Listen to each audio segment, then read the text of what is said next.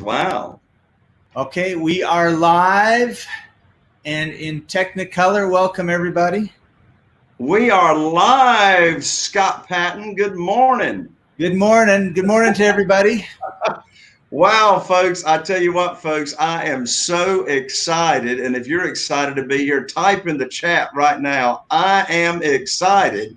Look, folks, as of like 5 minutes ago, we have already got 1,073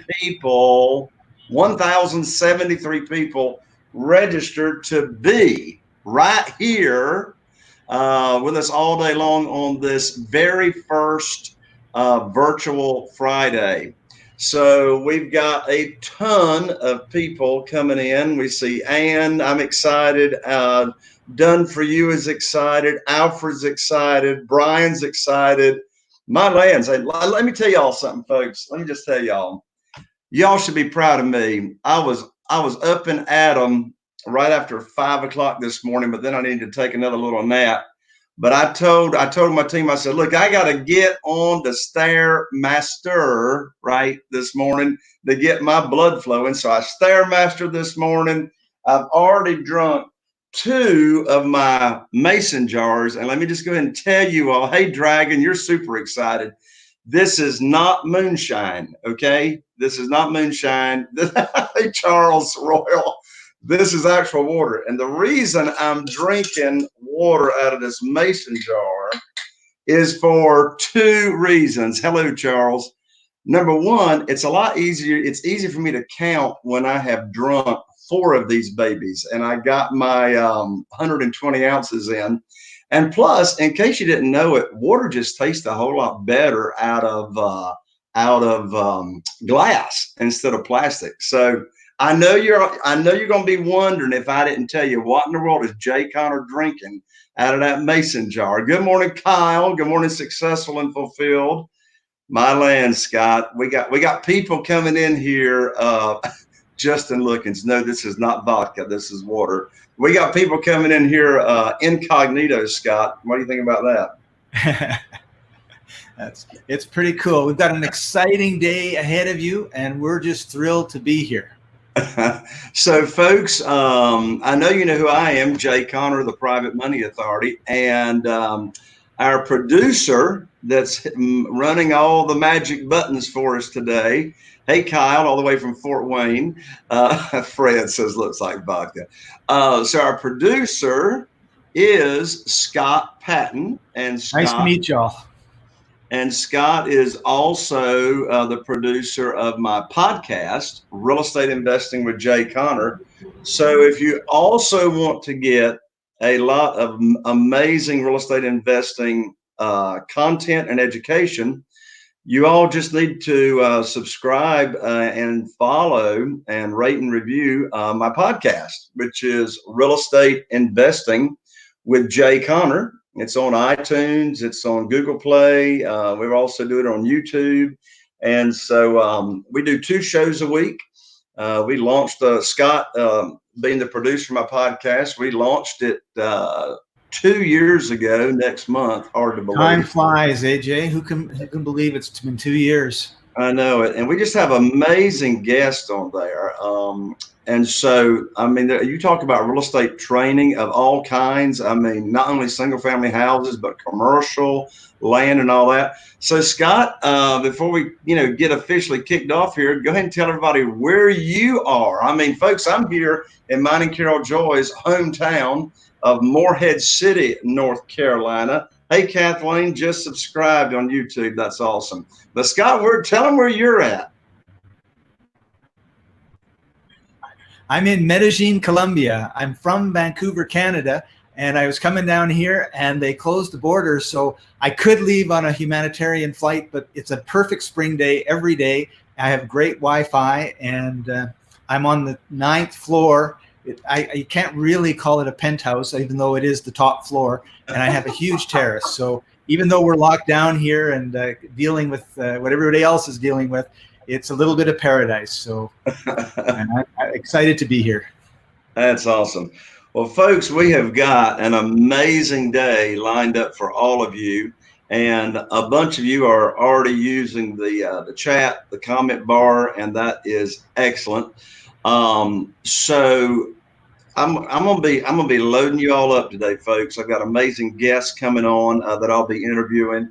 But when you have a question or a comment, be sure and put that in your comments, whether you're watching on Facebook or whether you are watching on YouTube. Either one, we'll be getting the comments. And Scott is the guy that's responsible for making sure all of your questions that we that we take care of you. And so if we miss your question, it's Scott's fault. It's not my fault. I got your pen.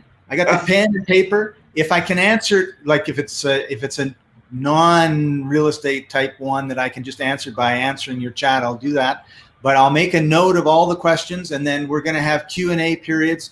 I'll go through them, and I'll start with the most relevant, and we'll go right through. And if we don't get them the first time, we'll get them the second time. So we're going to keep make sure you've got answers to all of your questions.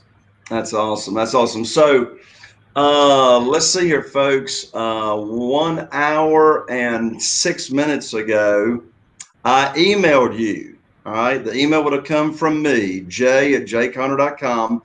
I emailed you the booklet again. So your subject line, I think I said live. I'm live in 1 hour. I said something like that. And attached to that email, folks, is a booklet. Now, that booklet is your workbook for today, the following Friday, May 29th, a week from today, and 2 weeks from today, Friday, June 5th. So I know you all read it in the email, but just so everybody understands, I'm doing 3 full Fridays in a row starting right now. So we're going to go from now until 5 p.m. Eastern. All right. And we're stopping at 5 p.m. Eastern because we're running this thing through StreamYard, and they like cut me off after 8 hours, right? So if it's not on your calendar, you mark your calendar now for next Friday, the 29th. We'll be starting at 9 a.m., going to 5 p.m., and mark your calendar for 2 weeks from today, Friday, June the 5th. Now, let me give you all an overview as to what we're talking about. It was all in the emails, but if you all are like me, I know you don't read every word in your email. So here's what we're doing today. Well, first, let me start with this, folks. What are we doing, and why are we doing it? Why am I doing it? So everybody, as you know it from experience yourself. Everybody's been in shutdown mode since COVID-19 started. We've been in shutdown mode now for like 8 weeks. All right. And so, a lot of educators and trainers have converted their regular training that they would do live in person to virtual. But what I wanted to do was I wanted to hit this COVID-19 thing right smack in the face. And, this is a time over these past 8 weeks. It's not been a time to bury your head in the sand. I mean, can you believe, folks? Netflix has got over 30 million new subscribers. Netflix, over 30 million new subscribers in the past 8 weeks. So my real estate investing business, we turned it upside down and we converted everything to virtual, right? So in this real estate investing business, converting everything to virtual, from buying houses virtually, selling houses virtually, raising private money virtual. And so what I wanted to bring to you all is, what have we been doing in my real estate investing business to embrace and actually make sure we got a servant's heart and serve a lot of these people that are having their own crisis. And do you know what, folks? I have got more private money and funding coming to me in the past 8 weeks, in this short period of time, than I've had in any other 8-week period. Folks, the money is chasing me. And so what I'm going to be sharing with you today, this first Friday, the focus today is going to be on private money, getting funding for your deals. So in exactly 20 minutes from right now, I'm going to start my presentation on my first presentation on private money. So let me tell you, folks, that booklet that I emailed to you 1 hour, 10 minutes ago, I sent it out to you at exactly 8 a.m. Eastern time. Right now, you want to go download that booklet and ideally print it off. It's not many pages, so there's a few pages. For day one today. So it's a fill in the blank. It's a fill in the blank booklet that will help you retain this information. So you want to go download the booklet, print it off, and be ready to fill in the blanks. You also want to get your pad ready. All right. So a mentor of mine years ago said, cut the gab and get on the pad. And so you want to be taking notes, because I'm telling you, folks, I'm going to be giving you a ton of information today that you're going to be able to implement right away on getting private money and funding for your deals. That's got nothing to do with your credit. It's got nothing to do with your verification of income. We're not talking mortgages. We're not talking mortgage companies. We're not talking banks. And I'm not talking hard money lenders. I mean, the hard money lenders are shut down, right? My lands. So what are you going to do? Private money. And so, I mean, so today is for you, whether you're brand new and never done a deal before, or you're a seasoned real estate investor and you're looking for more funding. Now, what am I going to do today? At 9:30, I'm going to start digging in on, thank you, Scott, for the heads up. I'm going to start digging in on the private money. Today, I'm also going to be bringing on some of my students and interviewing them as to how they've been raising private money, because we all do it a little bit different, right? As to how they've been raising private money since COVID-19 started 8 weeks ago. I'm also going to be interviewing today one of my private lenders, and we're going to pull the curtain back, and you're going to learn how I found this private lender, how we do business together, why this private lender decided to start funding my deals and doing business with me. And you'll be able to learn from that interview session as to how you can duplicate it as well. Now, I want to go ahead and tell you all up front right now, our titanium sponsor that is sponsoring all 3 Fridays, and I'm so grateful to them, because putting this on is, let's just say it ain't free. All right. Scott ain't free. My other team members aren't free. And so our titanium sponsor is Quest Trust Company out of Houston, Texas. And so, in fact, you'll be hearing from Nate Hare today at 1:30 Eastern time on how to work with self-directed IRA companies to get funding for your deals. And private lenders that have retirement funds. In fact, I've got 48 private lenders right now funding mine and Carol Joy's business here in Eastern North Carolina. These private lenders are across 10 different states, and over a half of them are using their retirement accounts. All right. So it's just going to be exciting. So thank you so much to Quest for being the sponsor of all 3 Fridays. Now, what are we doing the next 2 Fridays? Next Friday, the day is going to be focused on foreclosures. And what I mean by that is there's a tidal wave. You know, foreclosures have had a stay put on them right now, right? So there's no new files being opened. But as my grandmother would say, all they're doing, the government is doing, is saving up spit, right? So these foreclosures aren't going away. They're just like stacking up. And then beyond that, I mean, my lands, Scott, how many people have been laid off just here in the U.S.? Is it up to 36 million? I lost count. 36 million people have applied, which doesn't talk about all the people that can't apply. Right. And so you got all these people unemployed. Well, look, folks, there's going to be more foreclosures. There's going to be an avalanche. And like the prediction now is like in October, we're going to have more foreclosures in one period of time than we've had ever, or in a long time at least. So next Friday, I'm going to be focusing on how you can position yourself and get ready to serve a lot of people. This is not about taking advantage of people, folks. This is about serving and creating win-win scenarios And I'm telling you, there's going to be a ton of people that's going to need your help. Okay. And so next Friday is how to get ready for that, how to locate these people in foreclosure before other real estate investors even know about them. And so how to get ready for that. Then, so 2 weeks from today on June the 5th, that Friday is going to be about, I call it how to get free private money.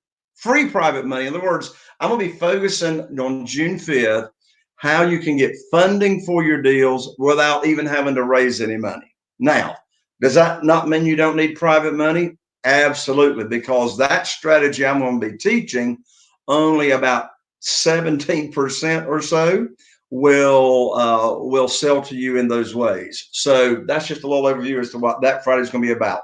Bottom line is, you want to be with me and my guest all day today until 5 o'clock, 1 week from today and 2 weeks from today. Now, be sure you stay on through the end of the day, because we're going to be giving out free resources from my guest and my panelists. So that's going to be a bonus for you at the end as well. Let's see here. I mentioned Quest. I mentioned the interviews I've got coming up, and etc. So, Scott, it's time for me to bring on, I would guess I would call him my co-host, but anything pressing before I introduce Chaffee?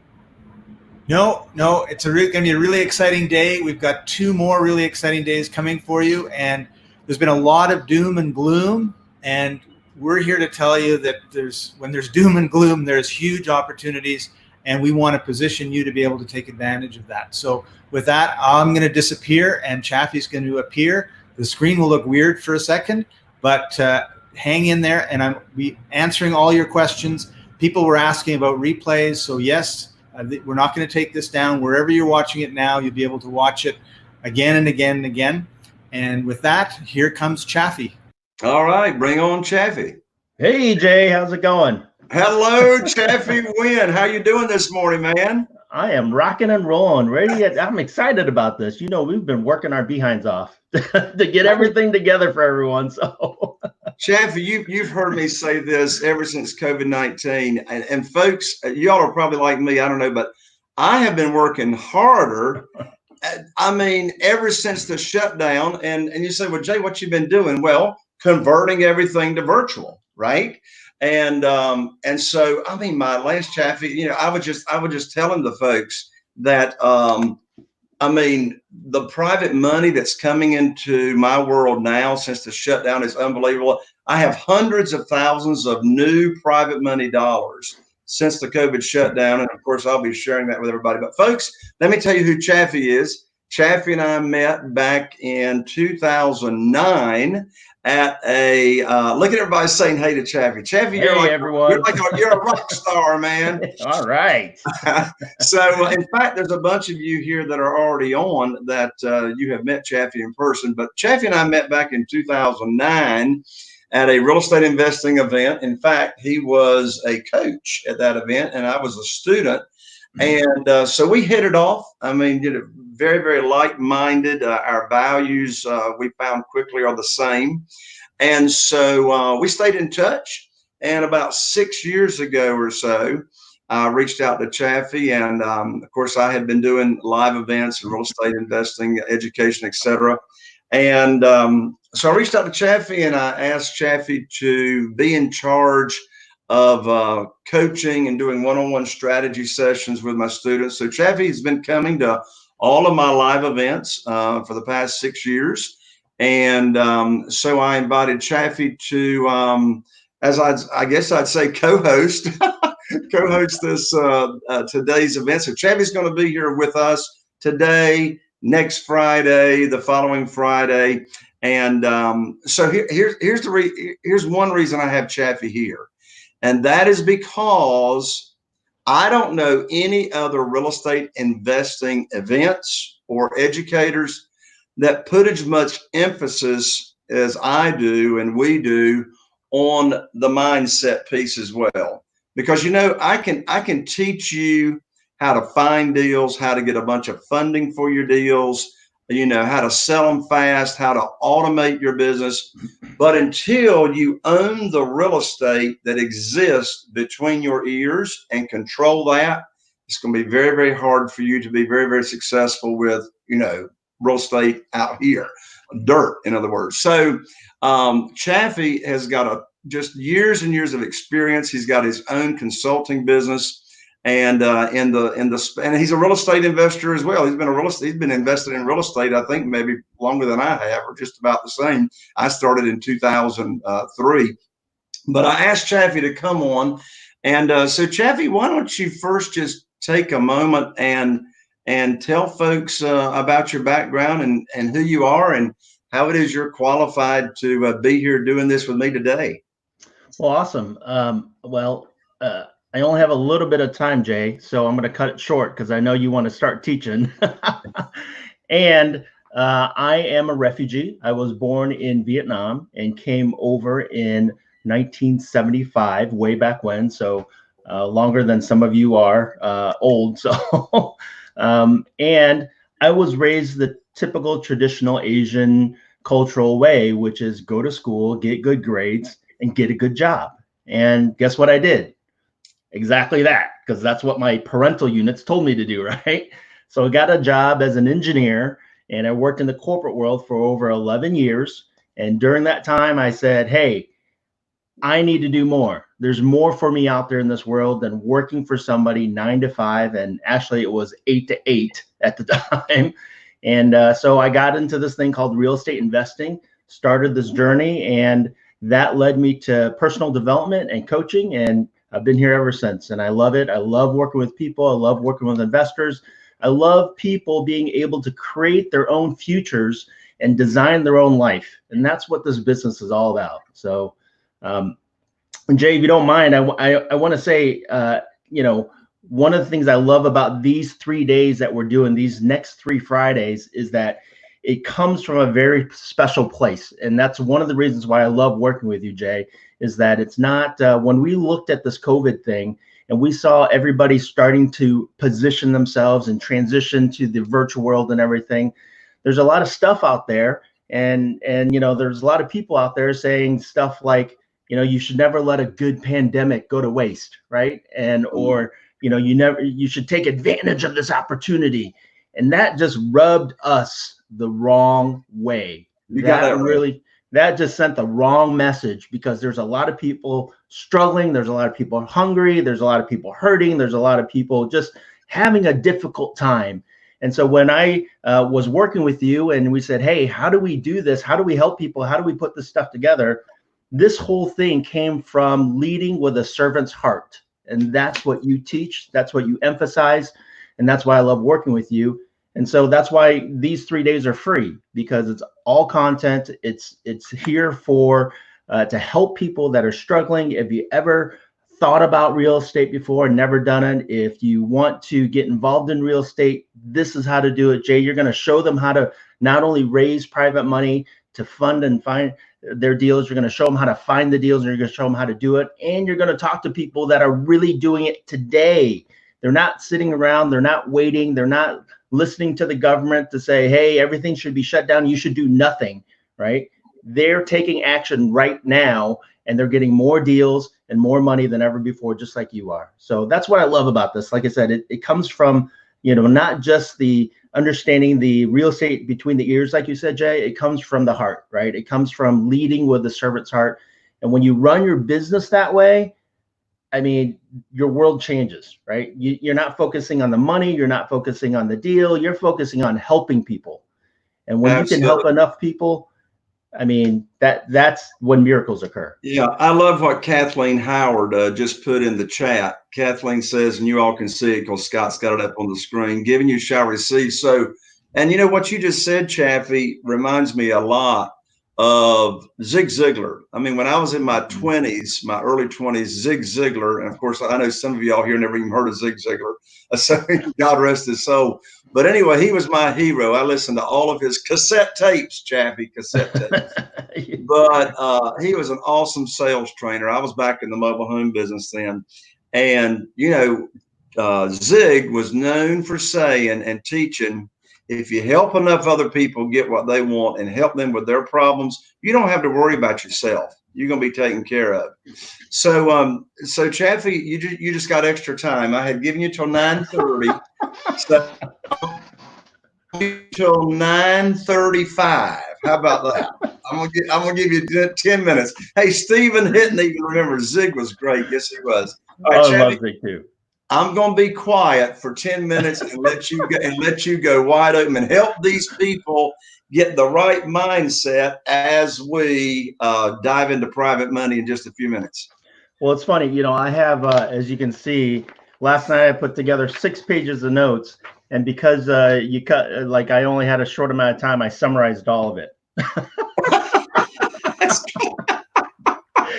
And, you know, let me just reiterate right now, this COVID-19 thing is just crazy. I mean, it's just like no one ever expected it. No one, like, I mean, if you would have talked to anybody last year and said, hey, you know, everything's going to be shut down in the entire United States and no one's going to do anything, nobody would have believed you. I mean, it's just what's going on is nuts. And you know, I understand part of it. I understand why things were shut down. And I understand why, you know, they did what they did.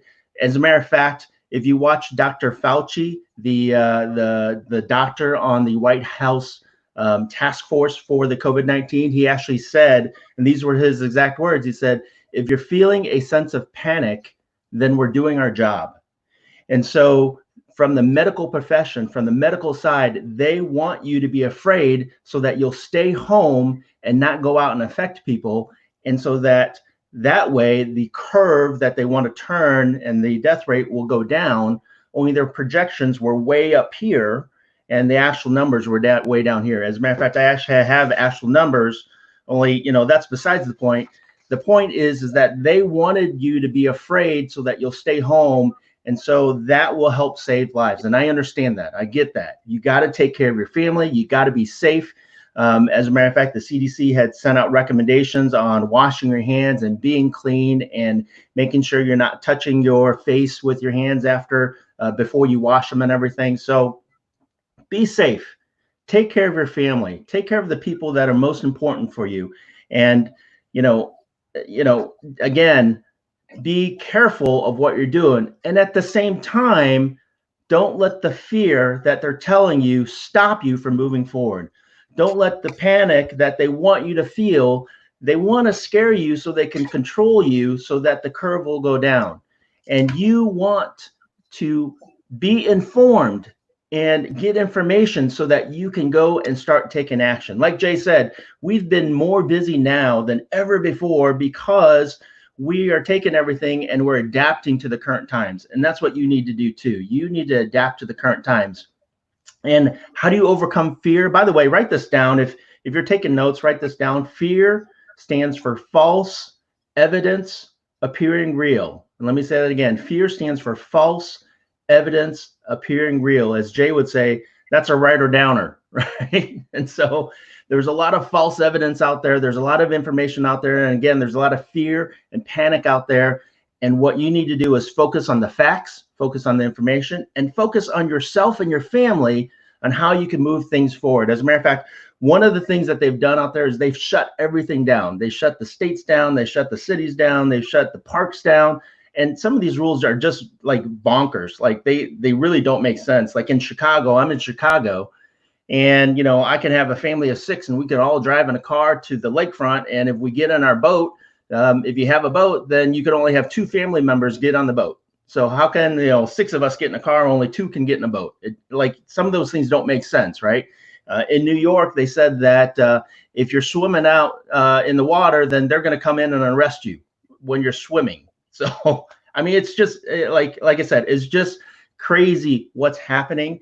And so again, don't focus on that. Don't focus on the noise. Don't focus on the fear. Instead, focus on what you can do to work, be safe for your family and continue to move forward and grow your business, right? And so again, overcome that fear by start taking action, and you can overcome that fear by learning and by experiencing. And Jay is going to provide both of those things to you in the next few days. He's going to provide you that education on how to do things so that you know how to move forward, virtually in today's world, not waiting 3 months down the road, or some, as some experts say, we need to be shut down 18 months, which is crazy, mind-blowing.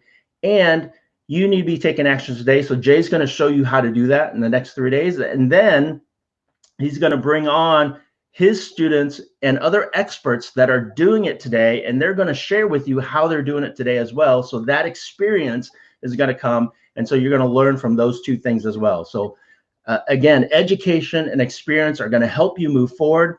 And as I started this when I came on, is that focus on helping people in this time of craziness, because there's a lot of people that are hurting, a lot of people are struggling. And when you position yourself as, how can I help you? When you position yourself of saying, my focus is to provide as much value as I can, then that's going to come back to you many times over. That's going to come back to you in droves. As Jay says, he's raising more money than ever now before. He's doing more deals than ever before. And that's because he's built up these relationships that are value-based.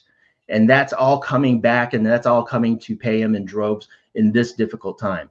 And so position your business. There's one thing that I can say about working with Jay. That's the thing that I love the most, is because everything that we do when it comes to coaching, when it comes to presenting, when it comes to his events, is all focused on how can we provide value to the students? How can we provide value to people out there? And when they see the value that we provide, and then they like what they see, they're going to want to work with us. And it's the same thing in your real estate business. So that's how you want to position yourself. And let me just give you a real quick example before I turn it back to Jay, is that I've been on a few of these events. I've been on a few of these broadcasts, and on some of them, like the students or the audience will ask, hey, what do I do if my tenants stop paying the rent, right? And some of those gurus and teachers out there are teaching you, well, go ahead and start filing for the eviction process now, because when the courts open up, you'll be the first one in line.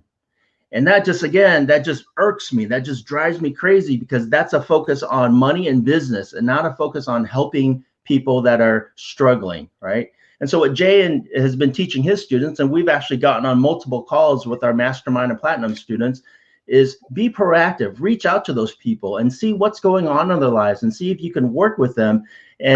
And even one of our students is even bartering services to help those people get through this time, right? And so again, when you're proactive, that pays off, because the students have been reporting over a 90% pay rate on the tenants that they have.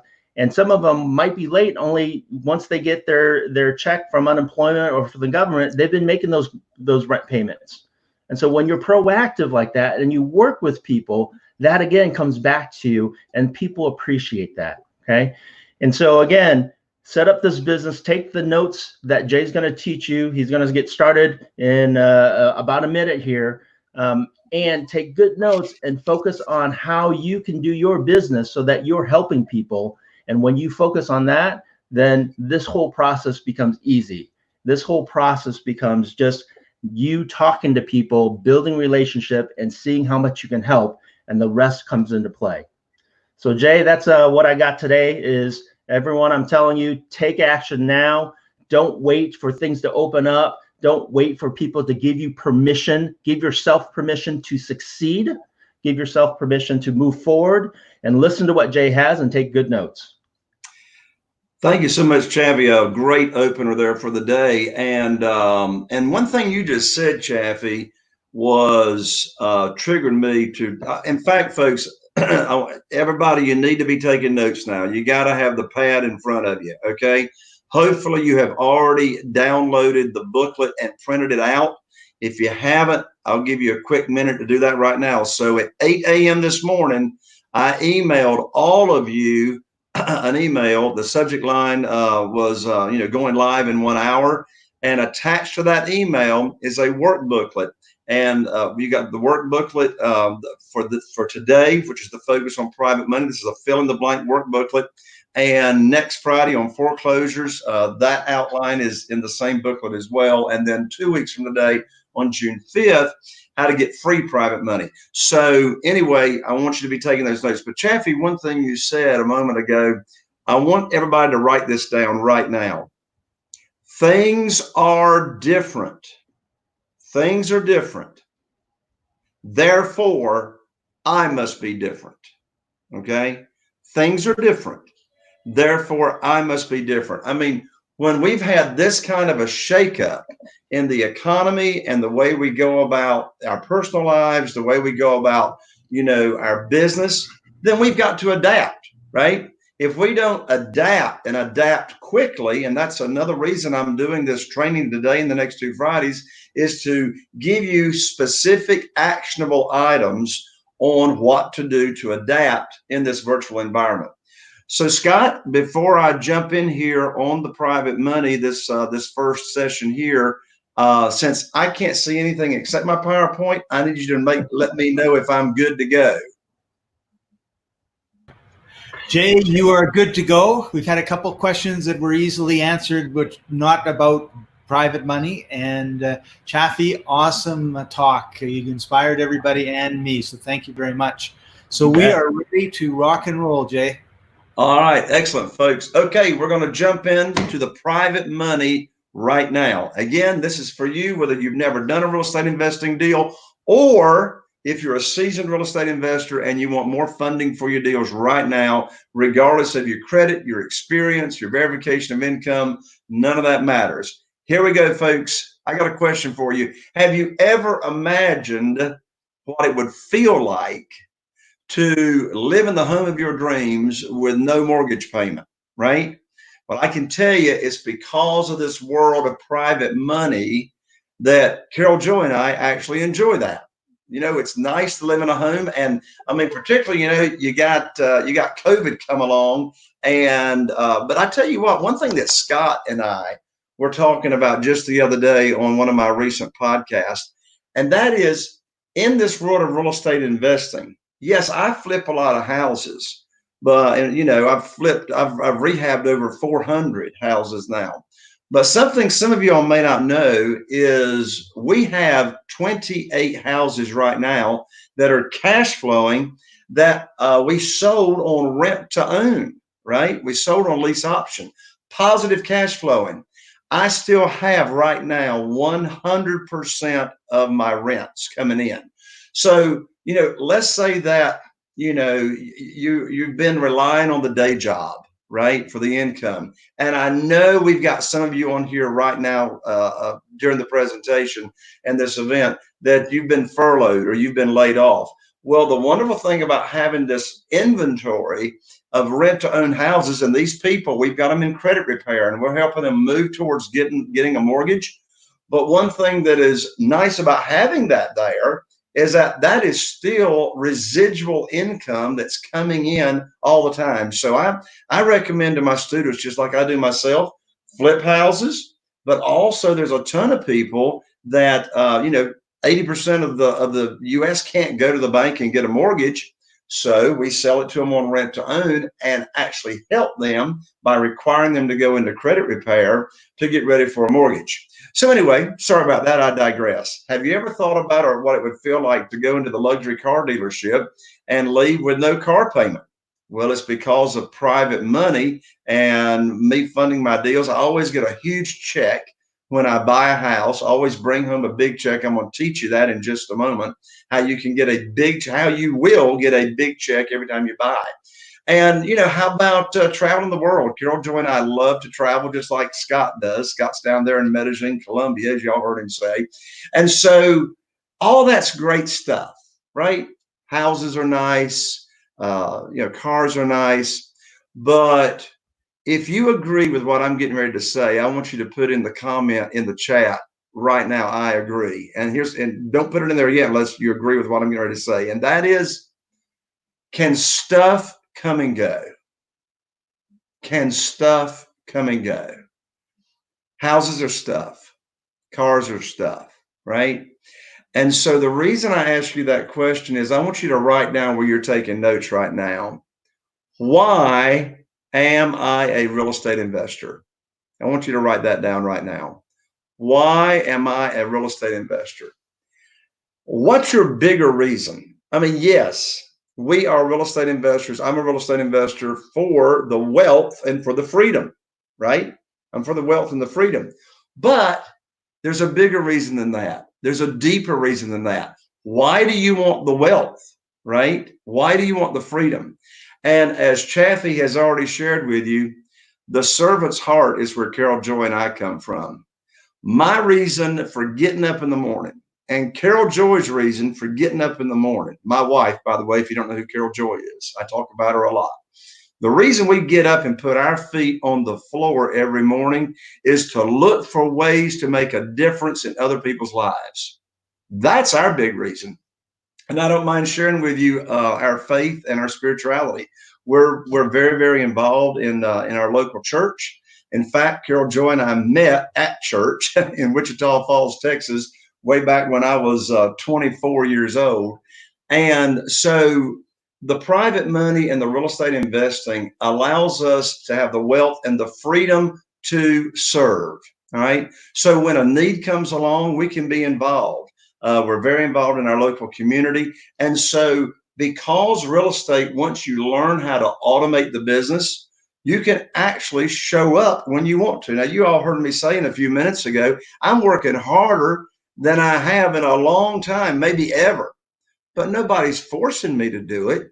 I'm doing it because there's this huge opportunity going on right now to serve so many different kinds of people in different situations.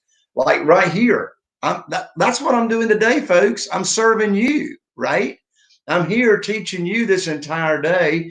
And so you are one of my examples or of the opportunity to serve. All these people, as I mentioned a moment ago, are going into foreclosure. It's going to be a huge opportunity to serve. And look, when it comes to private money, that is an opportunity to serve. You know, I hear some of my students sometimes saying over the past few years, they say, Jay, I'm just scared of asking people for money, right? Or I don't want to ask people in my warm market or people that I have a relationship for money. Did you know, folks, I've never asked anybody for money. How do you raise private money without asking for it?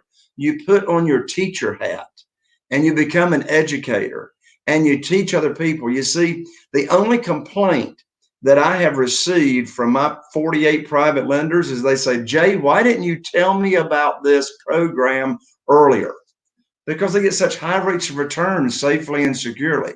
So again, this world of real estate investing and private money allows me and Carol Joy to fulfill our bigger reason. And it's all about service. So I ask you to answer that question. What is your big reason? And I mean, if you want to share in the comments, I'm happy. You're not required to, of course, but you need to know what that answer is. Why are you a real estate investor? And once you answer that question, it will propel you and it will motivate you to take action. And when you focus and remember what your big reason is, it will keep you moving even in challenging times. So if you want to learn right now how to make more money really fast, in the comment section right now, I want you to type in, I want money fast. Type in the comment right now, I want money fast, because I'm going to show you how to get it right now. So I'm going to show you in the next few minutes how to never miss out on a deal because you did not have the money or the funding. Let me tell you, folks, I know what it feels like to miss out on a deal. I'm going to tell you that story in just a second. But I've got a guarantee for you, and that is by the end of today, you're going to know how to never miss out on a deal for not having the funding. In fact, since February 2009, I have not missed out on any deal because I didn't have the funding lined up, and that's because of private money. You're going to learn that right now. I'm also going to show you the exact steps, step by step, that's needed to attract unlimited funding for your deals. I got a question for you. Which is easier, attracting money or chasing money? I want you to type right now in the comment bar. I want you to type, what do you believe is easier, attracting money or chasing money?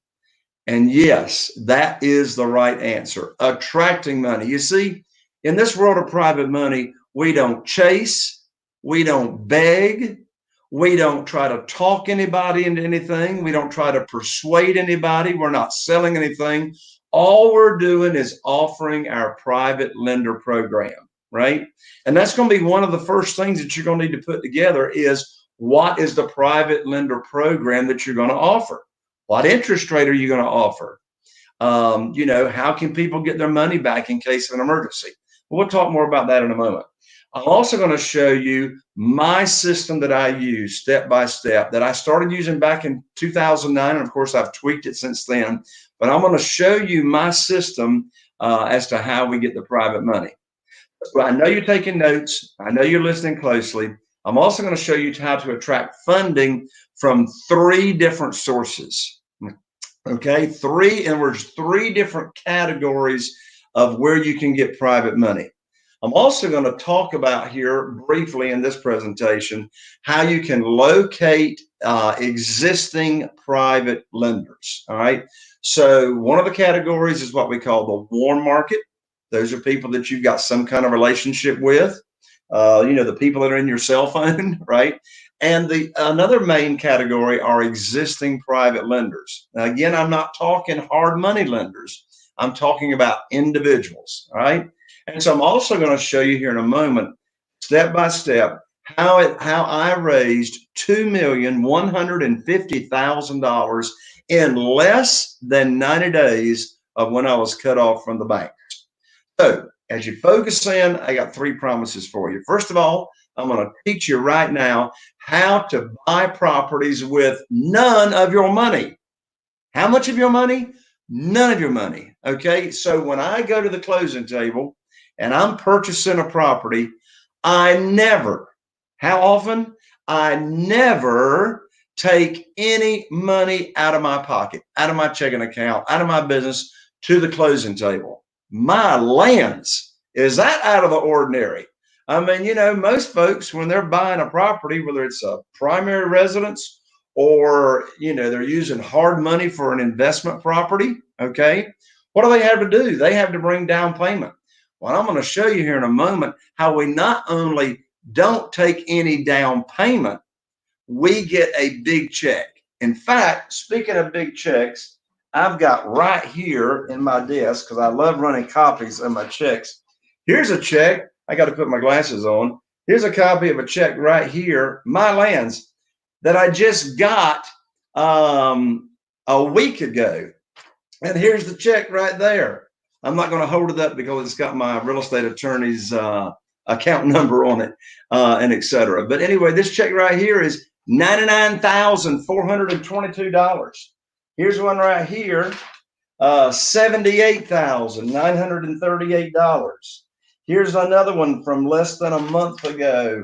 This one is another $99,000 check. So here's the deal, folks. As I said, we're always going to get a big check when we buy properties. I'm going to show you how you do it. Now, my favorite phrase on my real estate attorney's check stub is excess cash to close. That's what it is. It's excess cash when you're buying a property. Anyway, I'm going to show you exactly how to do that in just a second. I'm also going to show you here in a moment how to get multiple checks on every transaction that you do.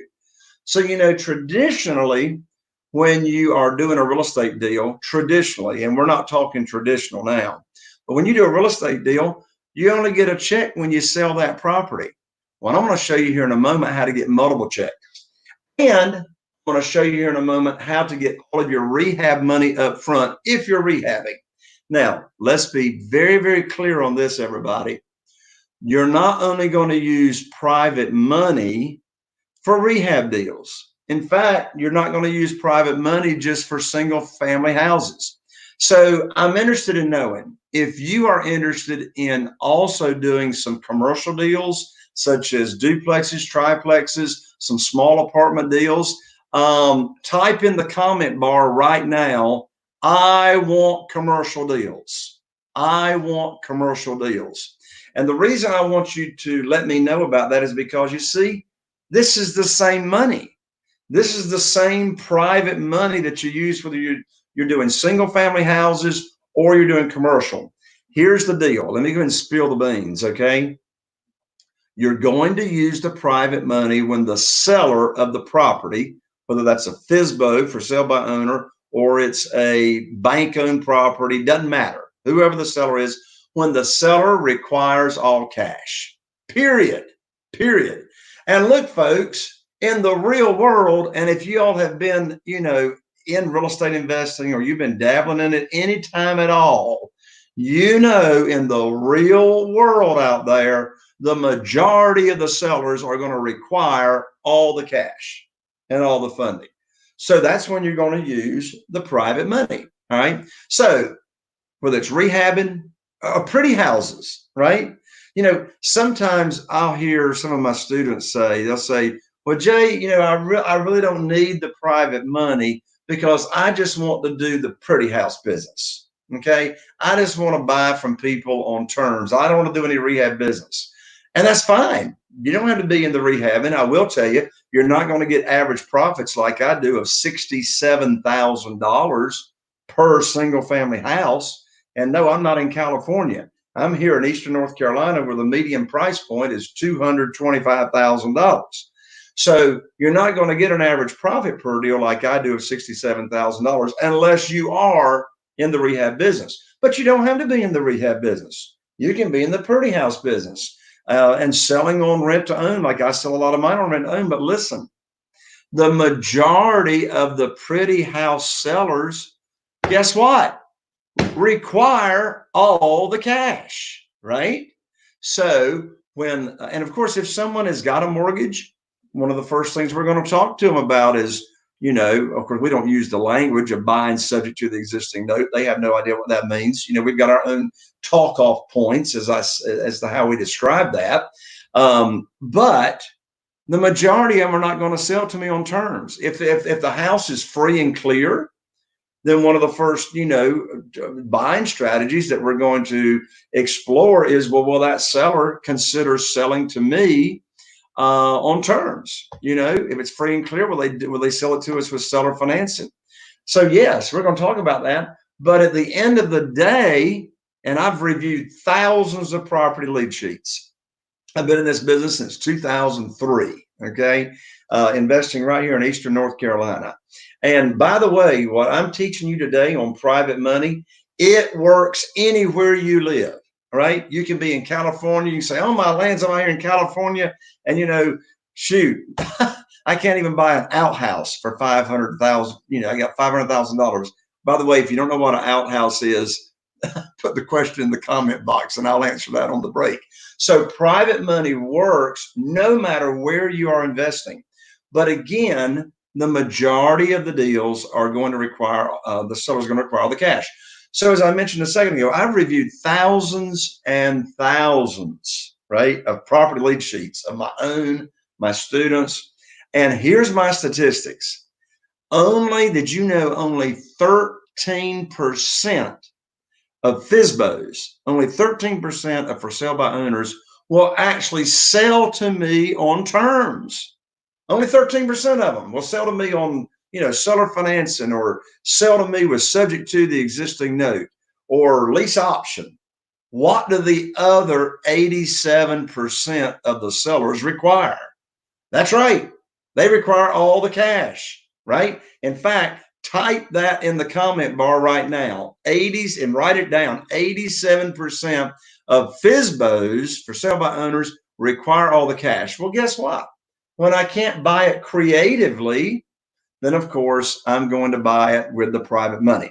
I'll show you how all that works. So now let's be perfectly clear. If you haven't started taking notes, now is the time to start taking notes. Let's go ahead and answer the question. What do I mean by a private lender? In this world of private money, who is a private lender? A private lender is simply a human being, right? It's an individual who loans you, as the real estate investor, money from either their investment capital or their retirement accounts. Now, I want you to write down an actionable item. I want you to write this down. In fact, if you are taking notes the way I take notes, on my yellow pad, the front of my yellow pad, I put information, or you could just be drawing a column down the middle of every page. On the left side, you can just be putting information that you want, that you need to learn. Over here on the right-hand side, you can be writing action items. Action items as to what you need to do. So I'm going to go ahead and give you your first actionable item right now, and write it down right now. Here it is. I must establish a relationship with a self-directed IRA representative or an IRA rep. I must establish a relationship with a self-directed IRA rep. Now, let me tell you who is the best, from my own experience, self-directed IRA company in this nation, and that is Quest, Quest, Quest. They are out of Houston, Texas. I converted all of my private lenders that are using their retirement accounts over to Quest.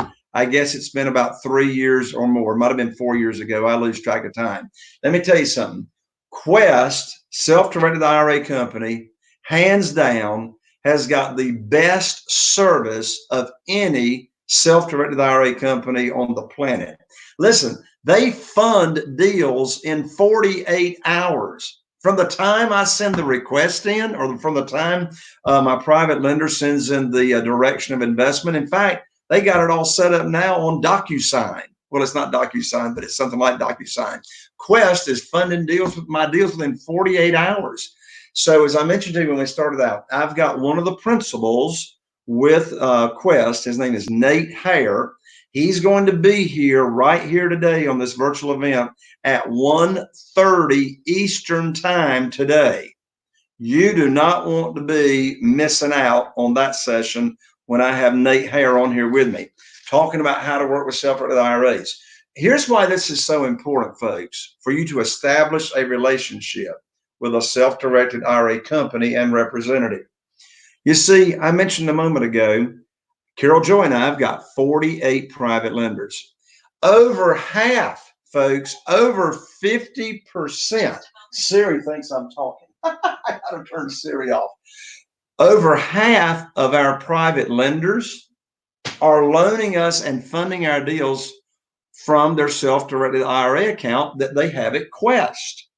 So here's the deal. If you don't have a relationship with a self-directed IRA company, if you're like me, you're going to miss out on over half. You're going to miss out on over 50% of the available funding for your deals. And so we're going to be talking a lot more about that as the day goes on, as to how you're going to work with Quest, how you can work with the private lenders to get funding for your deals. But I'm just telling you, that's over half of your funding. So I also call this world of private money, I call it relationship money, or I call it warm money. Some people call it mom and pop money. Okay, so you all have got the idea as to what I'm talking about. So the two primary categories, again, are people that you've got some kind of relationship with, and there's this big list of existing private lenders. All right. In addition to that, who's a private lender? As I mentioned, we're not talking banks, we're not talking institutions, we're not talking partners. Now, let me explain what I mean by this when I say I'm not talking about partners. So the old business model, as you know, is somebody puts up the money, somebody does the funding, and the real estate investor, we do the work. We find the deals, we negotiate the deals. If there's rehabbing involved, we do that. We market the deals, we sell the properties. And then at the end of that transaction, or the end of that deal, what do? You join, that's called joint venturing. Okay. So you're sharing the profits. Okay. In this world of private money, we're not talking about partnering up. All right. Let's be very clear about this. So I want you to write this down in your notes right now. The private lender does not own the property. Write that down. The private lender does not own the property. Okay. Write this down. Next note. The private lender is the bank. In other words, the private lender acts in the same capacity as a bank. which means your private lender is going to get the same security. They're going to get the same protection. They're going to get the same kind of documentation, even though closings only have 5 documents that you need. I'm going to go over those with you here when I get to the end of this session. But the private lender acts in the same capacity as the bank. So it is your entity, it's your LLC, or it is your land trust, whatever entity that you're buying your properties in. It's your entity that owns the property. And then the private lender acts in the same capacity as a bank. So again, in a few minutes, I'll go over with you exactly the exact documents that you're going to use when you're actually closing a private money deal. Now, you've already heard me say at least 3 times, I'm not talking about hard money. Now, no disrespect to hard money lenders, all right? I've used hard money in the past. I'm in a mastermind group that there's, quite a few hard money lenders in there. Great people, okay? I say establish as many relationships as you can. But here's what I'm saying. When you have private money lined up, like you're going to, as I'm teaching you, when you have private money lined up, why would you want to pay 12 or 14% when you can pay 7 or 8%? And why would you want to pay points and origination fees when you don't have to pay? So here's what I want you to do right now. I want you to take your pad, all right? Take your pad and take your pen, and I want you to draw a column right down the middle of your pad, just like that. So create 2 columns and draw a line there at the top. So you're drawing a great big T on your pad. What I'm going to teach you right now and show you, and some of you that have borrowed hard money in the past, I'm getting ready to set you free, okay? So what we're going to do is we're going to draw. In fact, if you have borrowed hard money in the past, I want you to type in the comment bar right now, set me free, Jay, all right? Set me free, because I'm going with this world of private money. You're not going to have to borrow hard money, okay? So at the top of the left-hand side of your page, I want you to write private money, okay? Write private money and title the top left-hand column of your page, private money. And on the right-hand side up here, I want you to write hard money, okay? Hard money. And then on the far left-hand side of your page, we're going to write down different categories, okay? So the first category is I want you to write down interest rate, all right? Interest rate. So we're going to compare and contrast interest rate right now between private money and hard money, okay? So I know the national average right now on hard money, in some places it's higher, some places it's lower, depending on who you do business with. But right now, the national average, write this down here under hard money, is 14%. That's the national average, 14%. That right there will make you, as my grandmother used to say, that'll make you pucker right there. So in private money, the national average right now is 8%. 8% is private money. Now, I know private lenders right now that are loaning money out at 6%. I know some others that are loaning out at even 5%, right? But the national average right now is 8%. So are you liking private money already better than hard money? Of course you are. So that's percent rate. The next category I want you to write down on the far left-hand side is points. Now, points is, of course, just another word for origination fees, right? So let's just be perfectly clear, okay?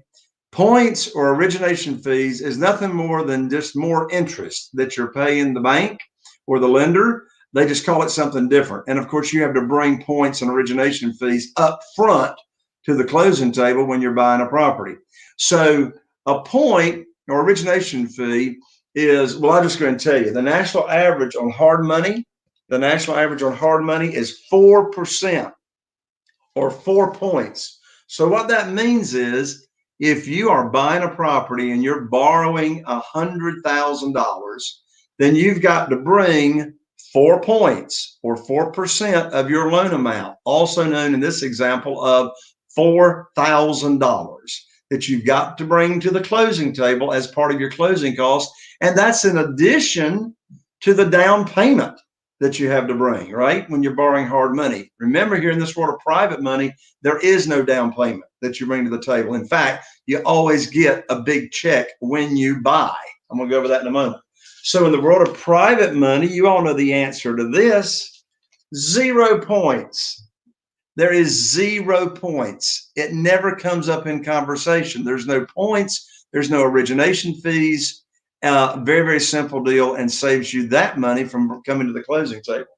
The next category that I want you to write down now. Oh, by the way, in case you haven't noticed, we're already up to 18% in the first year, right? National average 14% hard money, 4 points hard money. We're still over here at 8%, right?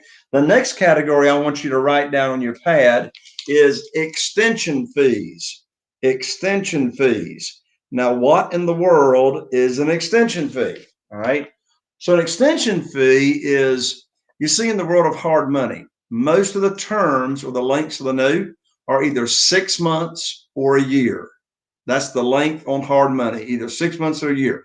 Now, if you haven't cashed out on that deal in 6 months or a year, in fact, most hard money lenders is 6 months, but if you haven't cashed out in 6 months or a year, will the hard money lender let you extend your note?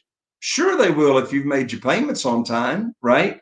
So they'll extend your note, but what do they want? They want more money, right? They want more money. So let me go ahead and be clear on what a hard money lender is, okay? Most of the time, a hard money lender is a broker of money. A what? A broker of money. So what the hard money lender will do is they'll go out and attract and raise true private money, just like I'm teaching you here today how to do, how to attract your own private money. So the hard money lender or the broker will go raise the money, all right? Then they will make money on money. They'll borrow it at 7% or 8%, and then they'll loan it out at 12% or 14%. They'll pocket the spread, and then they also make their money with origination fees, right? In fact, I've got hard money lenders right now here in the United States that have come to my teaching and my training and my education to help them raise even more money for their own hard money lending business, okay? Again, no disrespect to the hard money lenders. Have as many relationships as you can, right? But again, we're up to 18%. Over here, extension fees, you all know the answer, right? What are extension fees in the world of private money? 0. There's never any extension fees. So the extension fee over here, national average, is 2%. So I know one hard money lender, if you haven't cashed out within a year, they then charge an additional 1 point every 90 days. That's 4 points on extension fees. So look where we are over here so far on the hard money. We're up to 18%, right? We're up to 18% just with the interest rate, the points, and the fees. Over here on this side with private money, we're still at 8%, right? Now, the next category I want you to write down on the far left-hand side of your page, I want you to write down purchase, excuse me, I want you to write down advanced at purchase, or put max advanced, M-A-X, max advanced at purchase. Now, let me explain what I mean by that phrase, max advanced at purchase. What I'm talking about, here's the question. What is the maximum amount that the hard money lender or private lender will loan to you when you purchase the property? In other words, how much down payment have you got to bring to the table?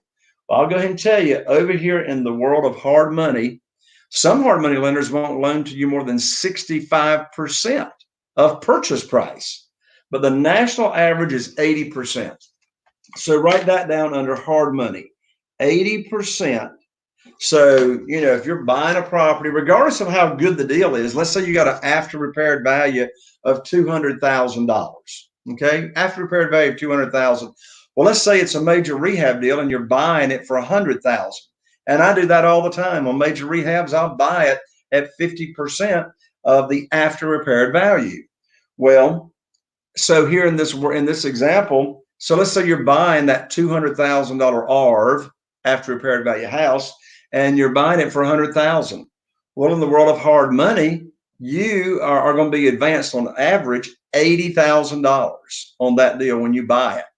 Well, who's got to come up with the other $20,000, right? You do. The real estate investor does. But over here in this world of private money, and oh my lands, folks, this is one of my favorite reasons for using private money. Do you know? If you know the answer, go ahead and put it in the comment bar in the chat. Do you know what percentage you get advanced when you buy a house and you're using private money? Yes, you know the answer. And the answer is 100%. 100% of your purchase price is advanced. And guess what? If you're needing some rehab money, then you're going to get 100% of the rehab money. And then guess what? You can go ahead and pull out equity in that property if you want to, because does every house have marketing cost, carrying cost, utilities, insurance, taxes? Absolutely.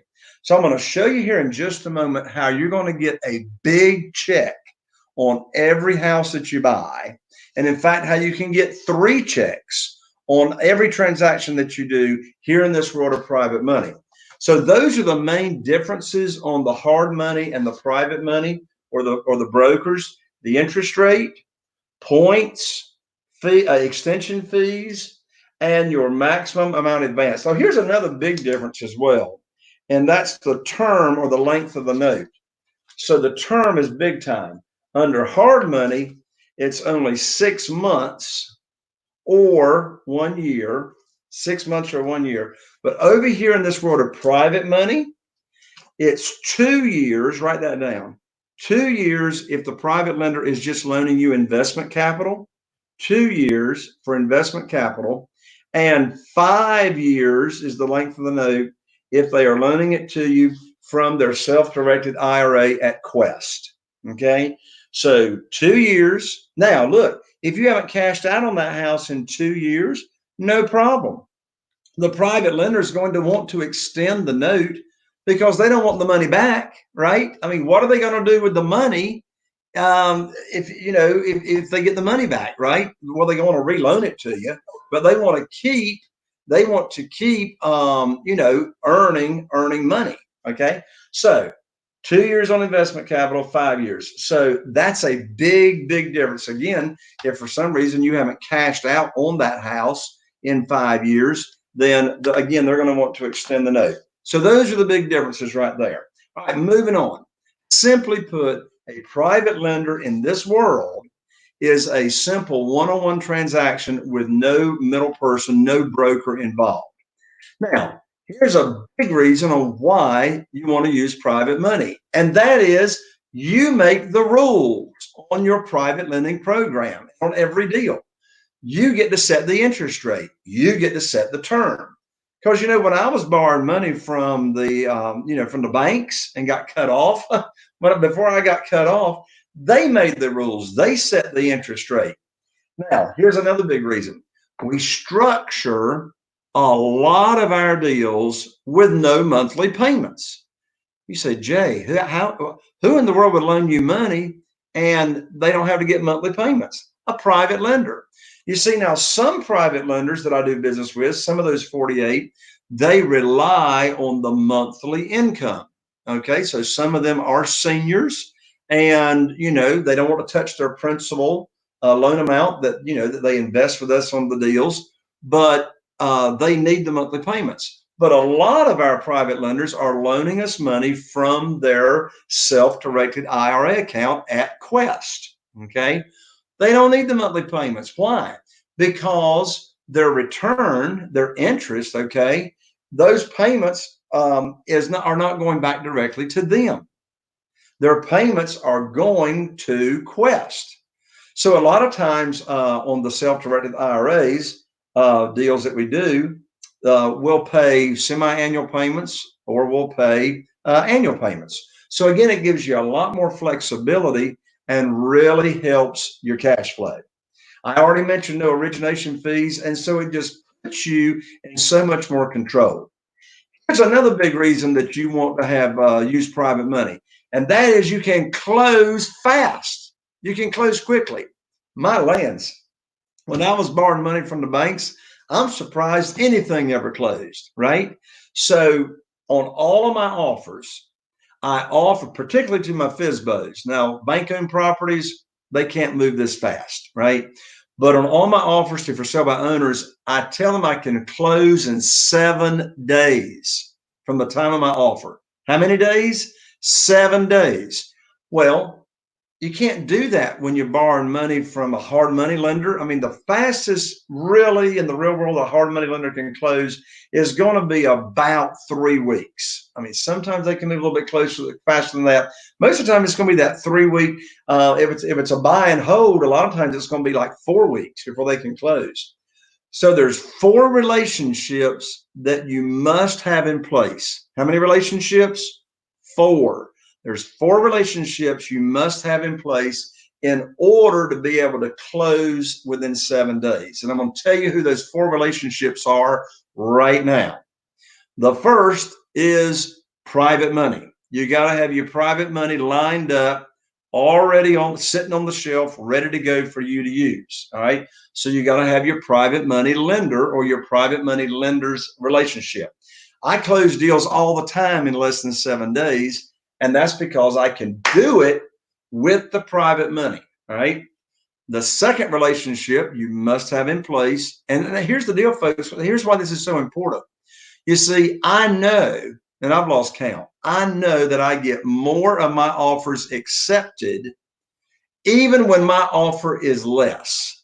Even when my offer is less, I get more deals, more offers accepted when my offer is less because I'm able to close fast and close quickly. So the second relationship that you got to have in place, private lenders, number 1. Second relationship is you must have a relationship with a closing agent. Now, real estate attorney is what I always recommend. I know some of you use title companies or escrow companies. You're still going to want, in this world of private money, the real estate attorney to prepare the paperwork. Your escrow company and title company is not going to be in the habit of preparing closing documents for private money deals. Okay. So the reason you got to have that relationship in place is you never want to buy a property without first having a title search, right? And so it's your real estate attorney that's going to do your title search work for you. So you want to make sure, or your title company. So I get all of my title searches done in 48 business hours. That's because I've got the relationship in place and my one real estate attorney gets all my business. The third relationship that you got to have in place, and it depends on the deals, but you need to have a relationship with a home inspection company when you're doing any kind of rehab on a house. Because let me ask you, who is it that lives in every house? Murphy. Murphy's cousins, Murphy's sisters, Murphy's brothers. If you don't know who Murphy is who shows up. If anything can go wrong, it will go wrong. That's Murphy's rule. Well, Murphy lives in every house, and if you're going to be doing any kind of rehab of any, of any size, then you want to have a home inspection done before you buy that house. The fourth relationship that you need in place if you're buying a higher end home, and that is a relationship with an appraiser. So these relationships with the home inspection company and the appraiser, they got to get out there fast, right? And if you're going to make an offer within 7 days. Now, here's my rule. Here in my target market, if the price of if the after repaired value is $300,000 or more, if it's $300,000 or more, I not only use my realtors, my real estate agents, CMA, comparative market analysis, that gives me an after repaired value.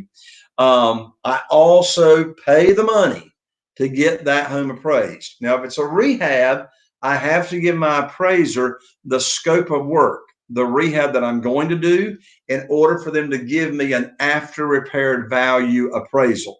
But again, those are your 4 relationships that you need to have in place if you're going to be making offers to close quickly.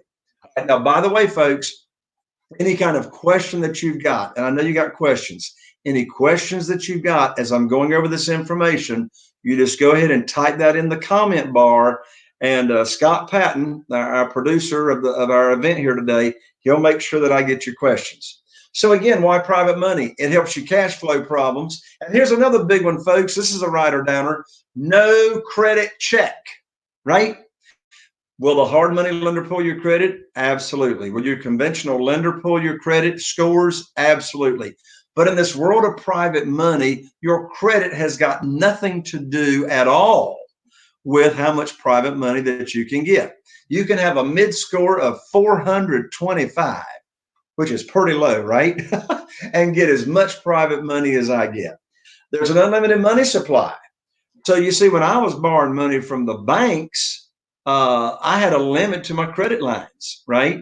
But in this world of private money, there's no limit to the amount of money you can borrow, and there's no limit to the amount or number of private lenders that you can have. All right. And here's why. You see, as individuals, us real estate investors and private lenders, since we're individuals, we're not regulated by the commissioner of banks in any state. We're allowed to do business together. And yes, I borrow money, private money, across state lines because I'm able to do that with individual private lenders. In fact, I recently checked. Do you know how much private money is available right now in the midst of COVID-19, right? In the midst of COVID-19, right now, $26 trillion, okay? It was 18 prior to COVID-19. It's gone up that much. So there's plenty of private money, cash sitting on the shelf, either in liquid capital or retirement accounts. You see, since COVID-19, y'all know what has happened to the stock market. You've had thousands and thousands and thousands of people pull their money out of the stock market, and it's just sitting on the sidelines, and they're looking for a safer way, more reliable way to invest their money. So here we are in the world of private money. Here's another big one, folks.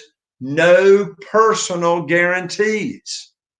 You see, when I was borrowing money from the banks, on the last page of that promissory note, I had to sign the personal guarantee, which meant not only did the property that I was buying collateralize on that note, but all of my personal assets as well. In this world of private money, there are no personal guarantees. So in the world of private money, you can do all the deals that you want to do. So I've been teasing you, I know, but now I'm going to spill the beans. How is it that I get multiple checks on every property that I do?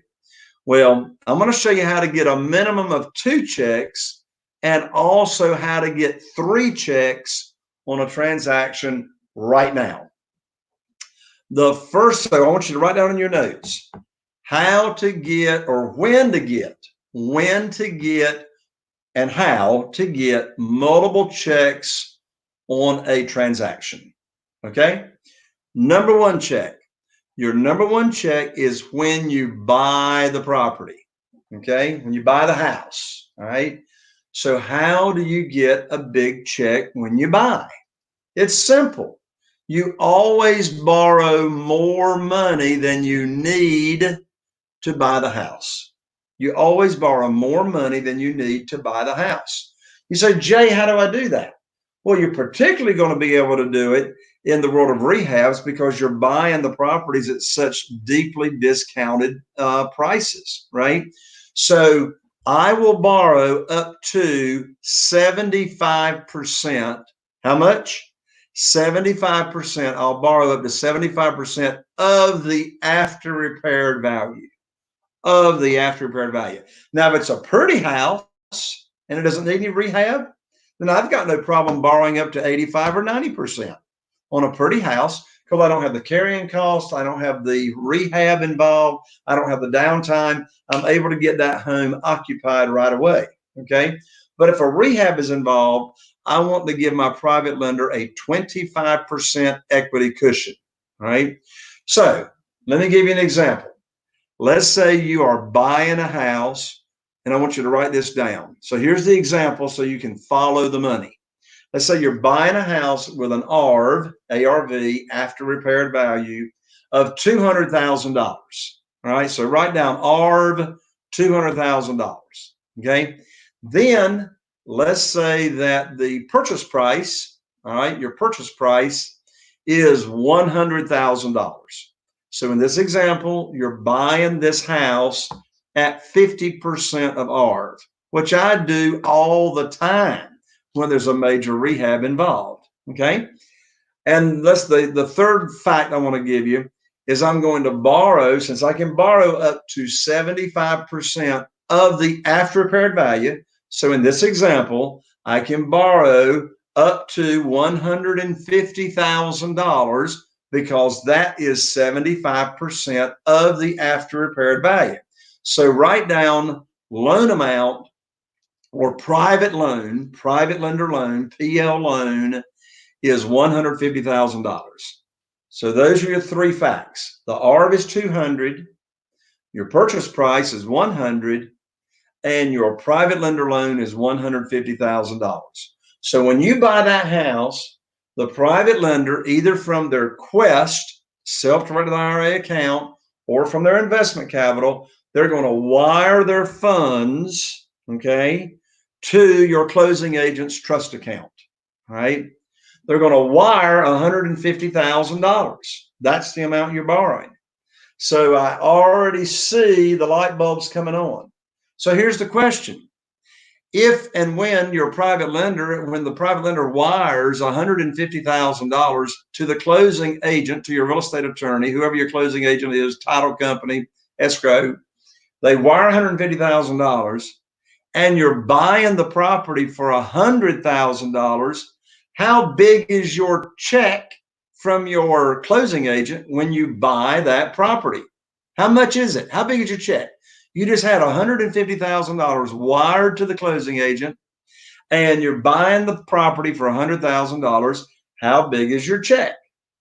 That's right, $50,000. You just got paid $50,000 to buy a property and you brought no money to the closing table. Hey, look, are you interested in getting a $50,000 check? How do you think I got the sizes of these checks that I was showing you just a few minutes ago? Because I always borrow a ton of money more than I need to do the purchase. Now, let's be perfectly clear. I'm not going to be bringing a big check home like that unless I'm doing a major rehab, right? I don't want to pay interest on that money unless I'm doing a major rehab, right? So let's do a little bit more of that example. So you got an ARV of 200,000, you're buying it for 100, all right? And you got $150,000 loan to you. Now, let's say in this example, the rehab is like $30,000. Well, you just got another $20,000 right there that you can use in your business. Let me tell you, folks, this world of private money is the quickest way I know for you right here in the midst of COVID-19 and on the other side of COVID-19. All right, the country's starting to open up a little bit, but even on the other side, I mean, things are going to be different for a long time, right? But I don't know a quicker way for you to get a huge infusion of cash in your checking account for your business, then right here's to what I'm explaining to you. So that's your first big check. Always borrow more than you need, even if it's a pretty house, right? Now, your second big check can be if you sell that property on rent to own or lease option. Listen, folks, I got rent to own buyers coming right here to my office today, bringing me a $21,000 non-refundable option fee. That's the legal term. Most people call it a non-refundable lease option deposit. And the selling price on the home is only $149,000. And they're bringing today, I've already got 2,000, all right? And they're bringing the balance today and they're moving in this weekend, right? So this particular house that I'm talking about that's over in Havelock, North Carolina, it's a pretty house. I didn't have to do any rehab to it whatsoever. All we did was send our cleaning company to go in there, and I did stage it nicely, right? And I put it out there on a Facebook Marketplace, and boom, we've got a rent-to-own buyer bringing in $21,000. So private money, got a check when I bought it. Didn't need to get much, but I put a little bit of equity out. Got another second check. I'm selling it on rent-to-own. Now, the third check that you can get in this world of private money, or that you will get, is when you cash out on the house. That's the third check, when you cash out on the house, okay? That's when you sell it. So in this example of this rent-to-own buyer that I just told you about that's bringing in $21,000 today, when they cash out, so they're going in credit repair, right? So they can't get a mortgage today, but I am requiring them to go in credit repair. While we're talking about credit repair, let's talk about this for a minute. Did you know that if you do not help, and we've already talked about having a servant's heart this morning, if you do not help and require your rent-to-own buyers to go into credit repair, about 5% of them will eventually cash out, maybe 5% of them. My rent-to-own buyers, we have about 80% of our rent-to-own buyers cash out and actually own it. And here's why. These people are wanting to own the house. So I'm going to do everything I can. My team's going to do everything I can to help them own that house and get the title transferred. Okay. So we'll talk more about rent to own at another time. You say, well, Jay, why would you kill the golden goose? Right. Well, I'll talk more about that later. But I did want you to understand how you can get your second big check here in this world of private money. So these people that I'm telling you about that are bringing in $21,000 today, we're going to help them get a mortgage. So when they get ready for a mortgage, which these people is probably going to take about 6 to 9 months, okay? When they get ready for a mortgage and we transfer the title or the deed over into their name, I'm going to get my third big check on this house, and that will be the difference between what I sell it to them for, $149,900, and what I still owe the private lender. Okay. So here's how the math will work. That $21,000 that they're bringing me today is going to be applied to their purchase price of $149,900. So when they get ready for the mortgage, I will still get a check. And here's how to be calculated. $149,000 less the $21,000 that they've already given me, less what I still owe the private lender at the time of cash out. Now, if these people on their own accord decide for some reason they don't want to buy the house, or something happens, or they get a divorce, somebody moves out or whatever, and they call us up and they say, Jay, I don't want to close on this house, then they're going to forfeit that $21,000. That's why it's called a non-refundable option fee, lease option deposit. But again, we're going to do everything that we can to help them own that house, and that $21,000 will be applied to their purchase price, first to their closing cost. That's a rider downer.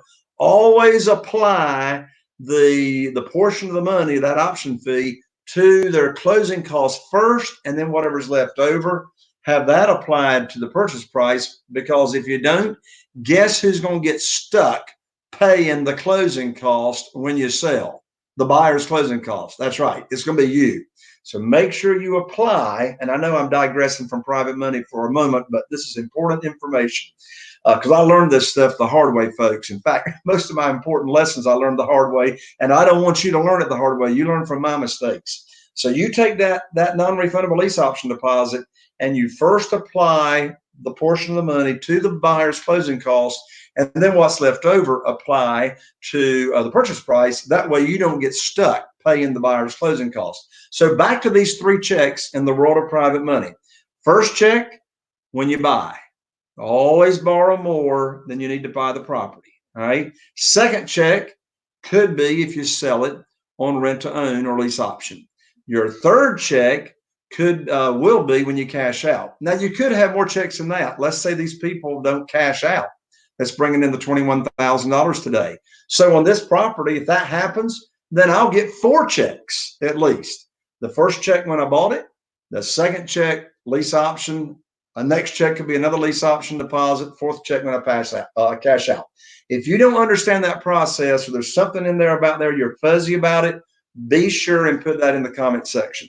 Now, when to use private money. So y'all, I'm getting ready to turn on a fire hydrant right now because we're going to have to take a break here in about 15 minutes. So get ready to take fast notes. When do you use private money? When the seller requires all cash. That's bank-owned property, short sales, auctions. And I already mentioned to you that most of your for sale by owners will not sell to you on terms, right? Only 13% of them will from my statistics. That means 87% of them won't. So you're going to use the private money in the pretty house business for those people as well that won't sell to you on terms. Now, why would a private lender be interested in doing business with us? Well, first of all, because they're going to make a whole lot more money. Did you know in the USA Today, every Thursday in the USA Today, in the money section, in the lower left-hand corner, they publish the national average CD yields. Prior to COVID-19, a one-year yield was 0.71%. 0.71%. That's less than 0.75%. But now, since COVID-19, it's less than 0.5%. My lands, people don't know what to do with their money, right? And it's our moral and ethical obligation to relieve them of their problem, right? So we're just going to let the people know about it, particularly in our warm market. So they want to be a private lender with us because they're going to earn a whole lot more money safely and securely. Secondly, they want to do business with us because their investment with us is secure and it's safe. How is it secure and safe? It's secure because I'm not borrowing unsecured money from these private lenders. They're actually getting a mortgage, or here in North Carolina and about 10 other states, it's called a deed of trust. So it's secure and it is safe because I am borrowing at a conservative loan to value amount of the after repaired value.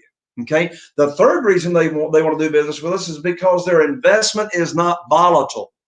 What I'm doing is I'm contrasting this world of private money to the stock market. Okay.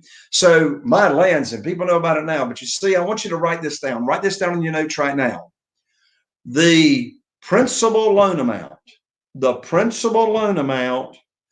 remains the same until cash out.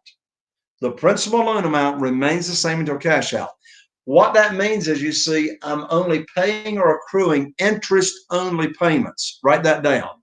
Interest-only payments. That's a win-win. That's a win for the private lender because all their money stays invested, so they earn more money. You see, if I make principal and interest payments, I'm paying down a portion of their principal, which means they're not making as much money, right? It's a win for us as the real estate investor and the borrower, because when we're making interest-only payments or letting it accrue interest-only, that helps our cash flow. Interest-only payments are less. So there's 3 big reasons why the private lender wants to do business with us. So the opportunities now, we've got the perfect real estate storm going on with this COVID-19 to serve a lot of people, folks. To serve a lot of people, right? I told you there was 18 trillion available prior to COVID-19. There's 26, excuse me, I said million, I meant to say trillion. There's 26 trillion available in private money right now. And the question is, without the private money lined up, how are you going to fund your deals? The next question is, when would now be a good time to get private money? And you guessed it, right now. In fact, type in the comment bar right now. So those of you that have not met me before, or you haven't, heard me present before and talk about private money and real estate investing, I started this actually in 2003. So we're like 17 years, not 15 years. I've done it. I've rehabbed over 400 houses, and I've been blessed in this world of private money to net at least $1 million a year in this small market. My entire market that Carol Joy and I are in is only 40,000 people. Morehead City, North Carolina has only got 8,000 people. but 40,000 people is our total target market. And I don't do that many deals. I do 2 to 3 deals a month, but the average profit is $67,000 per house, per deal. Well, run those numbers. Those numbers work out pretty good.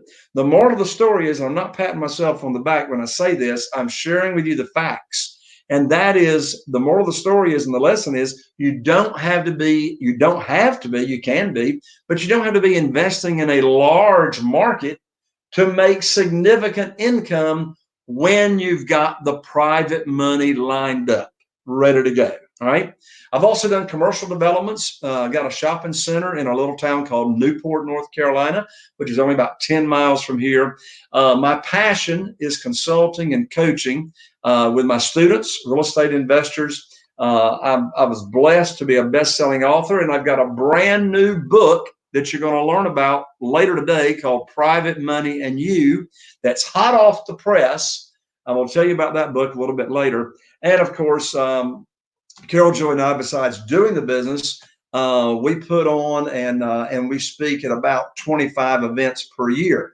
Now, since COVID-19, of course, we've gone to virtual, but when we open back up, we'll be traveling the nation as well. So anyway, that's another big thing that's changed us forever, how we do the business and also how we train. That's right here virtually. So how did I get involved in private money in a nutshell? Here it is, down and dirty real quick. I remember like it was yesterday, January 2009, this telephone right here, this telephone, I called up my banker, just like I had done from 2003 to 2009 for 6 years. I called up my banker. I had 2 deals under contract, ready to fund. They represented over $100,000 in profit.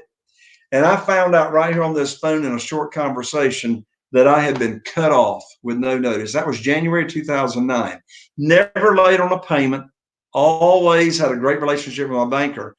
I learned that myself and the rest of the world had gotten caught up in the global financial crisis. Well, I learned in that conversation, I didn't have any way to fund my deals. Those 2 deals were under contract. I learned, folks, I was going about this business the wrong way. You see, I had all my eggs in one basket.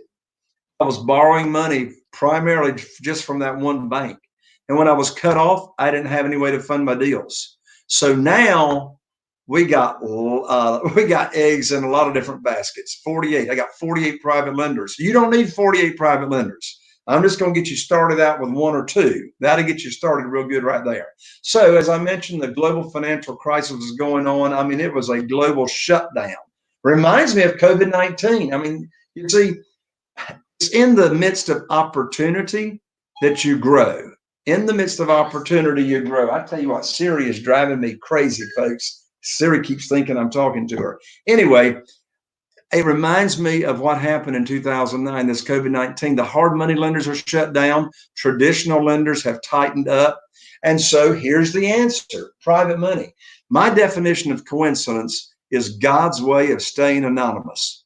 And in less than 2 weeks of being cut off from the bank, I was introduced to this wonderful world of private money. And since that time, I haven't missed out on a deal. I learned the key to private money. I put my program together, and in less than 90 days, I raised over $2 million. And I'm going to show you the 5 steps here in just a second as to exactly how I did it. Now, here's just a couple of quick examples as to the deals that we do right here in Eastern North Carolina. Here's a home right here in Morehead City, all funded with private money, profited $80,000. And remember, we get multiple checks on every transaction. I got an $18,000 check when I bought the house and took no money to the closing table, and got a $79,000 check when I sold that house. Here's a little house over in Beaufort, all funded with private money. This was a gut job. I profited $77,000, but look, I got a $65,000 check when I bought the house. It was a gut job. Okay. So again, you always want to get a check when you buy. Money keeps coming in through referrals. I mean, that's one reason I'm having more money come in right now in COVID-19 is current private lenders are just referring more and more people to me because they are looking for a safe place to put money. I mentioned it before. two main categories and where you can get private money is warm market, people you got some relationship with, and then existing private lenders. Now, there's 5 steps in both markets to getting the money. I want you to write these down. In the warm market, the first step is identify potential private lenders. So if you've been to my training, you know that I talk about the top 40. So these people are in your cell phone, they're in your email list. They are, if you're over 50 years old, they're your Christmas card list.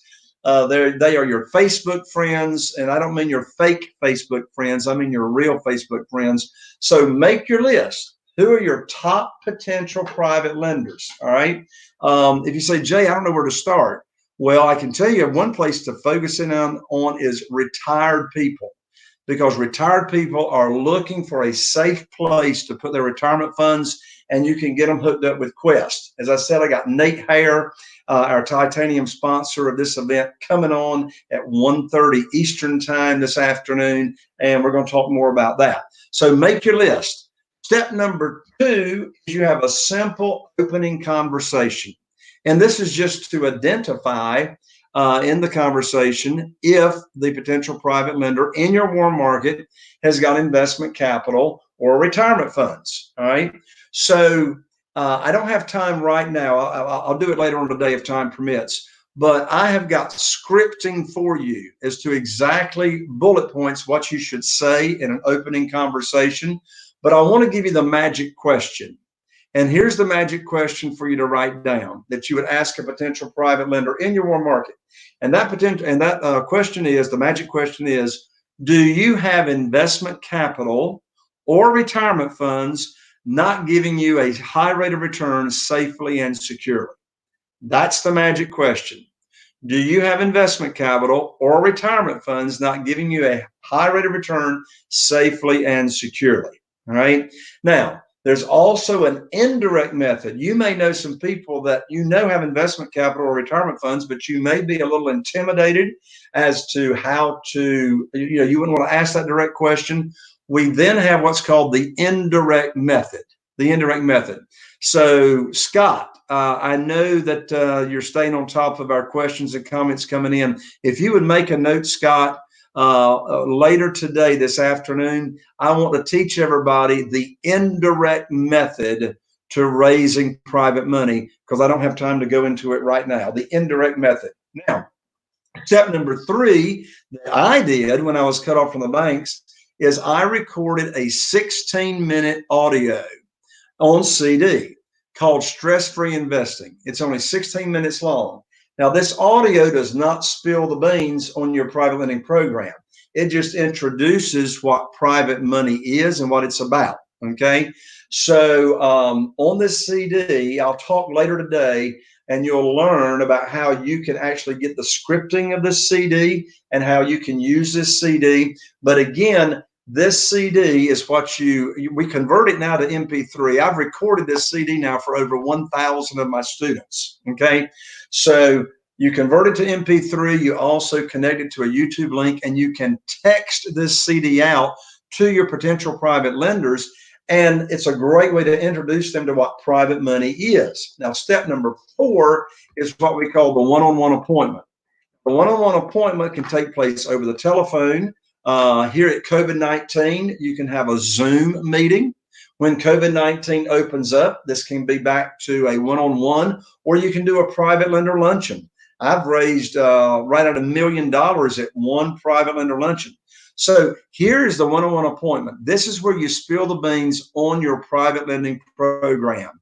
You explain the interest rate that you pay, how they can get their money back in case of emergency, the length of the notes, and the documents that they get. All right. So that's the one-on-one. Again, you can do that one-on-one, with just one person, or again, you can do that in a group. All right. Now, my students, what they simply do, my students simply download my PowerPoint presentation from the student area of my website. And that PowerPoint walks you right through. And if you can read, you can do it. Step number 5, I've got here commitment, but I want you to write down verbal pledge. So step number 5, the private lender simply tells you the range of investment that they have to work with. Is it investment capital? Is it retirement funds? The range they've got to work with. And then you go locate a deal just as soon as possible to put that money to work. You want to use that money just as soon as possible, because if you don't, and it just sits there, it will disappear on you. So again, I'm not asking the private lender to sign, any papers. They just simply tell me how much they got to work with, and then we go put it to work. Now that's the 5 steps in the Warren market. Okay. I want to go over quickly with you right now, the 5 steps in what I call existing private lenders. Now, when I started borrowing money way back in 2009 from private lenders, not only raising money through my Warren market, but I had my real estate attorney's paralegal search public records for individuals that were loaning money out collateralized by real estate here in North Carolina. It's a deed of trust. Well, over 90 days, we only found 2 of them. All right. So we started putting together years ago what's called my private lender data feed. My private lender data feed. So the private lender data feed, we update every month. Okay. And so we have about 12,000 private lenders in the data feed that my students can access. All right. And step number 2 is in the data feed. We've already got 2 letters, the fellow investor letter, the hot buyers list letter. You get all the contact to the private lenders. We even have a done for you service where these letters get mailed out. And that leads up to the one-on-one appointment. So they will respond to the letter. You'll, do a Zoom here on COVID-19. And by the way, you can go in the data feed and search by zip code. So you can search, I would say start with your zip code. So you search by zip code 25 miles to 500 miles out, and you're able to find the local private lenders right there in your area. That leads to the one-on-one appointment. Right now, that would be on Zoom because we're here in COVID-19. And this is an interview process. You're not going to explain your private lending program to them. This is an interview process. So when you ask them, what interest rate are you accustomed to getting? And you already know the answer to that question, because the private lender data feed gives you the interest rate that they're getting. And when they're getting 6% or 7%, I don't try to talk them into 8%. So again, you simply get the verbal pledge as to how much they've got to work with. Go find a deal just as soon as possible. All right, here is the final slide that I'm going to give you before we take a break. All right. And these are the private lender documents that you're going to use when you have a private lender deal to close. First is the appraisal. Now, I'm only going to do the appraisal in my area when the after repaired value is over $300,000. I will tell you, in most cases, the private lender is not going to even ask for a copy of the appraisal or the CMA from your real estate agent, the comparative market analysis. So in most cases, you're not going to even need that. The first document you're going to need is the promissory note. And the promissory note, of course, spells out the terms of the deal. Who's the borrower? Who's the lender? What's the interest rate? What's the principal loan amount? What's the frequency of payments? What are the payments, etc. The next document is the mortgage. Again, here in North Carolina, it's a deed of trust. It's all the same thing. It's the document that collateralizes the note. Okay. Next is the insurance policy. Your private lender is going to be named as the mortgagee. Write that down. The private lender is the mortgagee. And what that means is, God forbid, if the house burns down, your private lender gets taken care of first. All right. So they get paid off first by the insurance policy. And then we, as the real estate investor, we get what's left over. And then finally, the final document you need is the title policy.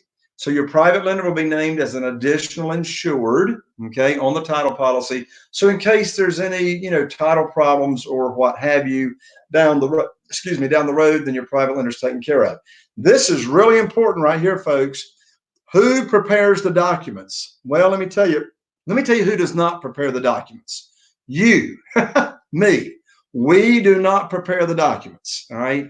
your real estate attorney will prepare your closing documents. All right. And I use myself and my students use a 1-page form called the closing agent instructions. The closing agent instructions.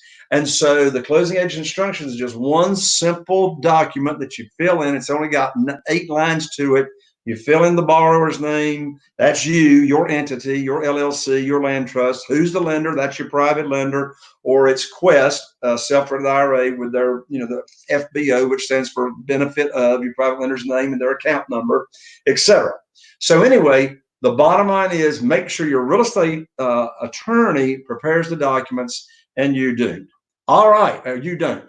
All right, so Scott, I am going to minimize my screen here and bring me here to the front, if you would. Here I am. Okay. So Scott, come up here to the front with me for just a moment. I love the comments we got. Divine intentions. All right. So Scott, hey, I'm doing pretty good on schedule, aren't I? You are. You're doing great. And we have some really good questions. So why don't we just start with them? I'll start with Bill. We'll go in the backward order because I can find them first. He wants to know if I need 100K, can I combine 4 private money lenders on one project? Excellent question, Bill. And the answer is yes. But here's the catch. So you'll have one private lender in first position, second position, third position, fourth position. But Bill, what you're going to do is you're going to calculate what's called total loan to value. Total loan to value. So here's what that means. You still want your total loan to value, if it's a rehab project, to not exceed 75% of the after repaired value. All right. So if you're borrowing 100,000, yep, you could do 25, 25, 25, 25. In fact, Scott, if you'll make a note, I'll teach later today. I don't have time to teach it right now, but I will teach an advanced strategy on how you can buy a property subject to the existing note and still use private money in a junior position. All right. That took care of that one, Scott. Oh, you muted yourself.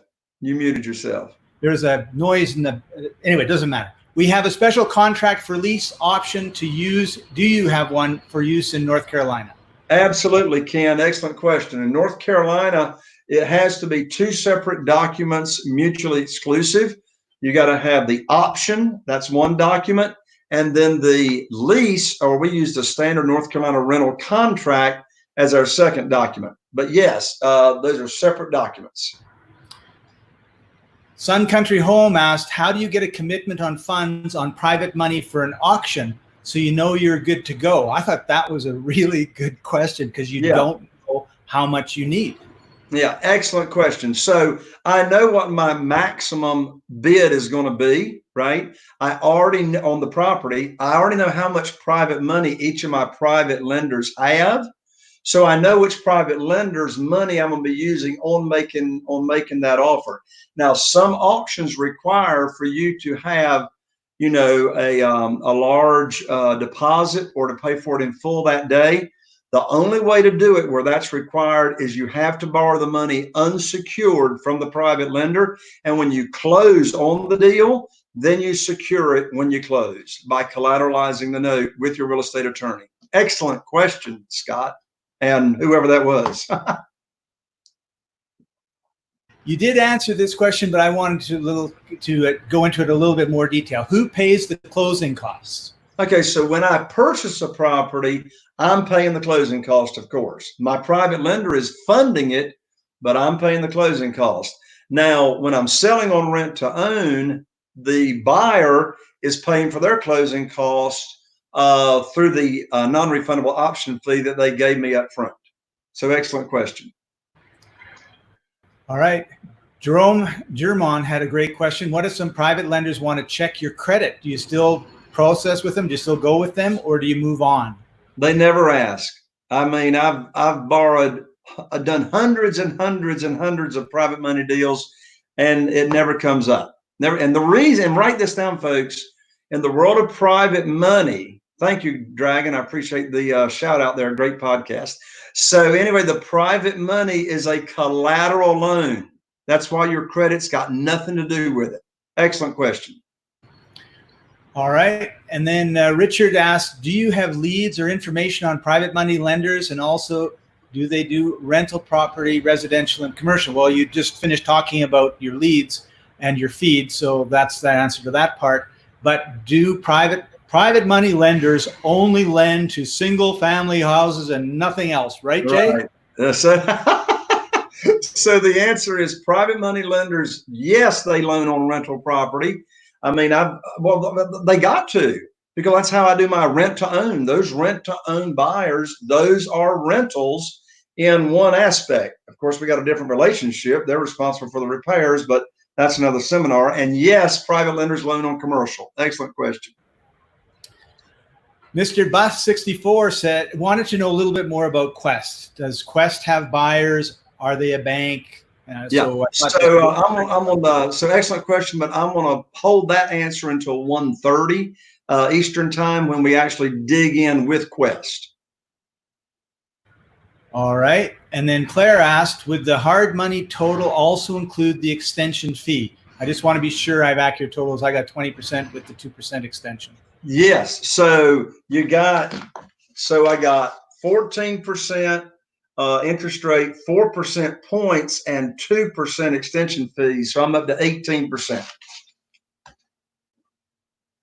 4 and 4 is 18, and 2 is 8. I mean, 4 and 4 is. I'm sorry, I can't even add.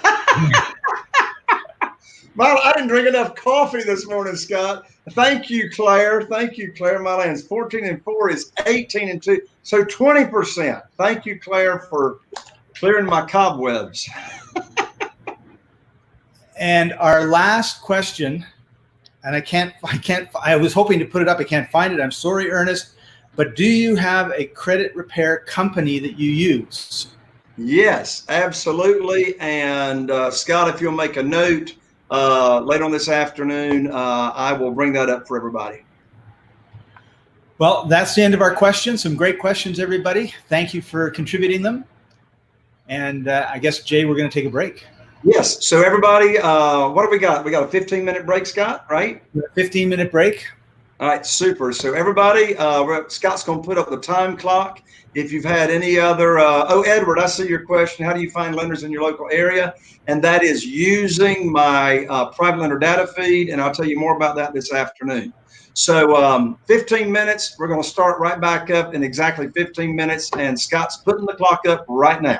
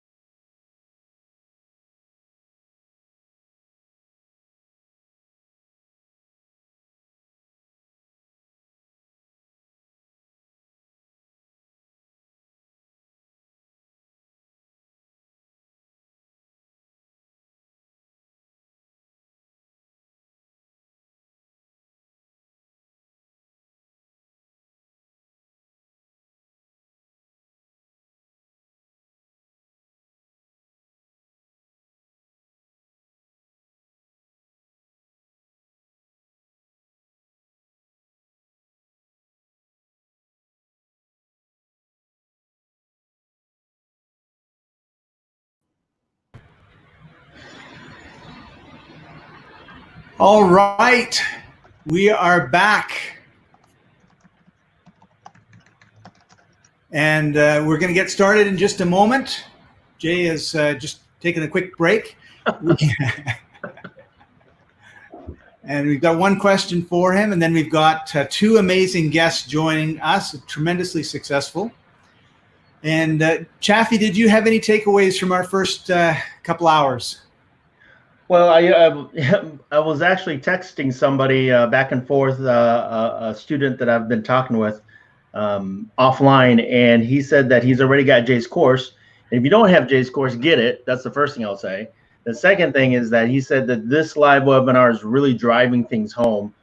Big shout out to Dan, who's out there. You'll see him in the comments.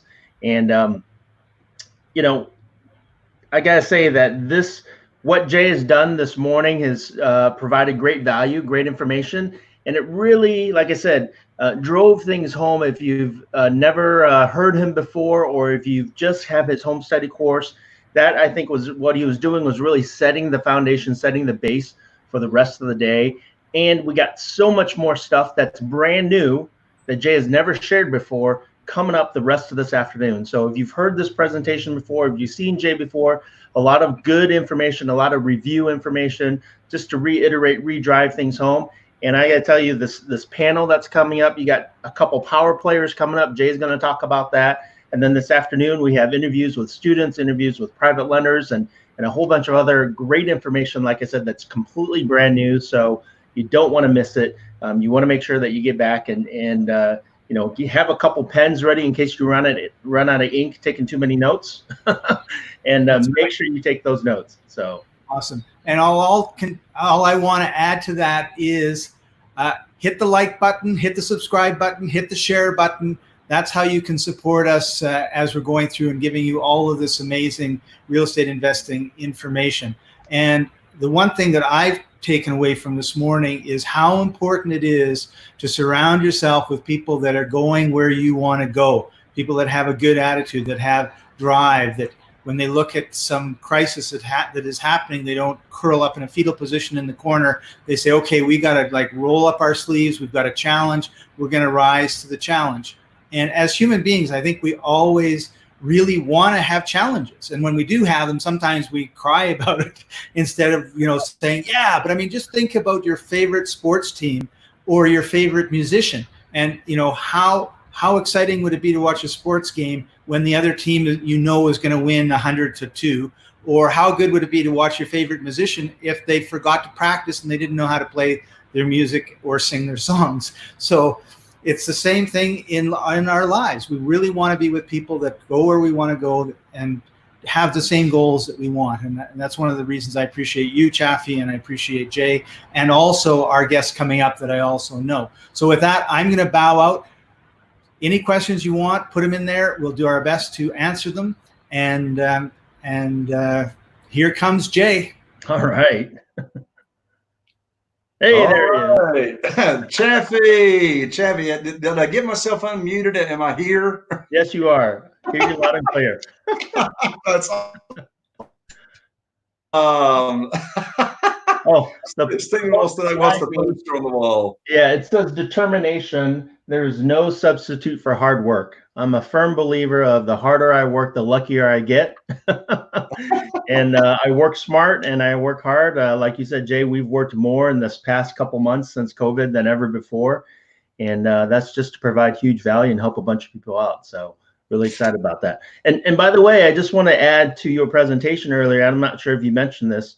You know, right now, people are home. And so they're answering the phone and they want to talk. So it's a great time to get out there and call a bunch of people and raise a ton of money because they're at home and they want to talk to you. So go through your Rolodex and start calling people.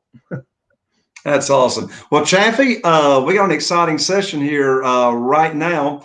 And so, y'all, I want to ask Scott to bring, we've had sitting in the green room now for about 30 minutes, our next guest coming on. And so let's go ahead and bring them on out, Scott, from the green room. We've got right there, we got Fred and Tracy Z. Hello, y'all. Hey. How are y'all doing this morning? Good. Awesome. And then we got Gary Boomershine all the way on the other side of the United States over there in California. So good morning, Gary. How are you? I'm doing fantastic. Super. Top of the morning. Oh, that's awesome. So we've got about 30 to 45 minutes, depending on how things go, for us to dive in here. So for all of our attendees here on the event, here's what we want to do. I want you all to learn who Fred and Tracy are, what their expertise is, what their niche is in real estate investing. And then I want Gary Boomershine to give the same thing. And then I want you all, attendees, I want you to be asking specific questions to Fred and Tracy and to Gary about their expertise, because I tell you what you're going to hear right now here on this virtual event, you're not going to be hearing anywhere else. So get out your fresh piece of paper on your pad, and we're going to dive in. So Gary, let me start with you. If you would take a couple of minutes and tell people who you are, your expertise, what it is about real estate investing experience that you've specialized in, and also the services that you offer. Yeah, for sure. Great to be here. Great to see you, Fred and Tracy. And for all of you that are attending, super excited. My name is Gary Boomershine. As Jay said, I live in the San Francisco Bay Area. I've been full-time real estate investing since May 17th, 2004 is when I quit my job and went full-time in real estate investing, and never looked back. This has been a great journey. I've bought, let's see, let me back up a little bit. I came from a real estate family, never really thought I was going to do real estate full-time. I was a licensed agent 2 weeks after turning 18, and held that license for 18 years, paid for college by holding open houses and door knocking, and fixing all the fixer-uppers. We had some rental properties in the family. And I went down the engineering path. I have a computer engineering degree, and did 4 technology startups. And what I found is it was great experience, and I was making good money, but working 90-hour weeks. I think I had 180,000 miles tracked on United Airlines in 2003. And my wife and I said, you know what, this is no life for us. And I read Robert Kiyosaki's Rich Dad, Poor Dad book, and the light bulb went on. And I'm like, you know what, I want to get out of the job. Even I want to get away from what the 4 quadrants. If you haven't read that book, I'd strongly encourage everybody. But there's 4 quadrants in real estate. On the left side is the employee that's, constantly on the hobbit wheel. I call it kind of a slave to the job. And then on the right-hand side is the business owner or the real estate investor. And so I grasped that, and I've purchased personally, gosh, I'm probably 600-700 houses. I've bought apartments. I launched, I'm a huge lender today. I love lending. I think raising money is the game of learning how to raise money. And a lot of it is actually mindset. And I'll tell everybody, you are with one of the best trainers in the business for getting your head right around raising money, because there's trillions of dollars available to all of us. And if you understand the art of raising money without ever asking to raise money, that is the way to retirement. I run a company today called realestateinvestor.com. We're the largest marketer in the real estate niche. We've done over 50 million pieces of direct mail for our clients. And so a lot of real estate investors, they're looking for deal flow, and they're trying to target, sellers and buyers. And so a lot of people come to us as experts to make that happen for them. So we can manage their marketing. I've got a large phone team that does all the phone follow-up, and a system that we put in place that does massive amounts of automated follow-up for people. So we got about 1,200 clients. We've done over 3.5 million cold call follow-up calls, scheduling appointments. And so that's what I'm passionate about today. I'm still very active on the real estate and the lending side as well. Excellent. Thank you, Gary. Fred and Tracy, tell us your background and what expertise area you've gotten into, and the kind of services that you offer. Yeah, so we've been involved in predominantly notes. I mean, real estate and notes, but notes predominantly for the past, I guess, close to 50 years combined. For me, I lived in the Bay Area as well. I lived in San Francisco, had wanted to buy real estate, knew nothing about it, was trying to figure out, and back then even prices were expensive. And, I learned about notes, I learned about private money. So it was kind of a big eye-opening experience as far as that world and what you could do and how much opportunity there was. And I never looked back. So that, like I said, that was early 90s, all the way up to, late 90s, ended up meeting Tracy. Tracy was already, you tell about your background a little bit. I mean. So I come from it a little bit different. I see some people saying hi that have worked with us. Hello, thanks. Melanie and Kim, thanks guys for saying hi. But I come from a rural place. So we had a lot of owner financing because there weren't always lenders there that were lending, or perhaps the property didn't qualify or had excessive acreage or not all the amenities. So my background from seller financing, I got started in 1988 and we were buying notes for an institutional investor. I did that about 10 years. And then in 97, Fred and I started our own company. If you don't already know, we're also married. So the note business also brought us together. So that's kind of a cool story. And so we buy and sell real estate notes. That's primarily where we focus a lot of owner financing. That's awesome. So at noteinvestor.com, tell everybody a little bit about noteinvestor.com. Yeah, so it's predominantly, it has a lot of articles. So there's probably over 300 just educational articles if people want to learn about the note industry. We also hold an annual event called Note Expo, which Jay, actually you spoke at this year, and I'm sorry, Cash Flow Expo, and spoke at this year. We also have a group of people that we have a membership that we work with closely one-on-one, but we're real, it's kind of like, I know you are, it's a lot of the giving back at this point. I mean, this has been a great industry for us, and we spend half our year traveling or out of the country, and our business doesn't miss a beat. As long as we have Wi-Fi, as long as we have internet, we're okay. So it's just fun to teach others about it. Yeah, Jay, I loved what you said earlier about the 3 different types of checks and then perhaps the 4th type of check. And I said, hey, we need to add a little bit of owner financing in there and give them one more option for receiving a check on that deal. That's right. That's awesome. That's awesome. So I have a question for both of you, and Chaffee, you chime in whenever you like. But here's my question and we'll start with Gary, and then we'll go back over to Tracy and Fred. So what would you say, Gary, are the biggest changes in real estate investing, anything that relates to real estate investing since shutdown, since COVID-19? What are the biggest changes and how have you adapted? Yeah, great question. Well, first off, I would say that the real estate, I go back to the real estate cycle. The real estate cycle has been a 7-year cycle for 100 years. This is the longest cycle we've actually had in history. It's been close to 12 years. And where we were at this kind of ending and coming into COVID-19 is really that euphoric stage, the peak of the market. And real estate investing, and actually where you want to be positioned is in this particular period as we're going into one of the greatest transformations of wealth that we'll probably experience since the Great Depression.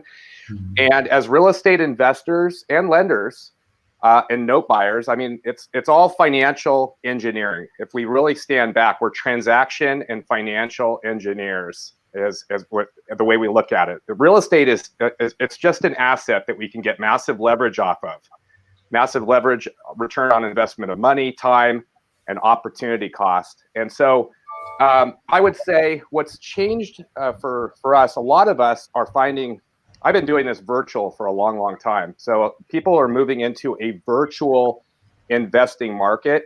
And I think that's fantastic because I've been teaching virtual wholesaling in this particular market, and we're about ready to go into a massive buy stage of being able to buy properties because we are going to see inflation. We're going to see massive inflation, which means property values are going to skyrocket.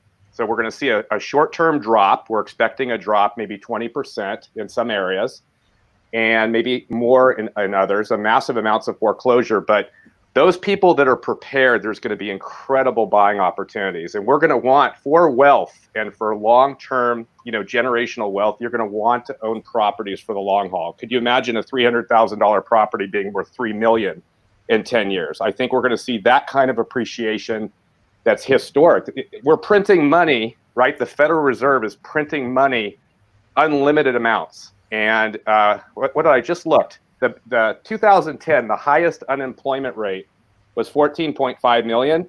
We're currently at 36 million. We've never seen this since the Depression. So it's inevitable. And so we want to gear up. I'm training a lot of us.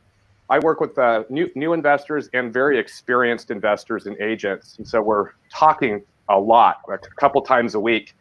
And so we're doing three things. We're doing what's called the 3 Ps: protect what we have, pivot, and then profit.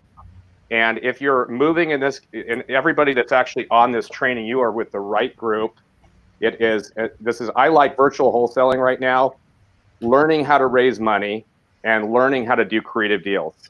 And ultimately lending as well. Lending is, if you really want to be the true investor, it is being the bank. And that's where we ultimately want to go. So it's, in the real estate market, you want to take advantage of the cycles. And we're now going into one of those buying cycles here pretty quick.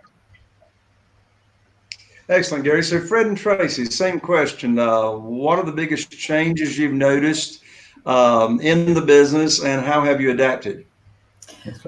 I agree with Gary and Jay. You've said similar things. We are getting ready for another big boom. So with seller financing, owner financing, after the 2008 crash, we saw seller financing demand go up because a lot of lenders pulled back. And then we saw it come down a little bit and even out to what normal numbers are.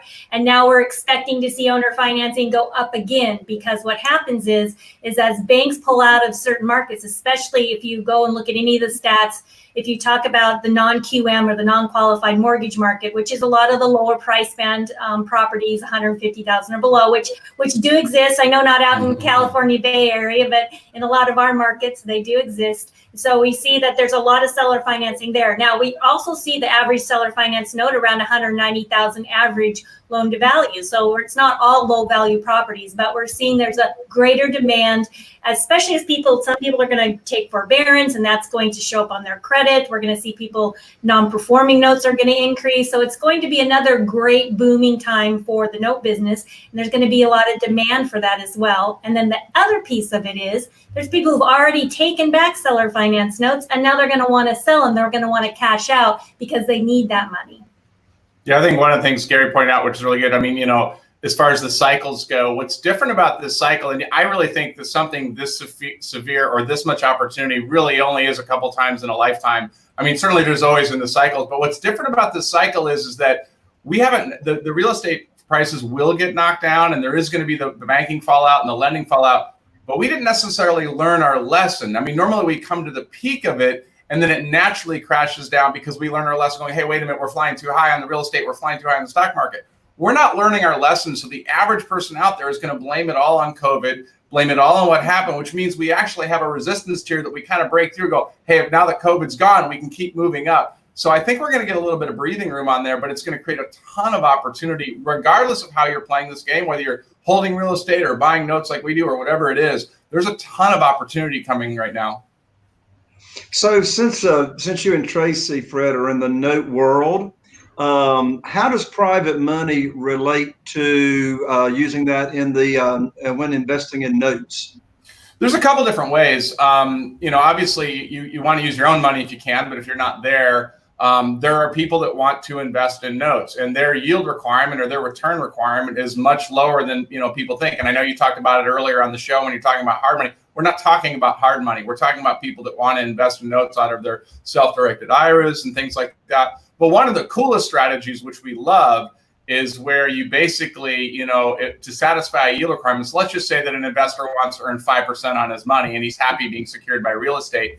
We might use that money to buy the entire note, but to satisfy the yield, we only sell them part of the note. So we buy the whole note for the money. So in other words, we might buy 360 payments, but sell him 240. Well, guess what? I owned that 120 back end payment free and clear. So that's how I got my money. You're walking away with checks on the table right there that when you're doing your deals, I'm doing some of it to own the back end of a note. Yeah, you just did some advanced strategy talk right there.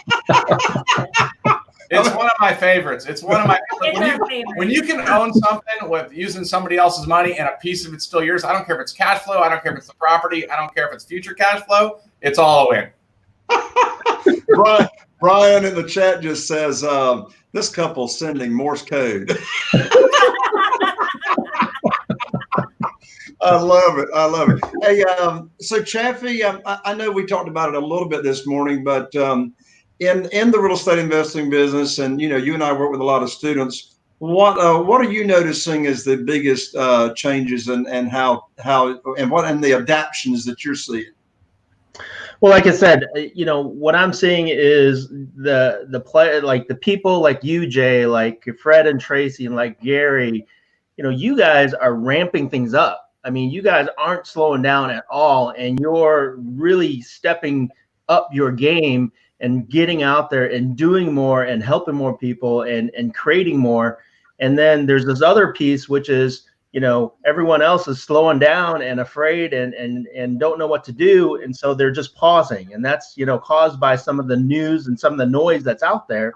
And so the people that are super successful, that understand it, that get it, that are really moving forward, they're not missing a beat, right? And they're moving forward. And so I would just ask you, Gary and Fred and Tracy, is that, how do you guys keep yourselves and your team members, motivated and focused moving forward versus getting afraid of what's going on and hearing all this noise out there? How do you guys work with your teams so that they continue to move forward like you guys do?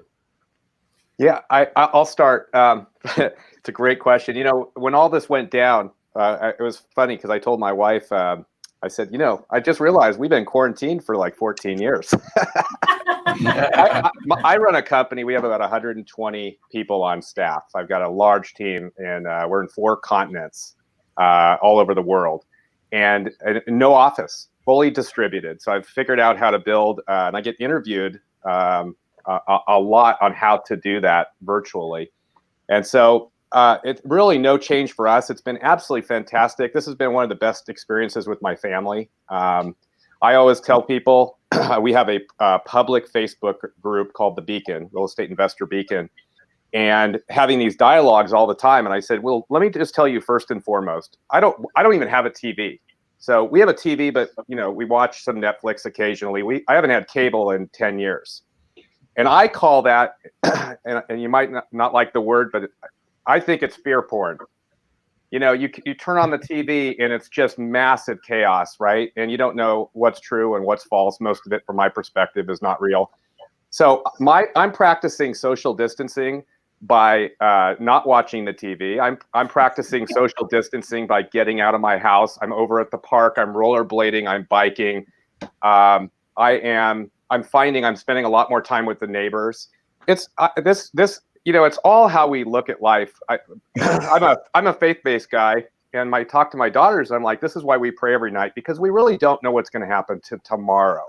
So the more that we can be in the present and have patience and love in our hearts, it's really an abundance mentality. And people, there is a success formula. People that have abundance in their life, real estate is everywhere. A lot of people have this scarcity mentality. I see the difference between success and failure might just be around abundance. Like a lot of people, they don't want to hire somebody in their office. They're worried about creating a competitor. It's like, no, what you want to do is don't call them an employee, call them a profit sharing partner. Like if I hire a salesperson or somebody that's going to raise money for me or whatever the role is, they're a profit sharing partner, because ultimately they're going to share in the profit. And if I want somebody to own that part of the business, because if I can be a passive investor in a business like a wholesaling business, I can go in and do other things like work on bigger projects. So I think it's this whole COVID thing for me and a lot of people that I'm interacting and a lot of our members, clients around the country are really thinking about that this is an opportunity. And it's, again, the most expensive real estate is the 6 inches between our head. Mm-hmm. And once you get that right, Everything. I mean, it's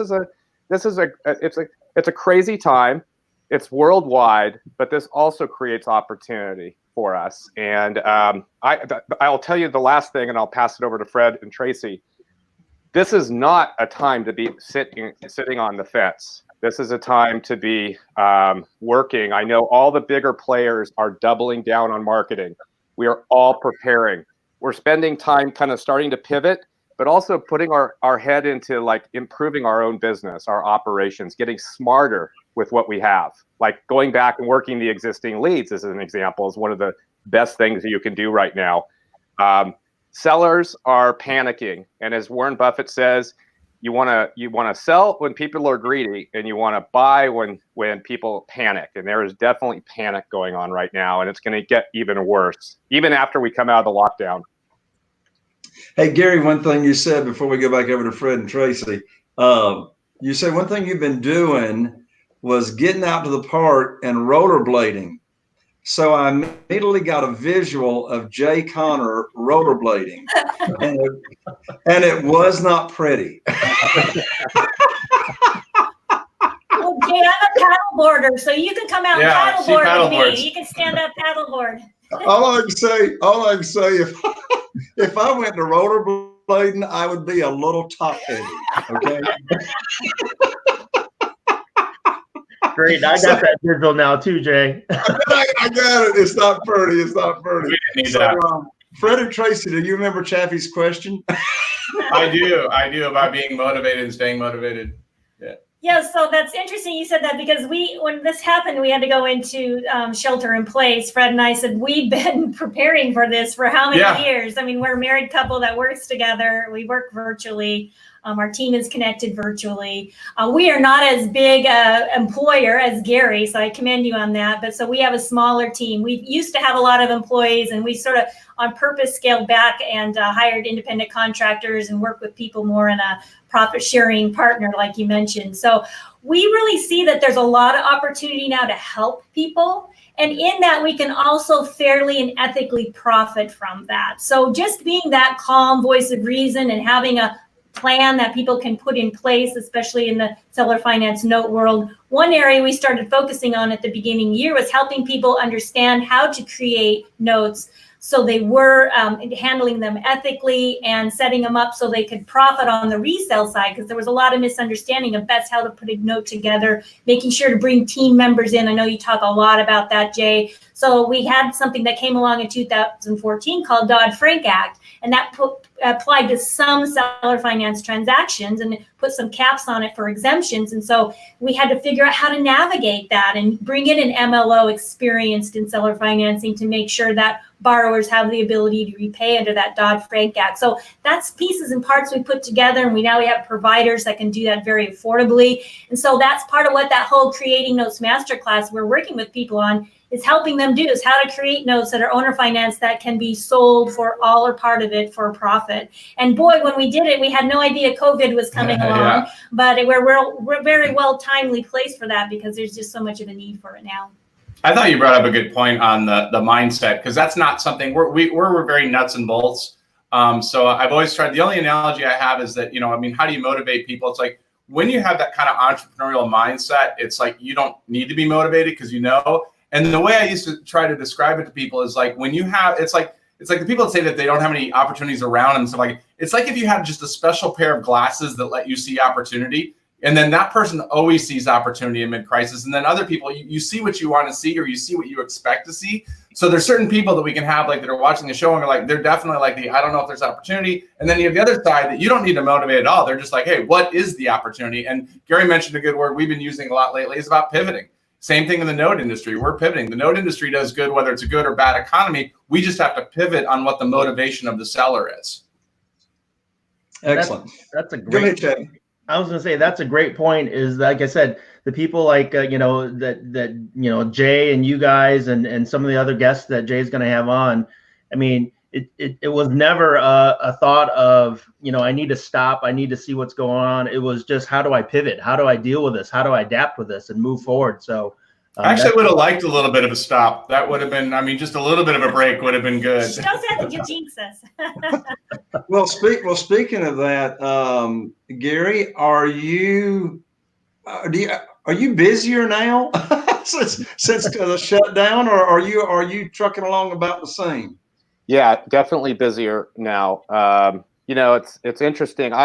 One of the a little history. And this is out there. I'll be able to share this with you. I know I'll be doing this in the longer session, but I was a workaholic when I got in. A lot of us, you know, we want to get a new life in real estate, right? I would imagine a lot of us that are following this training got into real estate for financial freedom and a lifestyle, right?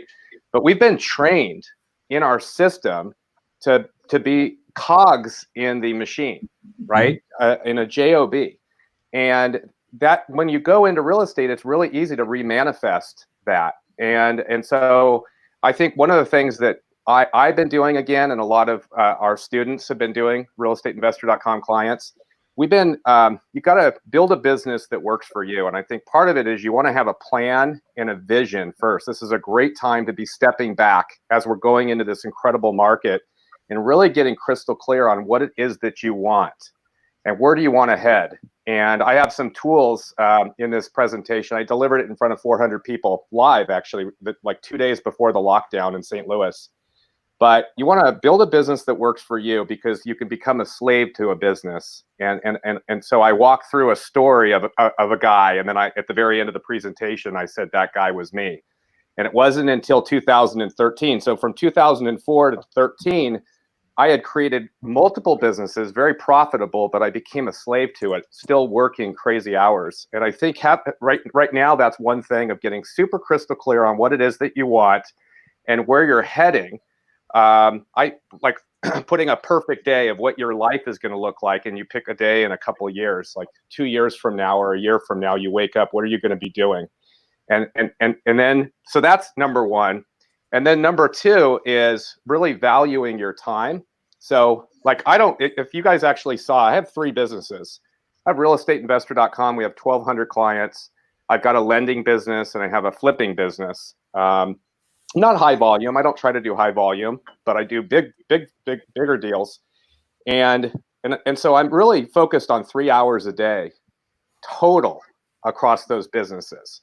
And that was something, I had a coach that helped me through that. So I have a 5-10-3 rule where I wake up at 5, I push my day out to 10 in the morning, except today, of course. That gives me 5 hours of personal time. I work out, I read scripture, I journal. And then I figure out what's the one thing I'm going to do today to move the marker in my business. And I'm looking for thousands of dollars an hour in return on my time. So I think that you want to be really clear on that. And if you're clear on that, it manifests into your life. If you have no plan, you do, it's the Albert Einstein quote of like, insanity is repeating the same thing over and over again, expecting a different result. You have to change what you're doing to get a different result. And I've been doing that, and I'm finding myself doing that. And yeah, we are working harder, or I should say we're working smarter right now and planning going into this new market. So anyway, hopefully that helps. Absolutely. Thank you, Gary. Tracy and Fred, I'm focusing today, the teaching that I'm doing on private money. Mm-hmm. What's different now since COVID-19. For me personally, I have more private money chasing me because of what's happened in the stock market. People are, they're scared of that. All of my private lenders have wanted to stay in the game. I do have some students that have talked with their private lenders, and some people are wanting to hold back, right, and sort of see what happens. But others like myself have even more private money coming. So as relates to private money, can you two share with us how you're leveraging other people's money while we've got this COVID-19 thing going on? Yeah, most of the people right now, I mean, I think it's the same thing on our side, is that some people are a little cautious right now. But investors are not going to not invest. Can I say that? That's like a double negative. I mean, they're just looking for what. So even your conservative people are saying they want to invest. So I mean, I think you're going to start seeing that. If somebody was comfortable being on a property at 70 cents on the dollar or 80 cents on the dollar, they may go, hey, I want to dial back a little bit because I don't know where this is going to go. Your people that were happier getting 8% or 7% may go, you know what? I'm more concerned about safety than I am yield right now. So they're going to drop down in some of their requirements. We haven't seen a whole lot of people backing off. Matter of fact, a lot of the people that are through our trainings and stuff like that, they're actually aggressively going after more private money right now than they were before because of the opportunity, because of what's on there. I think that there's going to be a lot of fallout from the stock market for the life of me. And I'm a stock market guy too. We have another portfolio that's in the stock market, and I used to play that a long time ago. I can't for the life of me think of why it's as high based on all the numbers that are out there. It's only like 4,000 or 5,000 off its high. It makes no sense to me whatsoever. And so there's going to be a kind of a reckoning there that's not going to go over very well, which is going to drive even more people to our side, I think. And I really challenge people to look at raising private money in some unusual ways. I think we're going to see a big resurgence of wraps. So you've got the wraparound note or all-inclusive trust deed if you're out in California. And so that's where you can buy the property subject to the seller's underlying lien. They can sell it to you on a wraparound note. That's one way to acquire property. Then you can sell it again on a wrap and you receive a payment. You pay the seller, but you make sure through a servicing company that the underlying mortgage gets paid and gets kept current. So there's a way to bring in private money by wrapping and doing subject to. And so I know you talk a lot about that too, Jay. You've got some strategies on that. And so I think I'm seeing a lot of people that were wholesalers and fix and flippers that are like, hey, I want to learn how to do these wraps. And I also want to learn how to create a note I could sell off the first to recapitalize and maybe keep the second to get some ongoing income and keep that interest income working for me. Because at some point in time, they get tired of having to refind a property, fix it up and flip it. And they would like to have some long-term interest income. So, I think that's the way to look at it a little bit differently. Yeah. So Gary, you're a private money lender, a hard money lender as well. And so, you borrow, you lend out, et cetera. So what have you seen different as relates to private money in the midst of this environment? Yeah, I'm not seeing any negative challenges on raising money. It's actually quite the opposite. I see, just like Fred mentioned a few minutes ago, I'm seeing a lot of people that have money, they're very concerned with keeping it in the bank. From a safety perspective, right? There's just a lot of concern around the bank, the smart money, even with the FDIC, supposedly insurance. And people have gotten hurt in their portfolios with being on Wall Street, which a lot of people think, as well as I do, it's just it's legalized gambling, right? The numbers don't make any sense at all. So I'm seeing the money is actually, the money is easier for me to raise right now. And I'm also finding that people are more concerned around safety than the returns that they're getting because they got clobbered. So I'm actually able to raise money at a little bit of a cheaper price than before. When we were in the euphoric stage, everybody was looking for a pretty good return. And so one little note, I was a co-founder of one of the largest rehab lending companies in the world. One of my partners, we created something called the Banker's Code, where we taught thousands of people how to actually become the bank with using none of their own money. And then we turned that off in 2013 to shift into real estate because the real estate money was cheap. Now we're going to go back into a unbelievable opportunity for being able to provide money.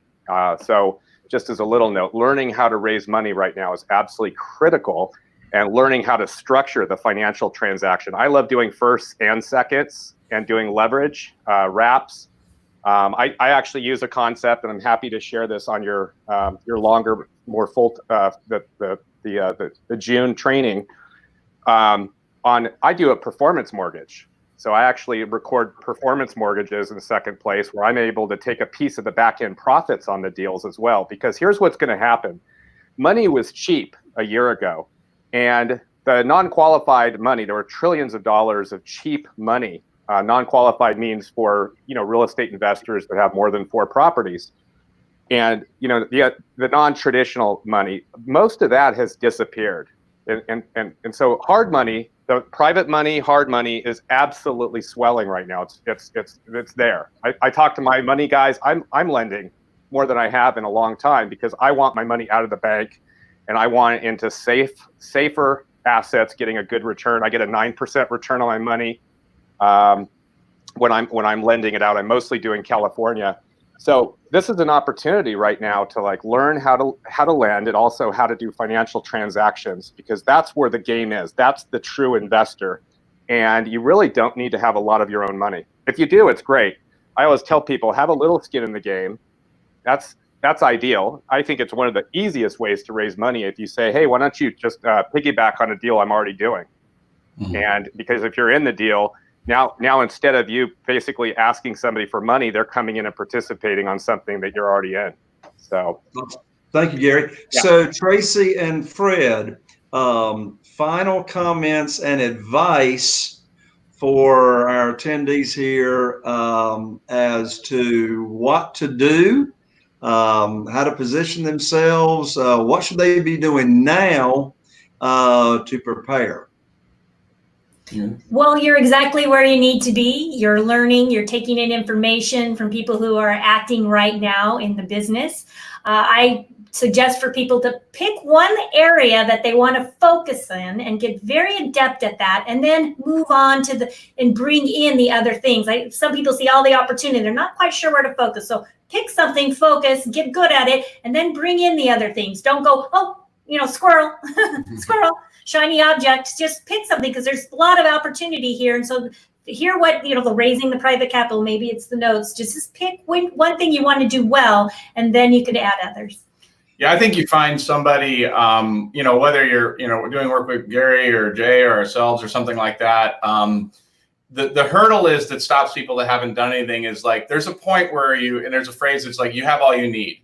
Once you went through some sort of course or have materials or whatever, you have all the information you need to actually move forward.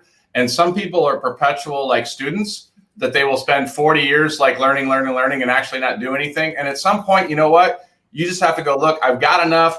I've talked to my mentor about it. We hashed out the deal. They think it's a good deal. Just pull the trigger and get in the game, because this, we could say 4 years ago, we could say, look, yeah, you know what? If you're not in the game, get in the game a couple months later. This game right now that's happening between now and the end of next year, this is a big game. This is a game that there's so much upside to that, if you're asking, hey, when's the time I should get in? You should get in now. But first, do your homework, pick a niche, and then go from there, I think.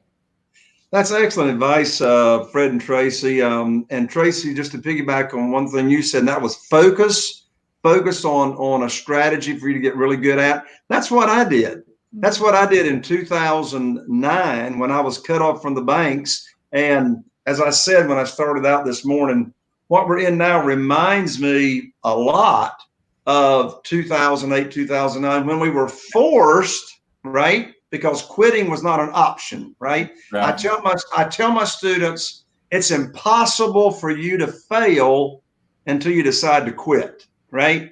And so when quitting is not an option, we're forced to find a better way, a quicker way. And that's what I did when I was cut off. I focused on the private money. I got really good at it really fast. And I've got one particular friend that I will not say the name, but I've got one particular friend that teaches, go get the property under contract. The money will show up. I'm sorry. I'm sorry. I don't want to go get a house under contract and I have no idea how I'm going to fund it. Right. So I say, focus on getting the money lined up, and there's always going to be deals, right? There's always deals, but think how much more confident, you are, and more offers you're going to make when you got that money right there ready to fund the deal. Gary, final comments and advice. Yeah, I'd say a couple things. Write this down. This has been a changer for me. I'm just repeating something I learned from a good friend of mine. He said, education without implementation is just expensive entertainment. You have so I've spent hundreds and hundreds of thousands of dollars on courses and boot camps and masterminds and coaching. I've gotten an ROI off of every piece of it. Some better, some not as good, but I've always gotten a return on investment. So when you actually take the training, just implement the training, because you're going to make money. And people that are in this business, we're always learning. The market is always changing.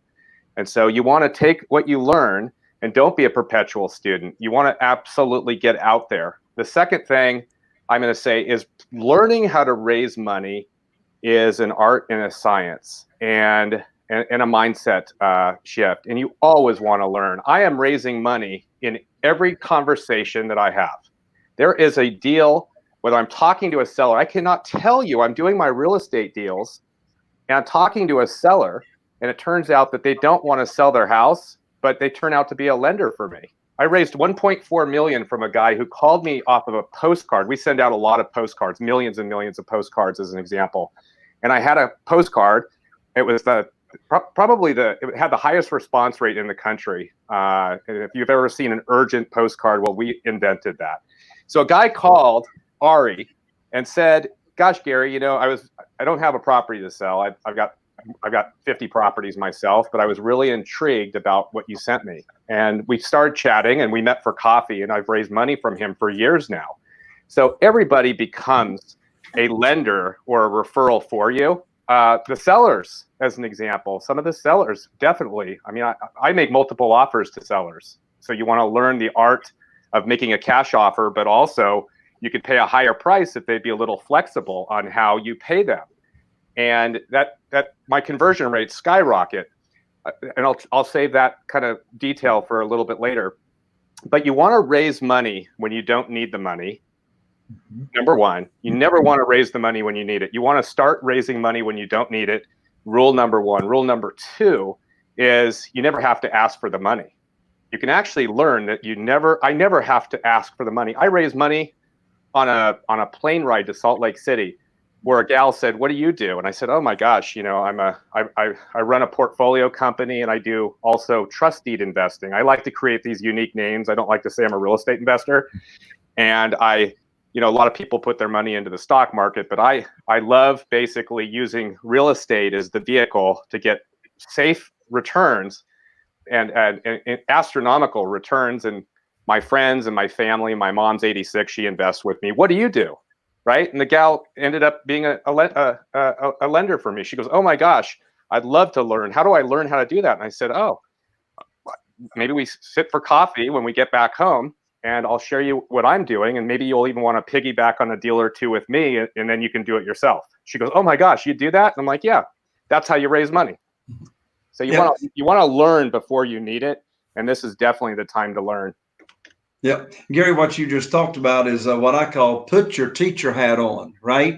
Education. I mean, majority of people out there never heard of private money. They don't know what private money is. Never heard of self-directed IRAs, and you go to talking that stuff, it's like their eyes, it's like light up. So anyway, Gary, Tracy, Fred, thank you so much for joining us today. And everybody in the chat right now, type in thank you. Let's send a lot of love to Gary and to Fred and Tracy. Everybody tell them thank you right now in the chat. So Fred, Tracy, Gary, thank you so much. And we'll be in touch with you. For the June event, we'll be back in touch with you for the June event. All right. Excellent. Thank you. See you, everybody. Great day. Right, see y'all. Happy Bye. investing. Awesome. Excellent. Well, Chaffee, I believe we've got some exciting guests in the green room right now. Oh my lands, the thank yous are blowing up. That's awesome. Thank y'all for sending the love. But folks, I want to introduce so Scott, have we got our special guest in the green room? There they are. Oh, there they are. They're no longer in the green room. They're right here in the big room. Well, hello, Harriet, and hello, Stu. How are you all? We're just great, Jay. How are you today? Doing fantastic. And of course, y'all can probably see we got Chaffee with us. Hey, Chaffee. Hey, how you doing? Good, good. As a matter of fact, I think let me bow out so that you guys can talk with Jay, and I'll let you guys stay focused that way. So Scott, can you All right. bound me out real quick? Sounds good. The chat is gone. Awesome. So everybody, let me tell you who Stu and Harriet Baldwin are. Stu and Harriet are very, very successful students of mine, and they actually had already been real estate investors for some time, and already knew about private money, had already raised private money when they came into my world as recent as just a few months ago. But the reason I wanted to, and I love your green room. The reason I wanted Stu and Harriet to come on here is because, you know, all of my students know the basic parameter of getting private money for their deals, but we all, you know, put our own color to it. We've got our own personality. We go about things a little differently. And so what I want to share, and we've only got about 15 minutes or so here with Stu and Harriet, so I want to dive right on in. I want Stu and Harriet, I want you to share with all the folks that we've got on here today for this virtual event. I want you to talk about BNI. So people that have been to some of my live events, they've heard me talk about BNI, Business Networking International. I've raised a lot of money from by being a part of Business Networking International. And Stu, I know you and Harriet have done the same thing. So what I'd like you to do is tell everybody where you're from. Hey, my mic is muted. And tell them about your BNI experience. And then I want us to lead in to how you are still networking here in the midst of COVID-19. So let me let you tell your BNI story. Okay, so we're in upstate New York in Elmira. It's a small city, about 30,000 people. And that's important to keep in mind because the other people on this call might be in a big metro area, which, you know, maybe that's easier to raise money in, but might also be in a similar small area. And what's so beautiful about BNI is that you don't have to be in New York City to use the BNI system to raise money. We started a chapter here in Elmira about 4 years ago. I was the first president. It's part of what they call the Rochester, New York region, Rochester being a much bigger city than Elmira. And I'll give you the bottom line, then we'll get into some nuts and bolts. The bottom line is in the past 4 years, as a result of money from members of the chapter or referrals from members of the chapter, we've raised $2 million of capital into our rent-to-own housing business. Again, all from a BNI chapter in a city of 30,000 people. So that should be inspirational for any of you on the webinar that are in smaller places as well. A couple of thoughts on these. There was a commercial banker member. He got us 150 grand from his own bank, which was a major regional bank. He never invested himself, but he turned us on to two friends. And combined, those two friends have probably done about 500,000 with us so far. And here's another thought, because Jay is very strong on self-directed IRA investing. And there are a lot of people out there with a lot of retirement funds in those that are potentially convertible to self-directed IRAs. One of the two friends that the commercial banker turned us on to and gave us a good reference to is a retired CFO of a major international bank. Now, if anybody should know about self-directed IRAs, you'd assume it would be somebody like that. I was astonished the other day when I emailed him after coming home from one of Jay's events as to whether he'd be interested in making his next investments from a self-directed IRA. And basically, he's like, what's that? So I sent him a whole detailed description. But I mean, think about this. A CFO of a major international bank had no idea that there was such a thing as self-directed IRAs.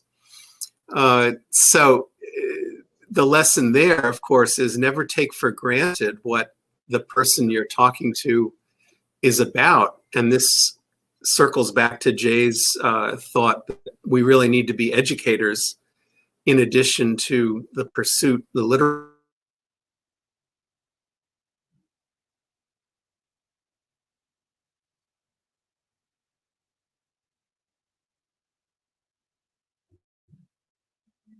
There we go, our picture.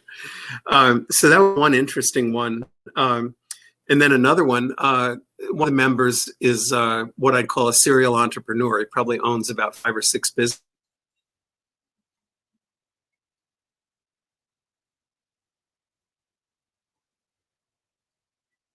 Who was the retired dean of one of the Cornell schools, which is not too far from us. Grandpa's now been an investor on 3 deals. And by the way, I see a question. BNI is Business Networking International. It's a international networking group. There are about 10,000 chapters. Last year, collectively, they were responsible for about $15 billion of business being passed between members. And the theory behind BNI is what they call giver's gain, that if you give business to members of the chapter, they're going to want to give business in turn back to you once we all get to know each other. And we have weekly meetings. There's rigorous scheduling to the meetings. It's not just a coffee klatch, and there's accountability as well. And it's actually right now, if you're not involved in BNI, is a great time to look around. At least in our region, all chapters are doing meetings virtually, so you don't even have to leave your house. And at the moment, the application fee is being waived for our region. I don't know if that's true everywhere, but if you go to bni.com, eventually you will find your way to a thing that lets you search for chapters in your area. And if there's more than one, feel free to visit the different chapters. Some of them are real gangbusters and others might not be as active. So it's definitely worth checking out. It's been really profitable for us. Another one of the connections that we were able to make, the replacement commercial banker after the first guy left the chapter because he was retiring to Florida. The replacement commercial banker got us connected to her small local commercial bank, and from them we got a $600,000 construction loan at a little over 5%, which I was thrilled about because as most of you know that are involved in private lending, normally we'd be paying more to our private lenders for the deals that we finance that way. So to get my hands on some 5% money was delightful. Anyway, so the first thing that I would encourage anyone to do, if they're not already connected to BNI, go online, see if there's a chapter in your neighborhood. If not, get some other local business people together and start one. That's what we did here in Elmira, and as I say, it's been very profitable. Stuart, not to interrupt you, but as I've, you've heard me say before, one thing that really lended itself for you and Harriet is what you just said. There wasn't one locally, so you started it. You were the first president, and so the two of you are like, you have like immediate credibility, right? I mean, you put yourself out there as a leader. And you are a leader. I mean, you were starting the local BNI chapter. So now for myself, BNI already existed when I joined. And I did become president.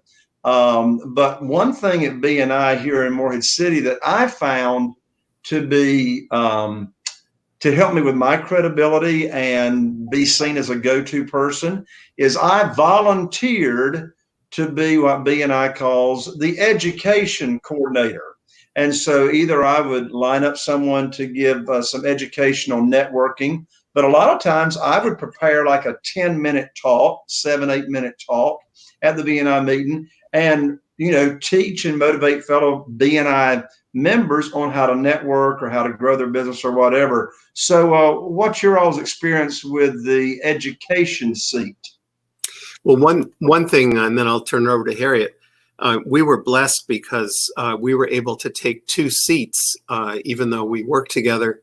I have the so-called real estate investment seat, and Harriet has the property management seat, even though, of course, we're working together. And that's very helpful because we can each pitch different things. But I know Harriet was education coordinator for a while.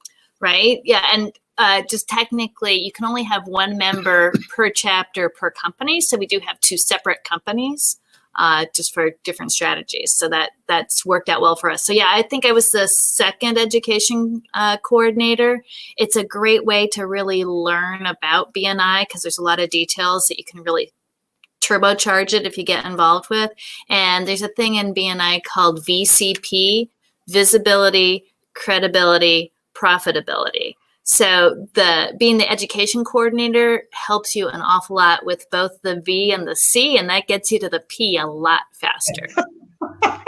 That's awesome. That's awesome. So, Stu and Harriet, we've only got about 5 minutes left for your all's slot here in the session. So I'll just let you take the remaining 5 minutes or so, and give everybody the best advice that you can on taking advantage of of this environment that we're in, and what we should, what they should be doing, like you're doing.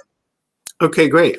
So I see a question about the optimal number of members for a chapter, and we think 25 to 30 is a good number because everybody gets to know each other. If you get up into the 50 or 60, certainly there are potential more opportunities for doing business. On the other hand, you don't get to know the members as quickly or as well. So as I say, 25 or 30 is kind of ideal in our opinion. And then there are a lot of different roles. There's president, there's vice president, there's secretary treasurer. But after I retired, so to speak, as president, I thought about what do I want to do here, and I picked the perfect role. It's called events coordinator, or I refer to it as party. So, I helped grow the chapter and make it, particularly, it was actually the most successful startup chapter ever in the Rochester region of BNI. So after I retired from that role, I just stepped back and, now I help plan parties and social events to help us get to know each other better. I think that's great. A couple of things, I gather you've been talking all morning about impacts that coronavirus stuff has had on investing and finding investors and doing deals and so forth. A referral from one of our BNI chapter members, local retired businessman. He and I have been talking back and forth. It's not done deal yet, but he's thinking about doing 100,000, and without any request on my part, he talked to 3 of his friends that are also retired business people, and they're each thinking about doing 100,000 apiece because they're looking for yield, as so many people are these days. Also, just on a very small note, but an idea for people that have private lenders, if you're paying your private lenders interest only, which I know is Jay's preferred style, of course, they're receiving a bunch of payments. And unless they have something good to do with that money that's going to earn them a similar return, it's probably just sitting around not earning too much. So one of my existing investors, who is one of the BNI chapter members, he decided he was going to reinvest the interest that had accrued over the past year into a small additional deal with us. So I would encourage people to reach out to your private lenders if you already have them and ask them if they would consider doing that. I do want to give a shout out to Jay, that he's a man of his word, because as he mentioned, we're new students of his from a couple months back. And we jumped right in feet first because we understood the value, and we joined for both Platinum and Mastermind. And I forget which of those, there's a guarantee from Jay that if you follow his protocols, he guarantees to find you at least $100,000 of private lending money. And I guess, he realized we kind of knew what we were doing. So he was kind enough to, I think a week after we went to his initial seminar, find us one of his students who became a private lender to us for $110,000. So I like to joke that, you know, Jay wanted to just get that out of the way so I wasn't bugging him for the next year. Well, I appreciate that shout out, Stu. Thank you so much. And then, you know, it's not all hearts and roses, because this former student of Jay's who did give us the 110, he immediately, without even asking on our part, said, you know, he'd like to do more with us, and committed potentially to doing another couple $100,000 of deals, because he had some closing that was coming up where that money was being returned to him. Well, unfortunately, we closed the 110 that we actually did get on March 20th, which is kind of the beginning of the coronavirus stuff. And the closing that this guy was going to have, where the extra 200 was going to appear, got apparently permanently postponed because of something to do with the impacts of the virus. So you do have to be aware that, you know, there will be effects out there, but as some of your previous speakers that we were listening to before we got on are finding, there are a lot of people out there that are still looking to put money into private lending because the stock market is scaring the bejesus out of them. They want a steady yield. They want a high yield. So again, reach out to your base of prospects. But again, if you haven't joined BNI, or if you're not familiar with it, do a little quick research on that. And if necessary, start your own BNI chapter, because it'll be very, very, very fruitful for you. Excellent. Harriet, have you got any thoughts? What he said, but yeah, you know, positive, you know, abundant mindset, positive responses to whatever the events are that will keep you in good stead. And my final thought, just for return on investment, you know, people that carry a calculator around in their head all the time. So we've been members of this BNI chapter for 4 years. If you're an officer like the president, you don't even have to pay the dues, which I didn't even know when I agreed to be president. So I've only paid about 2.5 years worth of dues. So I've spent maybe $1,500 in dues to be a member of the chapter. For that $1,500, as I said before, we've scared up nearly $2 million of investment. So I don't think I need a calculator to figure that one out. So you know, I don't know what that ROI is, but that math works for me. That's awesome. Stu and Harriet, my lands, awesome students of mine, successful real estate investors. And, you know, there's one thing about it on the BNI story. People have heard me talking this morning about having a servant's heart, and how when we come from that perspective, we don't have to worry about ourselves when we're actually serving. And the two of you, that's one of the reasons we connected, I know, right from the beginning, is you all have got that servant's heart. And of course, that plays out for you as well. So again, Stu and Harriet, thank you so much for joining us. Thanks, Jay. Good luck to everyone. All right. See you later. Bye-bye. All right. So Scott, join me on the screen if you can. Hey, Jay. Scott is still there. I'm still here. So look, I know our friends and our attendees that are in California, I know they are not hungry yet, but I know some folks here on the East Coast might be starting to get hungry. So I want to tell y'all folks, don't go anywhere. Yes, I actually do have lunch break scheduled here on the agenda, and it's actually going to be about 45 or 50 minutes from now. So don't go anywhere, because we got some awesome information coming up for you. So Scott, before I go into our next session, I'd like for us to play a video, and this was recorded, everybody, by our titanium sponsor, Quest, specifically Nate Hare. And Nate has got a short video here that we would like to share with everyone. And when we finish this video, and it's only, I think it's about 5-6 minutes long, information that you all want to hear about right now. When we come back, we'll go into our next session before going into lunch, as I said, about 45 minutes from now. So Scott, I'll turn it over to you to show this video.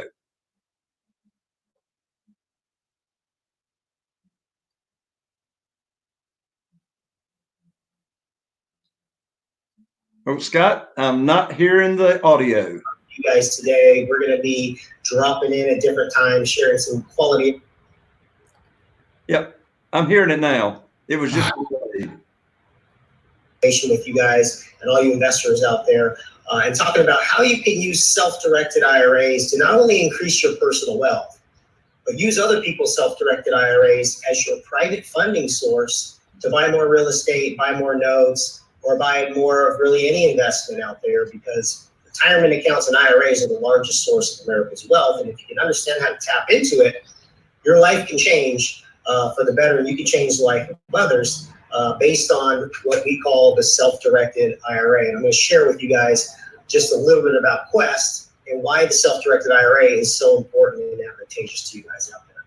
So Quest Trust Company, we are a Houston-based trust company that administrates self-directed IRAs. We're the largest self-directed IRA custodian in the state of Texas. We've been doing this for almost 2 decades now, so we're not a new kid on the block. We understand self-directed IRAs as good or better than anybody else out there. And we have about 20,000 investor clients all over the country that use their old 401ks, old 403bs, and use their IRAs to invest in non-traditional assets such as real estate, notes secured by real estate, investments into startup companies, and the list goes on and on and on. Currently, we have about $2 billion under management, and all of those assets are considered non-traditional assets. So non-traditional assets are anything outside of stocks, bonds, mutual funds, and CDs. I'll talk about the difference of how we are allowed to hold different types of assets than what you're probably accustomed to with your Fidelity or Charles Schwab accounts. And we have about 100 employees, 34 of those certified IRA services professionals, and that just goes to show you that we spend a lot of time not only educating the public, but educating our staff to have the most highly trained staff in the self-directed IRA industry. And with 34 CISPs, that puts us right there at the top when you look at the national average. We have about $350 million in undirected cash. I'll tell you why that's important to any investor out there, regardless of whether you have an IRA or not. And to understand what we do at Quest, our company mission is right there at the bottom, that we are in the business to help people save for their retirement and live tax-free off of the tangible assets with multiple income streams that we allow people to hold within their, quote, self-directed retirement accounts. So in a sense, Quest puts the keys in your hands to make all the investment decisions when it comes to your IRA or IRAs. Therefore, you get all the tax benefits that you would normally get, but you're allowed to invest in real estate and other non-traditional assets instead of being forced to buy stocks and bonds and investments in public assets. Now, a lot of people get confused as to what a self-directed IRA is. When I say self-directed, it's just a marketing term. It means absolutely nothing. There's no such thing as a quote self-directed IRA. All IRAs are governed by the same sets of rules. It's just at Quest, we call it self-directed because we don't have investments to sell you. When you have an IRA at Quest, you make all the investment decisions. We just act as the custodian and administrator and sign the documents for whatever that investment might be. So you direct us to make the investments that you choose to hold within your IRA. And the IRS actually does not limit us as to what we're allowed to hold in our IRAs. They only tell us we're not allowed to hold 2 things when it comes to our IRAs: life insurance contracts and collectibles. That's it. Anything else is fair game. So when you have a quote self-directed IRA, it's just an IRA. It's just that since we're not licensed to sell investments, we hold the broadest spectrum of investments, but you have to find the investments. And this is what Jay and a lot of the educators out there are helping people do. So with Jay's education, he can help you identify and spot investments or identify strategies on how to raise money from IRAs. And we're just the IRA custodian that helps you facilitate that. Okay? And the quote on the right is actually from a snippet from a Forbes article just a couple months ago that tells you exactly why the self-directed IRA is so important. Very few people use their IRAs in a self-directed manner. When you talk about the $30 trillion that are in retirement accounts today, most of those are invested in the stock market. That's just how people are taught to invest. You put some money away in your 401k, let your wealth advisor invest it for you, and boom, you're a millionaire when you retire. I think you guys will agree that that's not exactly how it works, especially today. What you really need to do is when you think about your retirement assets, you cannot put your trust in other people solely. Sometimes you have to put the trust in yourself and self-direct it or choose your own investments based on what you're knowledgeable about. So in a recent Forbes article, they mentioned that in their research, only 2% of all IRAs are self-directed. Yet 25% of all IRAs valued over $5 million are self-directed. So this is not some big secret. This is what the wealthy have been doing for many, many years, is finding investments such as real estate and other non-traditional things and directing their IRA to make the investments they see fit. In the long run, you will typically make better returns for yourself investing in what you're knowledgeable about and not just investing in the stock market if you are not familiar with how the stock market works. So what types of plans can be self-directed? Well, we have 7 types of plans at Quest. We have traditional IRAs and Roth IRAs. We have SEPs, Simples, and 401ks for people who are self-employed.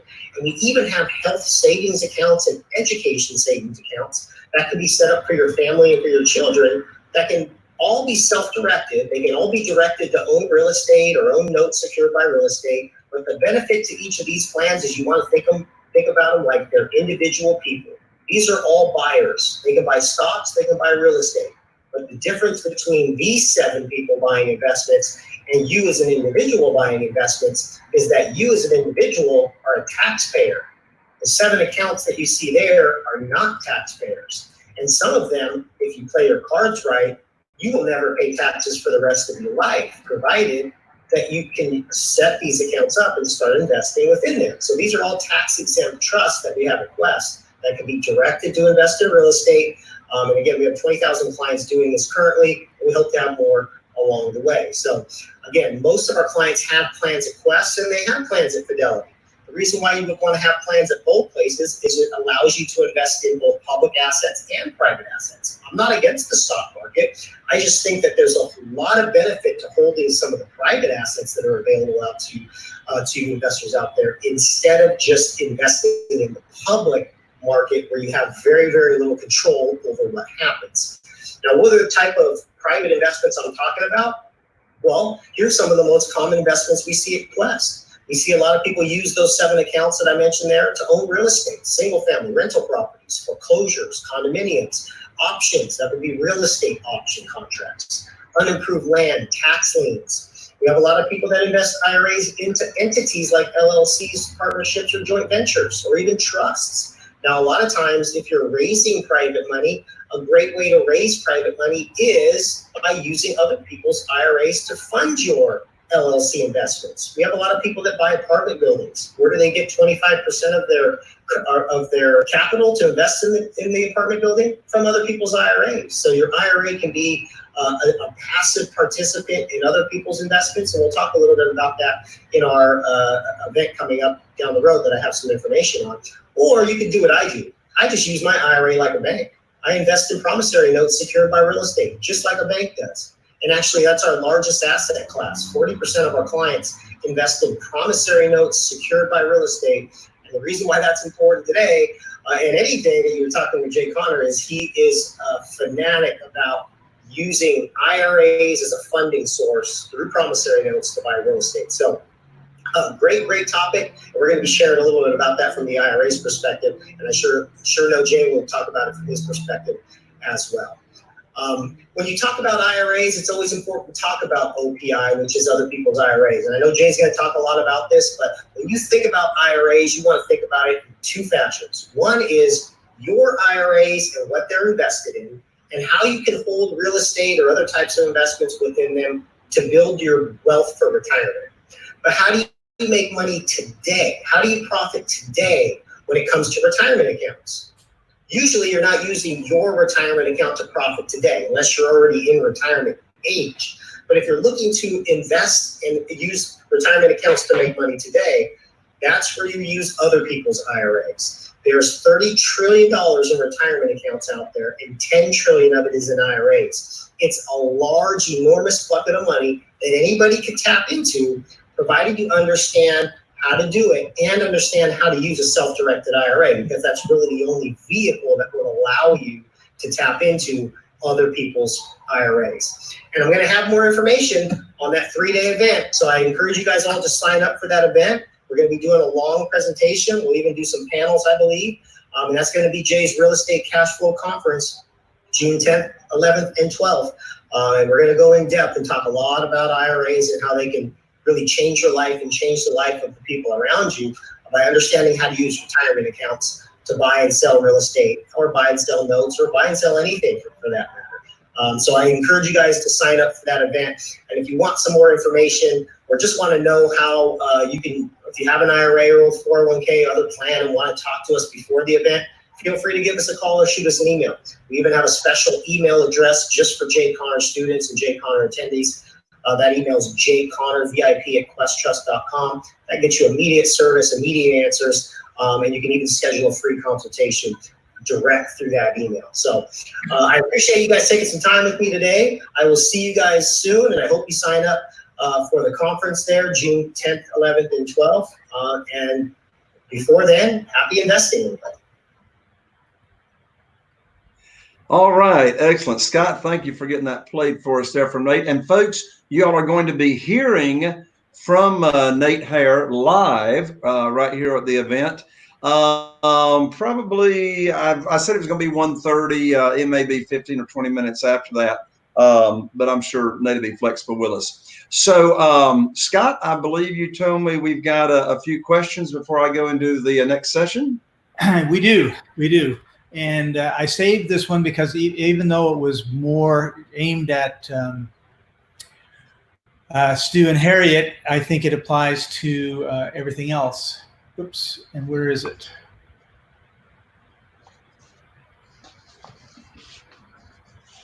So this question is from Stephen for Stu and Harriet, but I think it applies to more than just BNI contacts. It could apply to all contacts. Any personal guarantees on loans? So excellent question there, Stephen. So the answer is still no. So whether the money is, being funded from BNI or, any other, warm market, because BNI is one of those warm markets. I teach my students, if you don't have a large warm market, BNI is a great way to grow your warm market, very, very quickly. So the answer is no. Good question. All right. And then Kathleen asked another good question, which is, what do you think about whole term life insurance for real estate investing? I think it's an excellent strategy, Kathleen. And so let me explain to everybody this strategy that Kathleen is talking about. So one of the ways that your private lenders can actually leverage an asset is they can have a whole term life insurance policy that they can use as collateral to borrow money, and so they can borrow money from the whole term life insurance company and loan that out to you as a real estate investor, and then they will what we call pocket the spread. Well, that's actually an infinity rate of return because they're loaning money out that's not even their money, right? They're borrowing it from the life insurance company, and they're leveraging that asset and making money. So that's a pretty cool strategy. All right. And now Sun Country Homes asked, would you say that now is a good time to create new realistically priced workforce housing, which I guess means affordable housing, in this case, East Coast Florida? So my quick answer is always a good time, but anyway.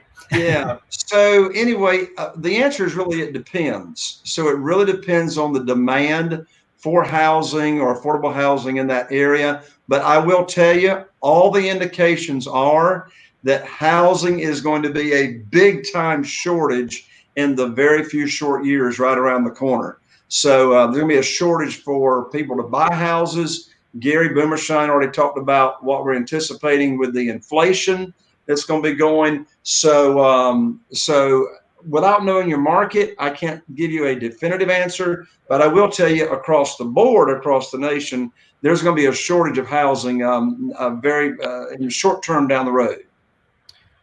Great. And the two people asked almost the same question at the same time. Can you do lease options in Texas? And Right. here's David. So, okay, same question there. So the answer is yes, but you need to get special training to do lease options in Texas. So what a lot of people do is instead of using the lease option, they will use the land contract, or they'll sell with seller financing. But there is an educator in Texas by the name of John Jackson, and you can Google John Jackson Texas or John Jackson lease options, and he's got special training just for doing lease options in Texas. Great. And I can't find the last question, so I'm just going to read it. It's from Kathleen. Hi, Kathleen. What suggestions do you have for a private lender starting out, LLC and branding? I'm not sure. Can you read that again? I'm not sure I understand it. Yeah, me neither. What suggestions do you have for a private lender who's starting out? Do they need to have an LLC? Let's break it down. Do they need to have an LLC? Okay, got it. No. So to be a private lender and to loan money out, you do not need an LLC. In fact, all 48 of my private lenders, they just loan money from their own personal investment capital or directly from their self-directed IRA in Quest. Great. And so if I'm a private lender, I don't need to worry about branding because you're going to be looking for me, right? You got that right. You got that right. So Scott, are we ready to move into the next session? Do you want to? Yes, we are. That was the right answer. All right, so let me get my PowerPoint pulled up here. We are ready. I have no clue what you think you're about to do, but I'm ready. Excellent. So my question, Scott, is... I'm going to disappear so you can start. And when you want the presentation, you just sort of either point or say, Scott, let's see it, and I'll bring it up. Okay, I'm ready for the presentation. So can you see it? Can everybody see it, Scott? Everybody can see it. Excellent. All right, that's super. So folks, let's see here. Fred and Gary and Nate there in his video, they were alluding to this event, this special event that I've got coming up June 10, 11, and 12. It is going to be virtual. Now, I apologize. I didn't get Nate. I didn't get Nate clear on what we're doing June 10, 11, and 12. So my real estate cash flow conference, I can't do that one virtually. We're going to keep that one in person, and that's now scheduled in October. But I've got a special virtual 3-day training June 10, 11, and 12 that is going to still be focused around doing virtual business, what's going on here with COVID and what's coming out on the other side. So as you all have seen here today, you are not alone. I am committed to being here virtually as long as we have to give you the training that you need. One of the most, one of the questions I've been hearing over the last 8 weeks since we've been in shutdown was, what am I supposed to do now? And I don't know, you may have been feeling the same way. And I love this picture here that I've got on this slide. But anyway, we've been in shutdown. I mean, people have been hoarding, their Lysol, their paper towels, their toilet paper. My mother has been getting up at 6 a.m. on Thursdays just so she can get into Harris Teeter to go make sure that she doesn't run out of toilet paper. So anyway, I don't know if you feel the same way or not, but I'll tell you what, as you've been hearing me say, I am gearing up right now for the best year I have ever had. And I want you to have the best year that you ever had as well. And I want to talk to you here about us working together. So maybe you feel the same way now that you've been in shutdown, you've been, spinning, you've been going around in circles. You're just not quite sure what there is to do, or, perhaps, perhaps you have been laid off. Maybe you've been furloughed. Maybe you don't have the income coming in that you did have. And so what I'm talking about here is whether you're new and you've never done a real estate deal, now is the time, as Fred Rue was just talking about, to get involved in it, to take action. I'm here to work with you to make you and help you be successful. And as I mentioned, whether you're, if you're a seasoned real estate investor, right now is the time that we can be taking advantage. I don't know, some of you, maybe you have, tried this virtual thing. Maybe you've tried the virtual thing. Maybe you've taken a look at how can I make some extra income on the internet. There's all kinds of opportunities out there, and maybe you've tried it and you haven't seen any results yet. Well, folks, I got two things for you. So if that's you, I've got thing number one and I've got thing number two. Number one, you are not alone. You see, I got the fist bumps going on there where, everybody's practicing the social distancing. So here's the deal. You have not been doing anything wrong, right? Maybe you haven't, had the specific direction for someone to work with you, side by side on what you should be doing to either get involved in real estate or right now to level up your real estate investing business to, the best that it has ever been. And I know all of us have experienced a wave of emotions with the COVID-19 thing going on. I mean, there's some, we've experienced stress, we've been in the midst of uncertain times that are going on. Some folks are just in outright panic. I mean, I was hearing a statistic earlier this week about what the increase in liquor is and the increase in just alcohol across the board of people, going into depression. And, so it's been from, all the spectrum, from thoughtful concern all the way to just outright panic. Well, as I said a second ago, you are not alone. What I've got here is I've got a picture of one of our recent, and by the way, right there at the bottom, that's me and my wife, Carol Joy, if you haven't met Carol Joy before. But we have got, one of the things that we do at my events is a bus tour. And I teach rehabbing for those that like to learn about rehabbing. Well, at this upcoming 3-day event that I'm going to tell you about here, I'm actually going to be doing a virtual bus tour that actually I'm going to show you here in a few minutes, just a short little clip as to what that virtual tour is going to be looking like. So the second thing I got for you is what is working now. I want to show you exactly what's been working for me, what's working for my team, how I'm working with my team virtually and keeping this business automated.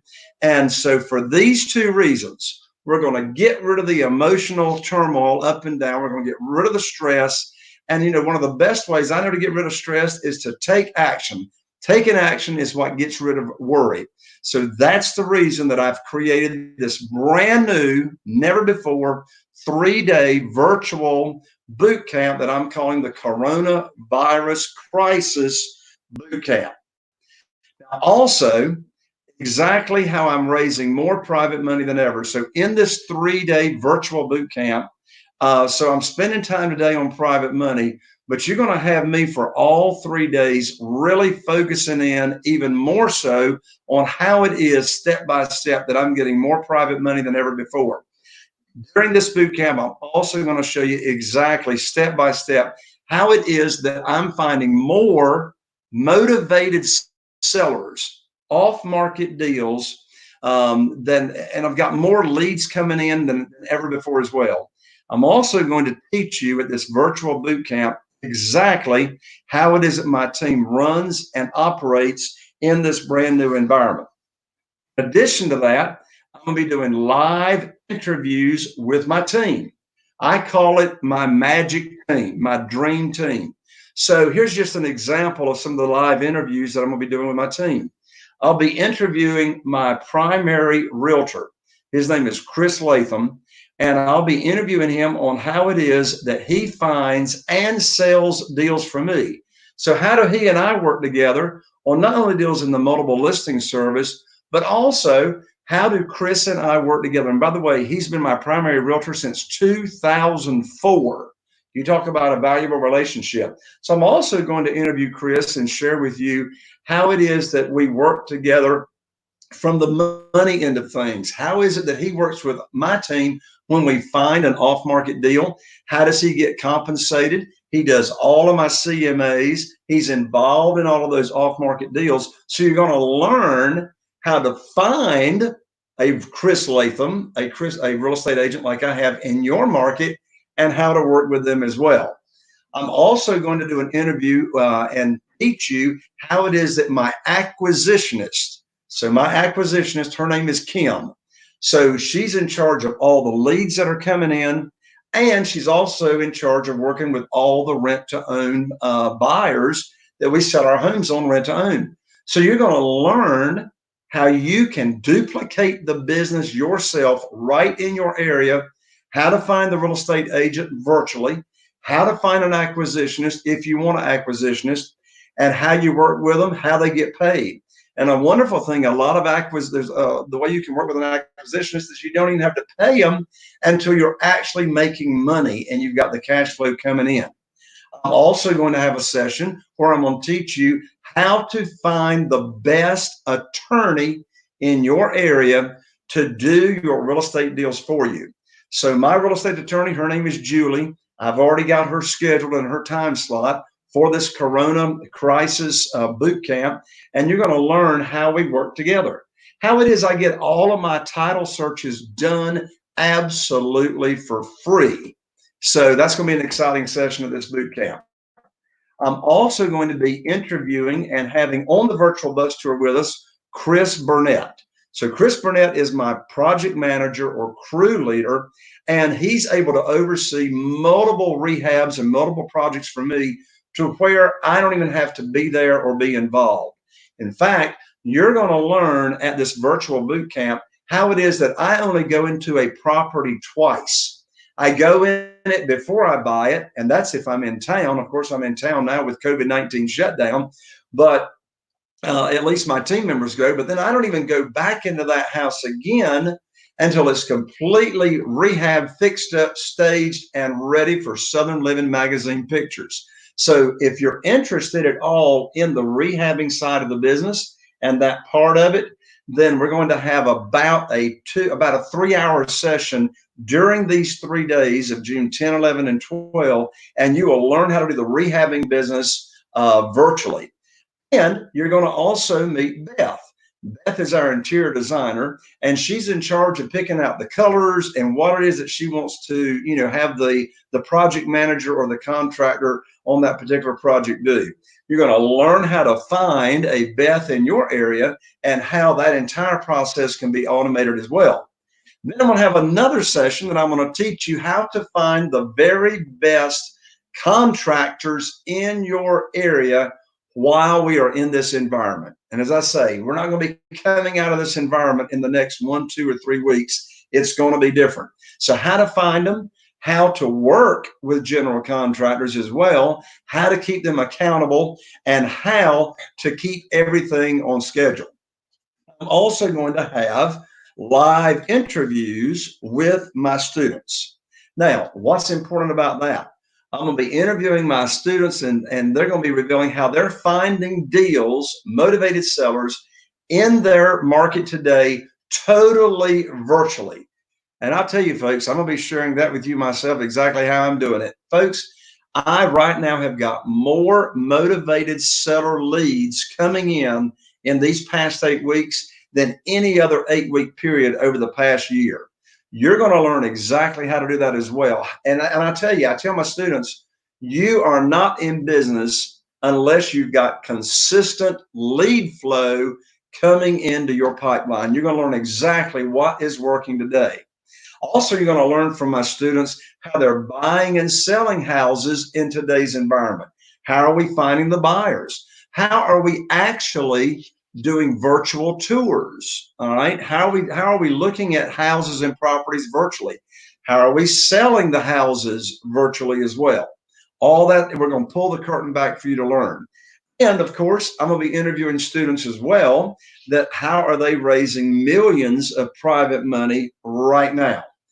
In addition to that, I'm going to be doing live interviews with my private lenders. You're going to learn how I find my private lenders and how I'm finding them now virtually, how I work with my private lenders, why the private lenders want to work with me, and why the private lenders want to work with you right now. I'm telling you, folks, you right now in this environment can get as much private money as I've got, because as you just heard, there is trillions of dollars right now sitting on the shelf waiting to be deployed, and you're going to learn exactly how to take care of it. Number two, what's working now? In this environment, how to run your own virtual networking events. So you're going to meet this afternoon, you're going to meet Crystal, who is one of our very, very successful students. Well, she has become a Zoom expert, right? So I'm going to have a special session on how you can be running your own virtual networking events and how to take advantage of that now during COVID-19. And you can continue to do that even on the other side. What else is working now that I'm going to be teaching you? How to meet and engage new private lenders right now virtually. What else is working now? You're going to learn how to get a lot of private money virtually from self-directed IRAs.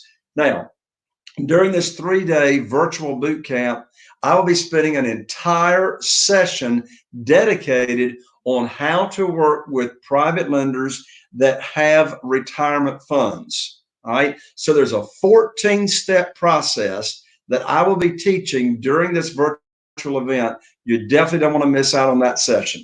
What else is working now? How to find the motivated sellers of properties right now.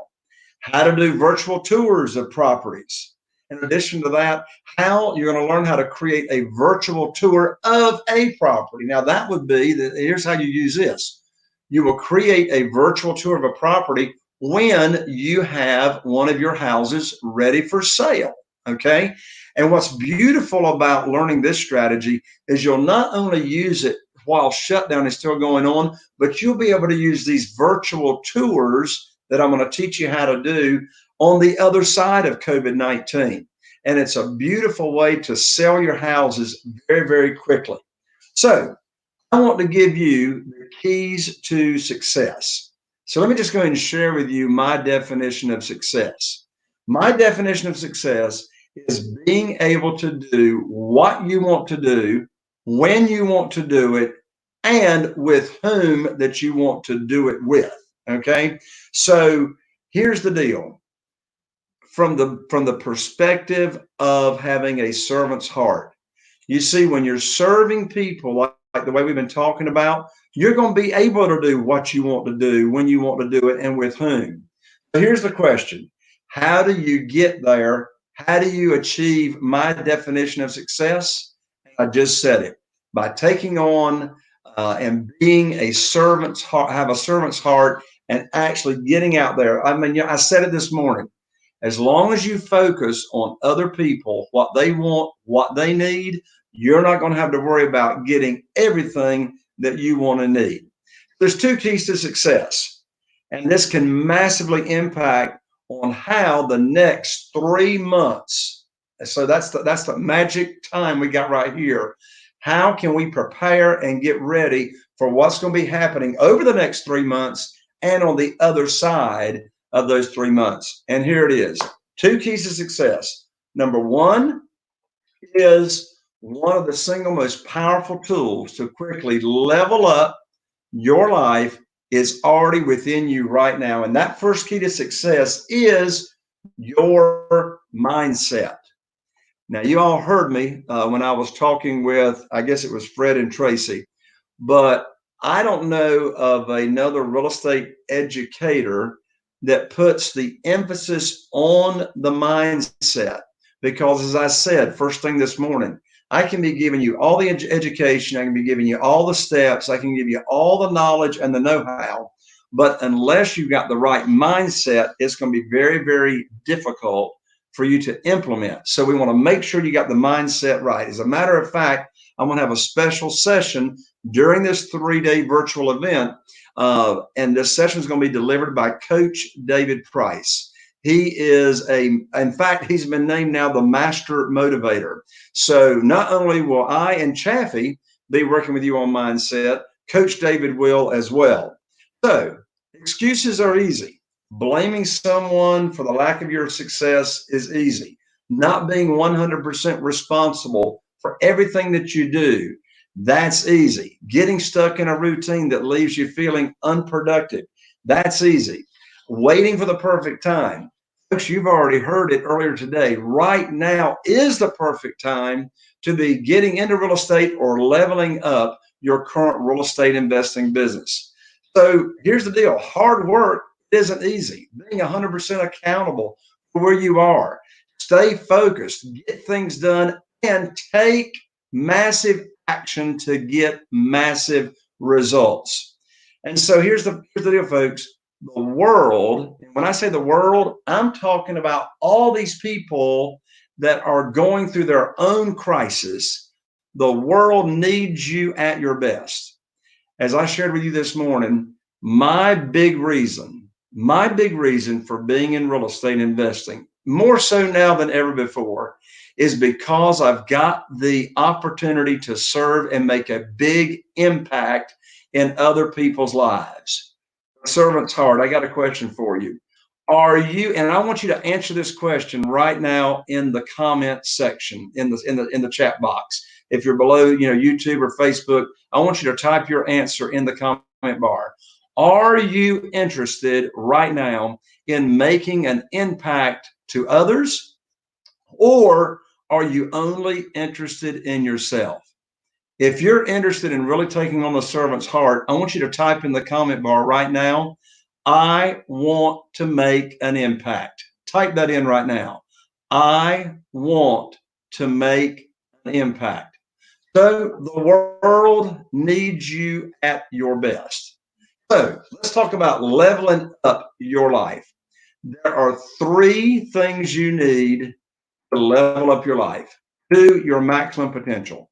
Number 1 is education. Education. All right. We're starting that with you today. Doing, that's taking action. Again, unless you take action on the education, it's for naught. And then number 3 is coaching. All right. Those are the 3. The second key to success, as I just mentioned, education is, and this is by Nelson Mandela, a quote, education is the most powerful weapon we can use to change the world. All right. Now let's talk about coaching for just a second.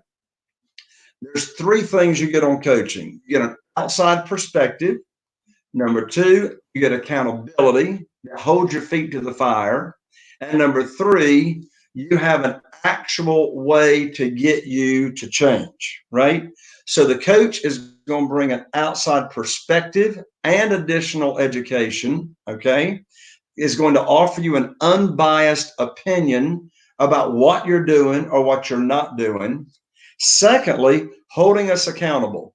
According to studies, we are 95%, listen to that, we are 95% more likely to accomplish something when we regularly meet with someone to hold us accountable. And that's what coaching does for you. And then thirdly, being an agent of change. We need someone to push us out of our old ways of thinking and toward being the best we can be. In fact, one thing that I teach my students is the successful people become comfortable with being uncomfortable. And it's the coaching, it's this 3-day boot camp that I'm talking about in this framework of coaching. This coaching is what you want to take advantage of to get you moving forward. So one thing that I'm also going to do as a bonus with this Corona Crisis Boot Camp, you will receive 4 consecutive weeks of coaching as a bonus. So here, I was just talking about the benefits of the coaching. You're going to get 4 weeks of coaching to hold you accountable, make sure you're moving forward, give you the perspective that you need. So the first week is going to be and this will take place the 4 consecutive weeks right after the Corona Crisis Boot Camp, June 10, 11, and 12. So number 1, on that first week, you're going to have a fast action game plan and mindset put together for you. The second week of the coaching, right after the boot camp, is we're going to be focusing that coaching session on getting the money and the funding now. All right.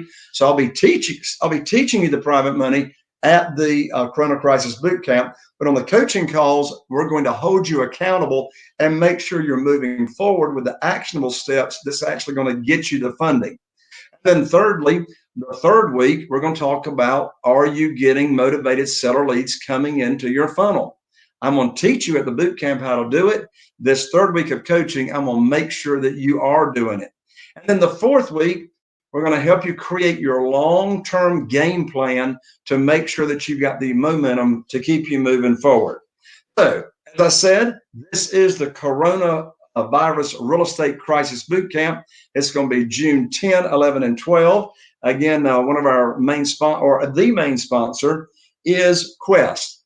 So Chaffee, how about come forward here and join me here for the rest of this session before we take a quick lunch break, okay? I'm here, Jay. All right, excellent. Well, I can't see you because all I got is my PowerPoint, but I can hear you. I'm here. All right, so you join me here and interrupt as you like. First of all, Chaffee, any comments here on what we're doing before I go here into the recap? Well, you're going to go in the recap, and what I'd just like to say is that, again, when we looked at what you normally do in your real estate cash flow conference, what most people are doing out there is just taking what they do and converting it virtual and doing the exact same thing. And we didn't want to do that. Like I said, you wanted to tackle this. You really wanted to say, hey, how do we really provide huge value and really help people in this time of coronavirus and really tackle it? And so, these 3 days, June 10, 11, 12, that we're doing virtually is different. I mean, it's different than what you normally do. It's different than our live events. So if you've been to our live events before, I mean, you're going to get a whole different perspective, a whole bunch more information, a whole bunch of information that's completely different and geared towards doing business right now, wherever you're at, virtually versus what you normally do at the real estate cash flow, which is, again, a lot of going to properties and doing real estate the old way, shall we say. So that's key. That's critical. I want to point that out, that it's not the same what you're doing. It's completely different. And I think I'm excited. We spent how many days putting this together, Jay? And, about 4 weeks. And we got a lot of guests. We got a lot of speakers coming in, all focused on how they're doing and how they're succeeding today so that the students that attend can duplicate and copy exactly what they need to do in order to succeed in their market. So, all right. So here's the summary, folks. So it's 3 full days of virtual training. You got me. All right. You got me all 3 days. I got the live interviews with my team. I've got live interviews with my private lenders. I got live interviews with my students with what's working for them now. Scott, Scott, can you put up that PowerPoint, that slide? I don't know if the students are seeing. There it is. Okay, can they see my PowerPoint now, Chaffee? I believe so. Yeah, there you go. There you go. Go ahead. Hey, if you can see it, I bet they can see it, right? Yep. All right, so we got the 3 full days of virtual training, live interviews with my team. My team means my contractors, my real estate attorney, etc. Live interviews with my private lenders, how I found them, how we work together. Live interviews with my students, how they're doing deals today, and how to raise private money virtually right now. How to find motivated sellers right now. As I mentioned, we're going to go on the virtual bus tour with me and my team. And Scott, we've got a short little video of the virtual bus tour, don't we? Yes, we do. Excellent. So should I minimize my PowerPoint or no? No. If you want shown now, I'll be showing it like in 5 seconds. Okay. Do I get to watch too? Yeah. No, unfortunately. Okay, I don't get to watch. But you guys, you're going to be talking about it, right? You want no music. Correct, but I can't talk about it unless I can see it. So, Chaffee, if you can see it, you can talk about it. Well, if Probably be best that Chaffee talks about it. Okay. Excellent. Well, and everybody, Chaffee's very qualified to talk about this bus tour because, as I mentioned first thing this morning, Chaffee's at all of my live events. Here we go. We're going to go in a second because now I've lost it on my window. Oh, is it? I see the picture of the bus. Yeah, here it comes. Oh, wrong one. Almost did the 15-minute countdown. All right, we're moving forward. So this is we're at the actual live event that Jay does this bus tour. We're going to be doing this virtually because Scott's got a ton of footage from the past 2 events that we've been to. And what's really cool is that instead of just going to properties off of the MLS, we're actually going to be seeing Jay's properties. So these are his real properties that he's bought, that he's working on, that he's fixed up.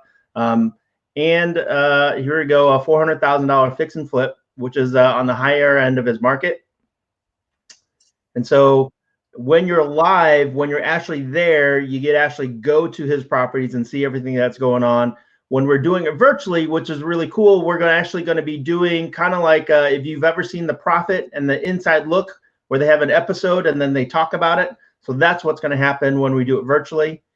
Here's we're gathered up in front of one of Jay's properties, and that's his project manager talking about that property.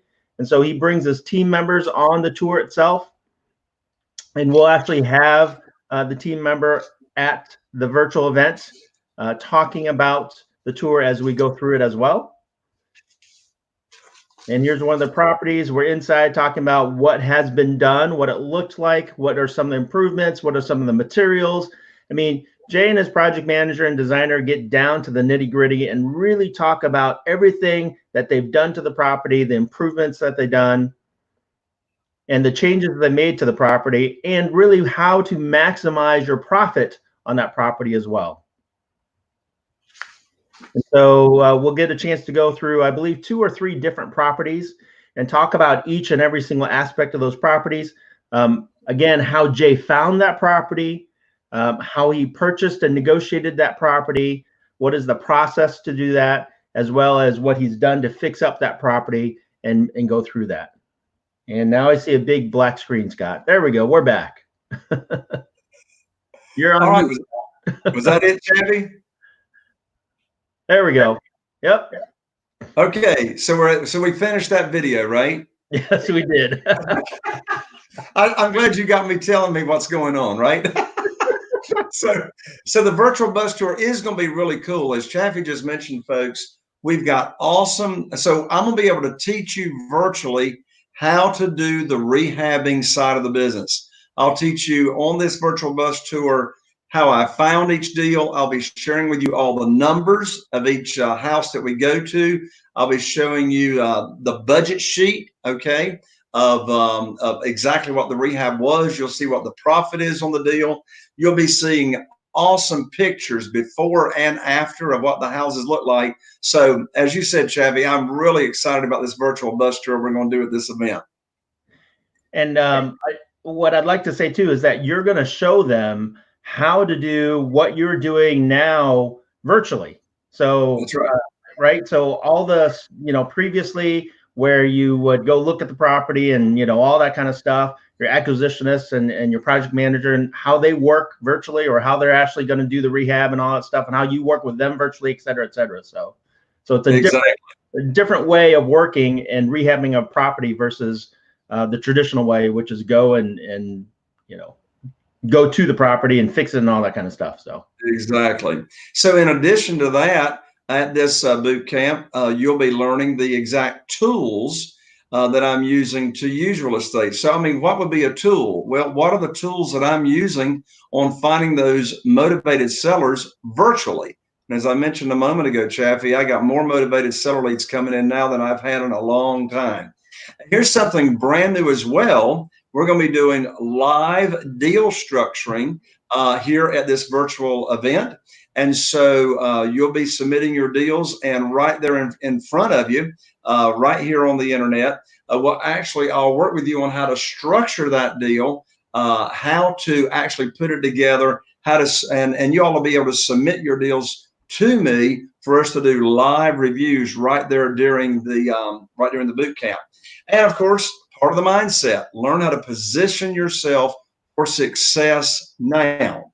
So this crisis boot camp is priced at $39.97. And as they say at 2 o'clock in the morning, Chaffee, but wait, there's more, right?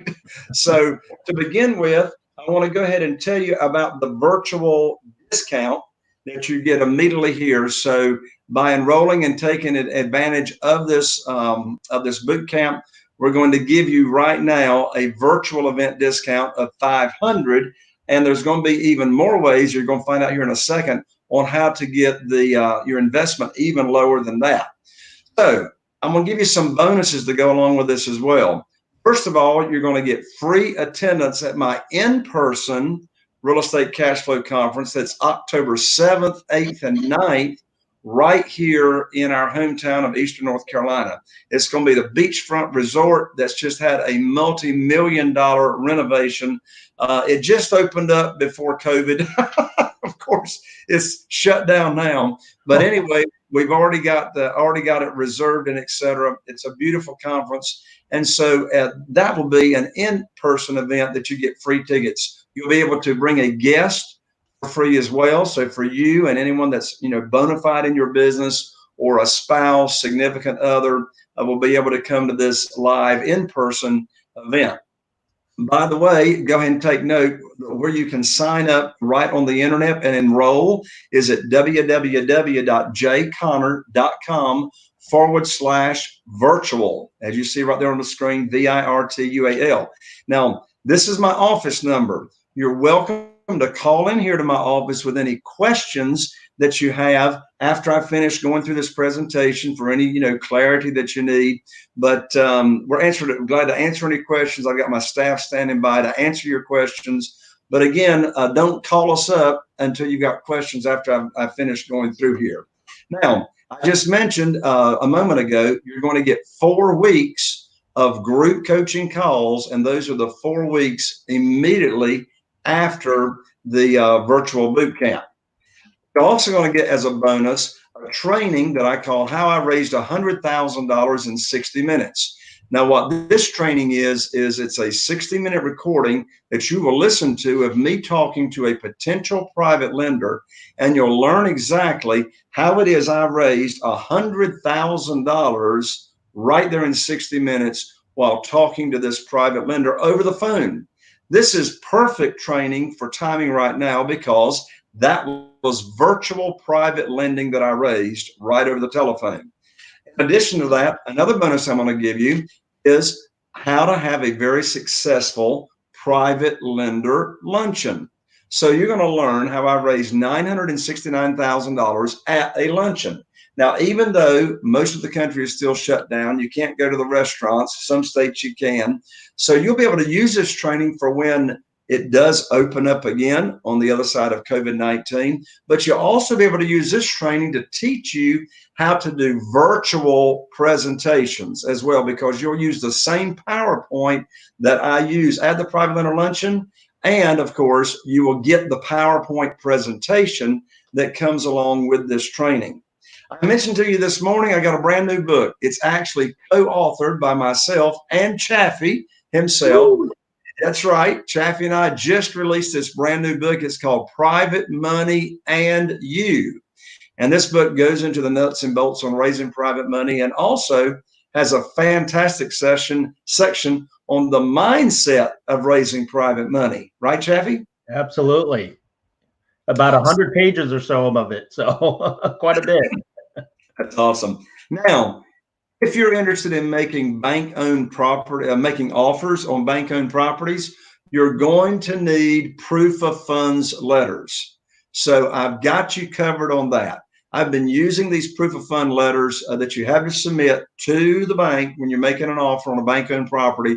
And each of these letters are good for up to $600,000 per property. I'm including those letters, access to those letters for you as a bonus with this boot camp as well. You're also going to get with this boot camp unlimited email support for 4 weeks right after the boot camp. We want to make sure that you've got all of your questions answered. And then in addition to that, for the entire 4 weeks, besides the group coaching calls, we're going to give you a hotline phone number for you to dial in here to my office on Tuesday afternoons and Thursday afternoons between 2 p.m. and 4 p.m. Eastern time. And that is for you to call and ask any question you've got. We want to make sure you've got all the support that you need. Again, you can enroll right over there at www.jconnor.com/virtual. So here, Chaffee and everybody, is the complete recap that we've got of everything that I just went over. The 3 days, you got the virtual discount that brings it down to $34.97. I'm going to show you here in just a minute as to how you can get that even lower. You got the 2 free tickets to my in-person training this fall. You got the 4 weeks of group coaching. You got the $100,000 in 60-minute training, the private lender luncheon training. You got the new book. You got access to the proof of funds letters. You got email support, and you got phone support. So, Chaffee, anything you want to say before how I'm going to make it easy for everybody? Well, one, I think it's a great value because you're getting a ton of bonuses. And two, really, this really just isn't a 3-day training, right? I mean, it's like a full month of training. So you get the 3 days that we're going to be live, all 3 full days in a closed session virtually for everyone that attends. And we got 4 coaching sessions and a full month of support afterwards. And so our goal really isn't for you just to show up, learn a bunch of stuff, and then go away and not do anything. We want to continue working with you so that we have more success stories, so that you're taking action, so that you're doing what you need to do to be successful right now. And so that's why it's not, again, just the 3 days of training. It's 3 days and then coaching sessions and support and everything else to make sure you're doing what you need to do. So I'm glad you brought that out, Chaffee, because this really is a full month. This is a full month of not only training, but coaching with you personally as well. So, Chaffee, shall I go ahead and show them how I'm going to make this real easy for everybody? I think if they want to see it, they should comment in the comment boxes. So, yeah, comment in the comment box. Jay, make it easy. Jay, make it easy. What to show them, Jay? How do you make it easy? All right, so here's how we're going to make it easy for you, folks.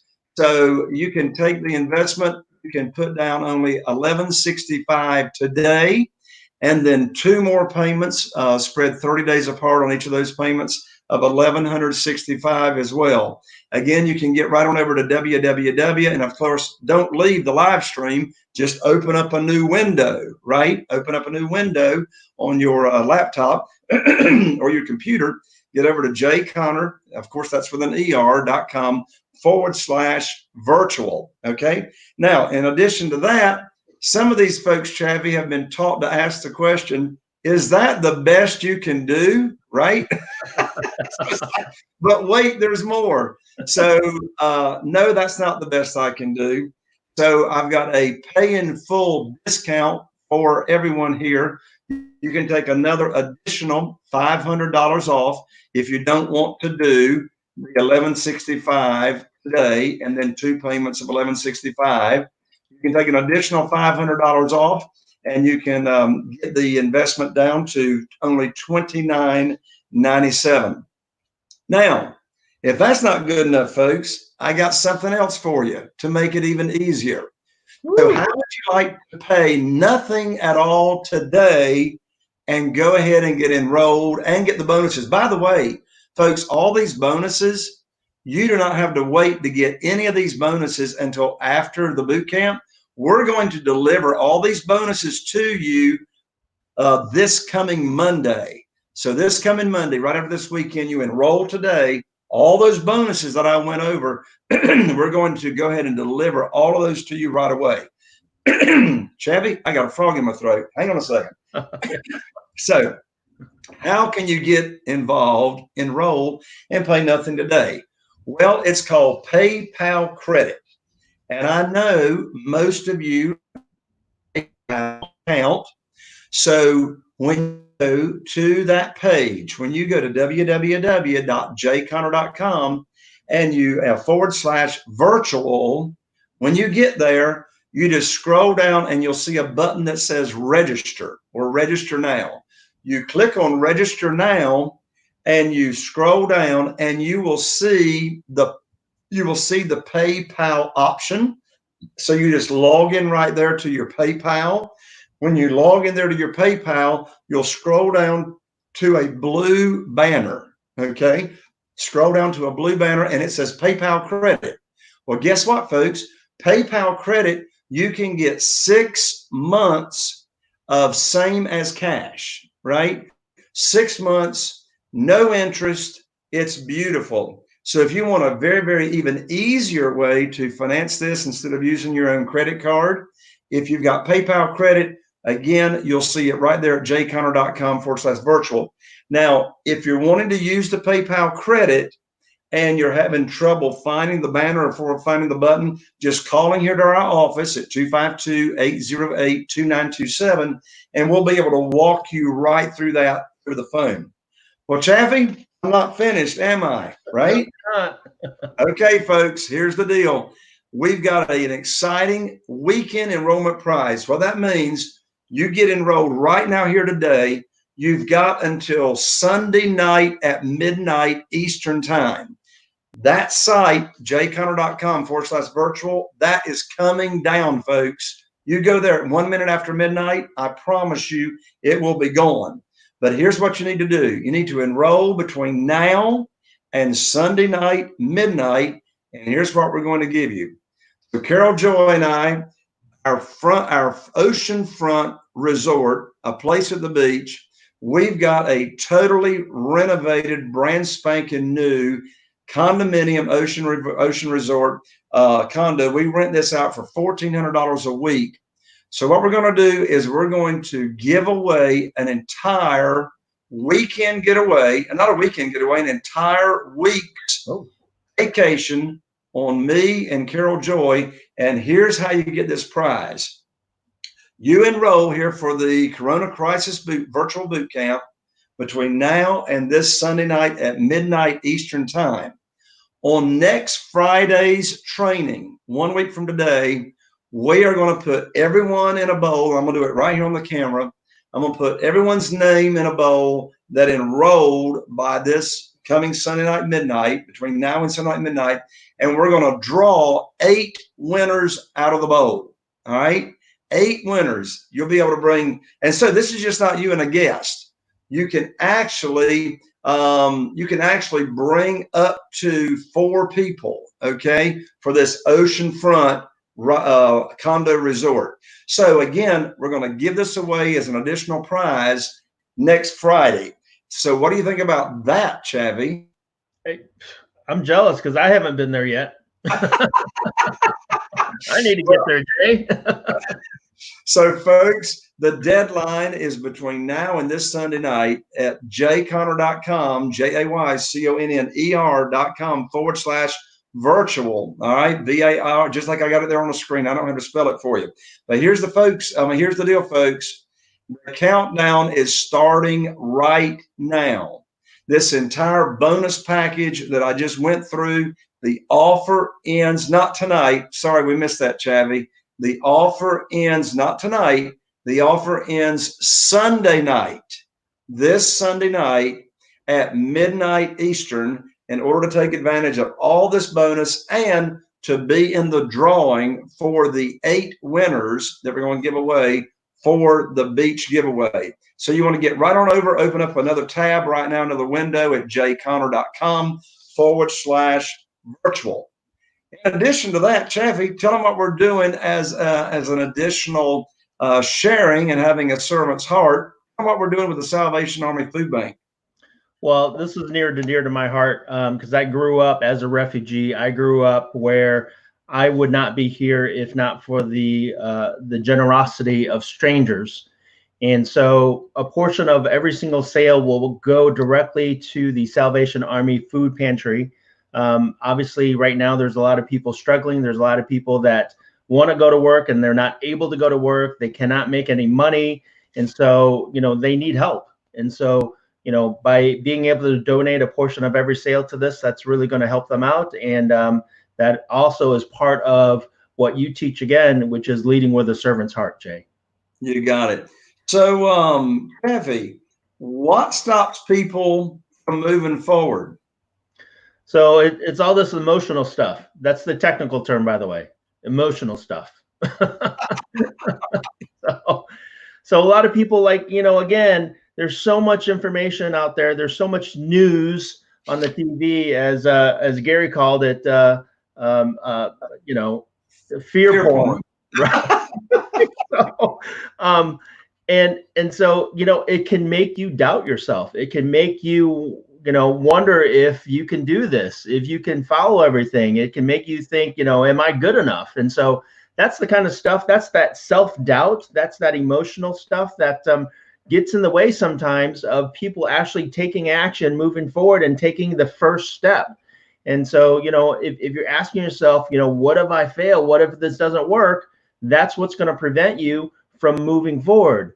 And it all starts with you believing in yourself. And this is what you say, Jay.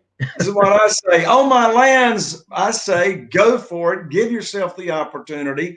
Do not let this pass by. As Gary pointed out, we are getting ready to move folks into a season of the largest not transformation, but moving of wealth. And I don't want you to be missing out on this opportunity to serve a lot of people and to make a lot of money. Step up to the plate. You can learn anything. You've come this far. And you know what I say, Chavi? It's nobody else's. It's none of my business what somebody else thinks about me, right? That's right. Who cares? Who cares what they think? The decision, the taking action, the judgment is only up to you. So, folks, admit it. We've seen investors making crazy money and living incredibly free and creative lives. And let me just ask you a question. Have you ever said anything to yourself like, wait a minute, if this character is making that kind of money, I for sure could do it, right? And they look just like this guy in your picture, too. So here's the deal, folks. If they can, you can. And you better believe it. And, you need the right strategies. You need to know what's working now in this brand new environment that we're in, which is why I have put together this very special, brand new, virtual live 3-day boot camp. And as I said, you got me live for 3 straight days, taking your questions, pulling the curtain back with what's working, talking to real people who are doing real deals. And I'm talking about my students there, and showing you exactly how my team is dealing with this coronavirus. Folks, this is your time to take action, serve a ton of people, and make a ton of money. This is your chance to make a greater difference. If your heart is racing, thinking about financial freedom for you and your family, and the freedom to spend your days the way you want to spend them, then yes, my friend, this is your time. And yes, your heart knows it. Follow it no matter what. Again, a roll now. The time is running out. Again, sorry, Chaffee, I missed this little edit here, but the offer of this entire package ends this Sunday night at midnight. If you got any questions whatsoever, if you want to use the PayPal credit and you're having trouble finding that, calling here, any questions you got, calling here at 252-808-2927. Get enrolled right now. Here is the complete recap of everything we got. Chavi, comments before we give these good people a lunch break that well deserved. Well, again, with all the options that you have to get enrolled in this really is the time. And what I love about this, like I said, is we've been working on it for about a month. It's really geared towards working with you for the entire month, not just the 3 days of the boot camp, and helping you succeed in today's environment right now. Again, it's the movers and the shakers, the people like Gary and Tracy and Fred that are really making things happen, that are really moving forward, that are really succeeding in this business, and to be able to learn from them and the people like them. That's what you want. You want that education and you want that experience for the people that have blazed the trail already. And that's what you're bringing to this 3-day virtual boot camp. And they can just follow on and do what you tell them to do. Yep. So here's the deal, folks. So we got multiple ways for you to take care of investing in yourself and in your business. You can do our in-house, $11.65 today, 2 more payments spread out 30 days apart. You can pay in full with your own credit card and get the discount down to $29.97. Or if you're using the PayPal no down payment today and the 6 months same as cash, you're getting that best price of $29.97. So any questions, you just give us a call. And I am going to, again, so it's jconner.com/virtual, jconner.com/virtual. So Scott, how about join us here to the front? We need to do a little quick countdown. And Chappie, tell them what we're going to do after this quick little lunch break. So we're going to take a 15-minute break so you can go grab some food and everything. And then in 15 minutes, I am going to start with my team, a breakout session for about 15 minutes. We'll answer any questions that you might have throughout the day so far. And you'll get to meet some of my team members, John and Kelly. I think they're actually on standby right now. Is that Scott? Oh, Scott's still on mute. That's correct. They are on standby. They'll be here in 14 minutes and 59 seconds from now. Awesome. So okay, grab some food and come back and join us, and we'll go for about 15 minutes in a breakout session.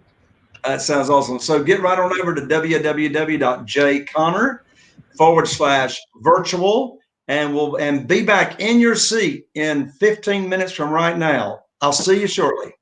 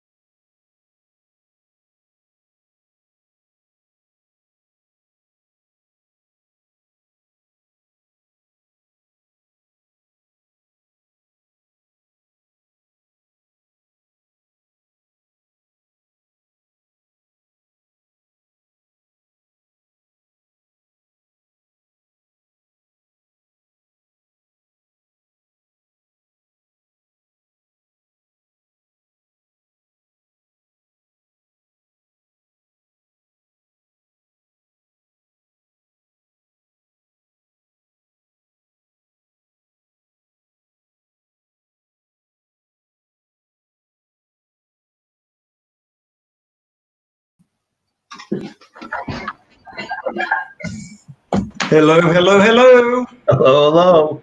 Are we back, Scott? We are all back.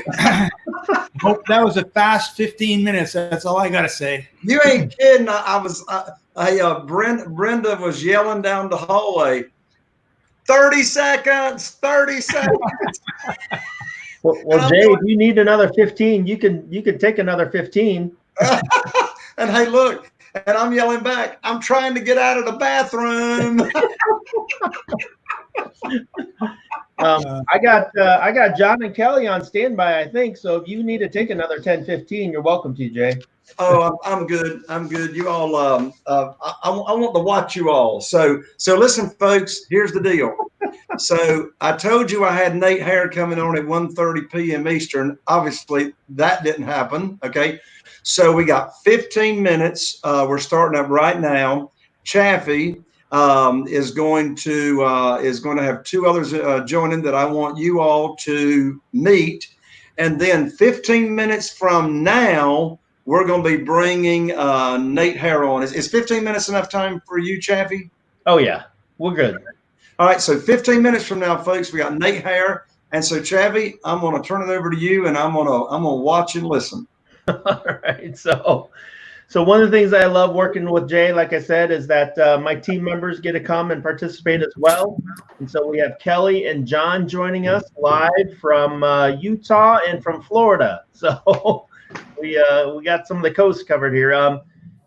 Why don't we, John, why don't you take 2 minutes, because we only have 15 total. Why don't you take 2 minutes and tell them a little bit about yourself, your experience, and some of you might have actually seen both John and Kelly because they've both been to Jay's events, and they've both been working with myself and Jay now for years. So, John, go for it. Yeah, can you hear me? After the break, my mic quit working. We're good? Yep. Awesome. Yeah, so my name is John Marshall. I live out here in Utah. If you've ever been out here and seen our big, beautiful mountains, it's a great place. But yeah, so my history comes back is I was actually a chiropractor by trade for many years. And realized that I didn't like working 80 hours a week. And so I actually hired a mentor because I knew nothing about real estate.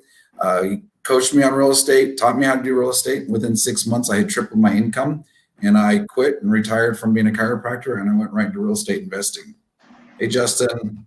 And so it was an awesome experience for me. And since then, I've had a lot of free agency to be able to go out and help a lot of other people do the same thing. I coach a lot with Chaffee.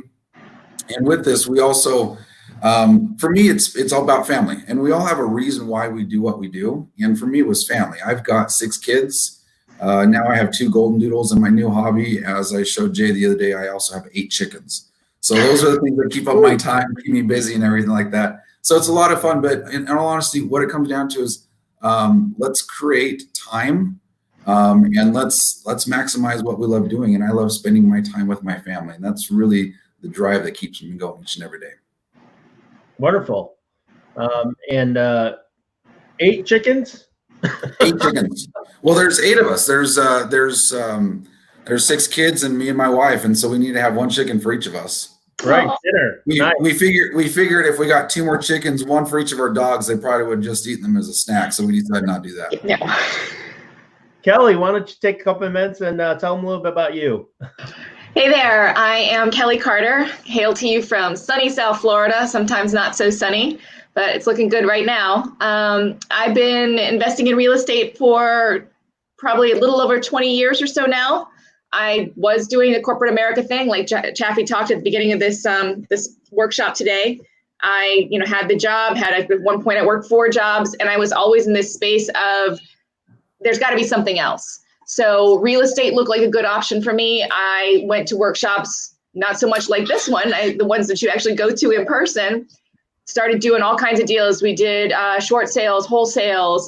We did some buy and hold and some rehab. We were landlords for a really long time. We even dabbled in some commercial, like doing some referrals there. We didn't really get our feet completely wet with that, but I love real estate. The one thing I love about real estate is that every deal can happen in so many different ways.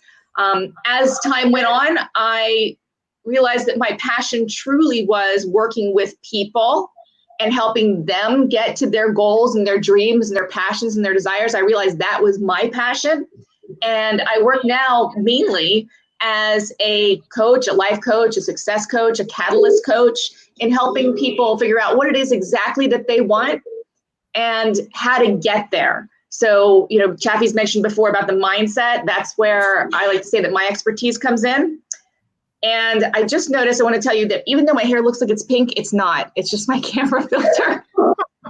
And I'm not doing it on purpose. There's something going on with the filter. So I don't really have pink hair, even though it looks like it. But I'm here to be of service in any way I can to help you realize whatever your dreams are, what direction you want to take it, and what might be some of the mental roadblocks are that are keeping you from getting there. So happy to be here and happy to be in service. I was going to ask you if you got a new hairstyle going on. Yeah, no, and I can't do anything about it. Like, natural light seems to change it. If I shut the blinds, it would look normal. Awesome. Yeah. Well, I wanted to answer some questions real quick, and while I'm answering, I got 1 or 2 questions to answer. Is that right, Scott?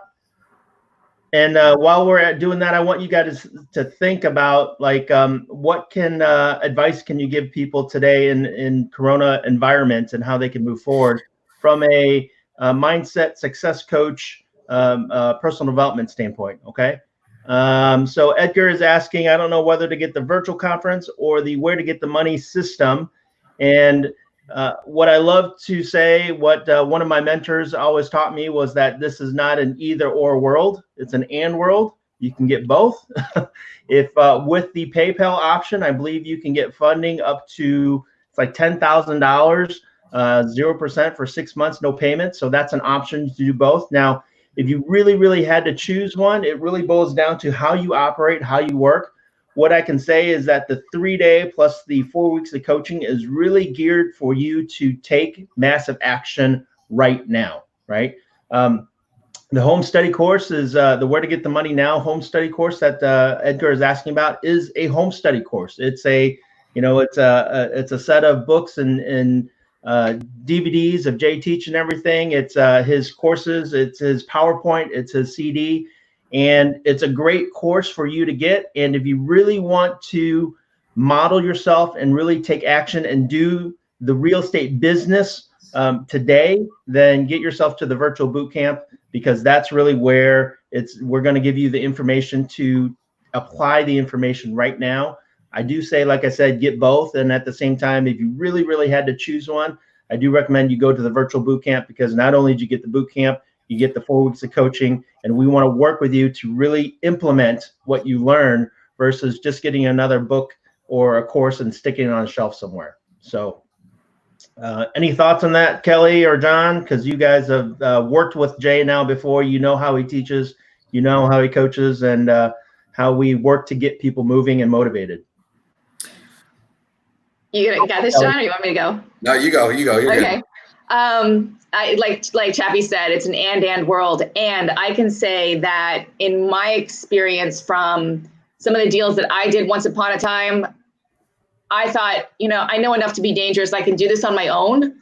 And having the courseware is great. It's really great courseware. And if you've got the opportunity to be in a room where you can ask questions and get the support and have all those things that keep popping into your mind while you're going through a courseware, have those questions answered, the benefit is tenfold. So if you had to choose, I would go in person, and you could do both. Awesome. What about you, John? I was going to say D, all of the above. I find with any person that I've coached and I've mentored, those who jump in with both feet, go in the deep end and just swim hard, they're the ones that are always the most successful. The people that I want to dabble, I want to get a toe wet here and there, they end up not fully committing themselves and end up, because they're not fully committed, they don't get the results that they hope and that they want. Awesome. Do you guys got any final thoughts or final comments for the attendees watching right now on how to deal with Corona in their personal life as well as their professional life? John, why don't you go first? Well, so, it's a unique thing, because here in Utah, we haven't had the lockdowns that a lot of people have. So my experience with Corona has been a little bit different than I think a lot of people in the country have.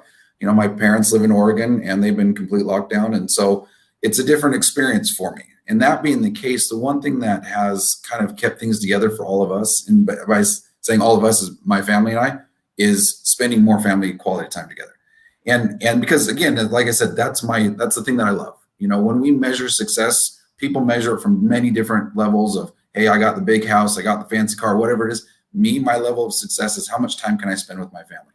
And so for me, that's my passion, that's my love, and that's what's been able to bring peace and comfort to me. And so I would reach out there and say, what is it that brings peace and comfort to you? And lock into that, like hold on to that and bring that tight into your heart, into your life. And that's what you should focus on, the things that bring peace and comfort to your heart. And really that's the best that we can do right now. Awesome. That's great advice.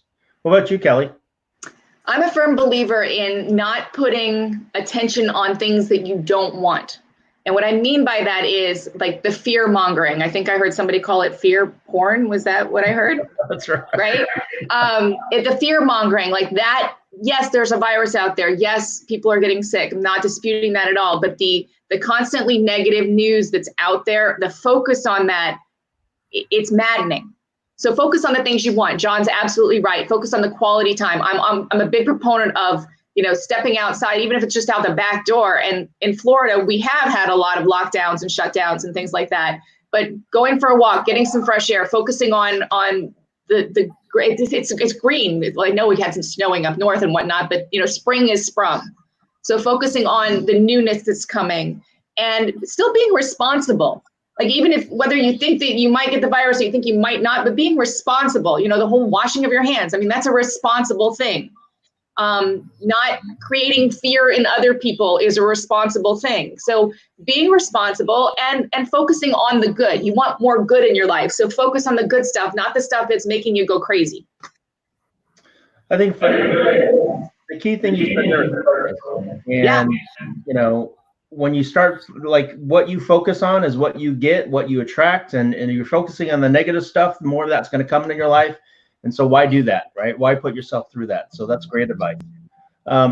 What I want to do right now, though, is that if you're thinking about the 3-day virtual boot camp, you want to participate and you might still have a question or two, and you'd like to talk to either myself or John or Kelly, then we've actually set up a page that you can go to.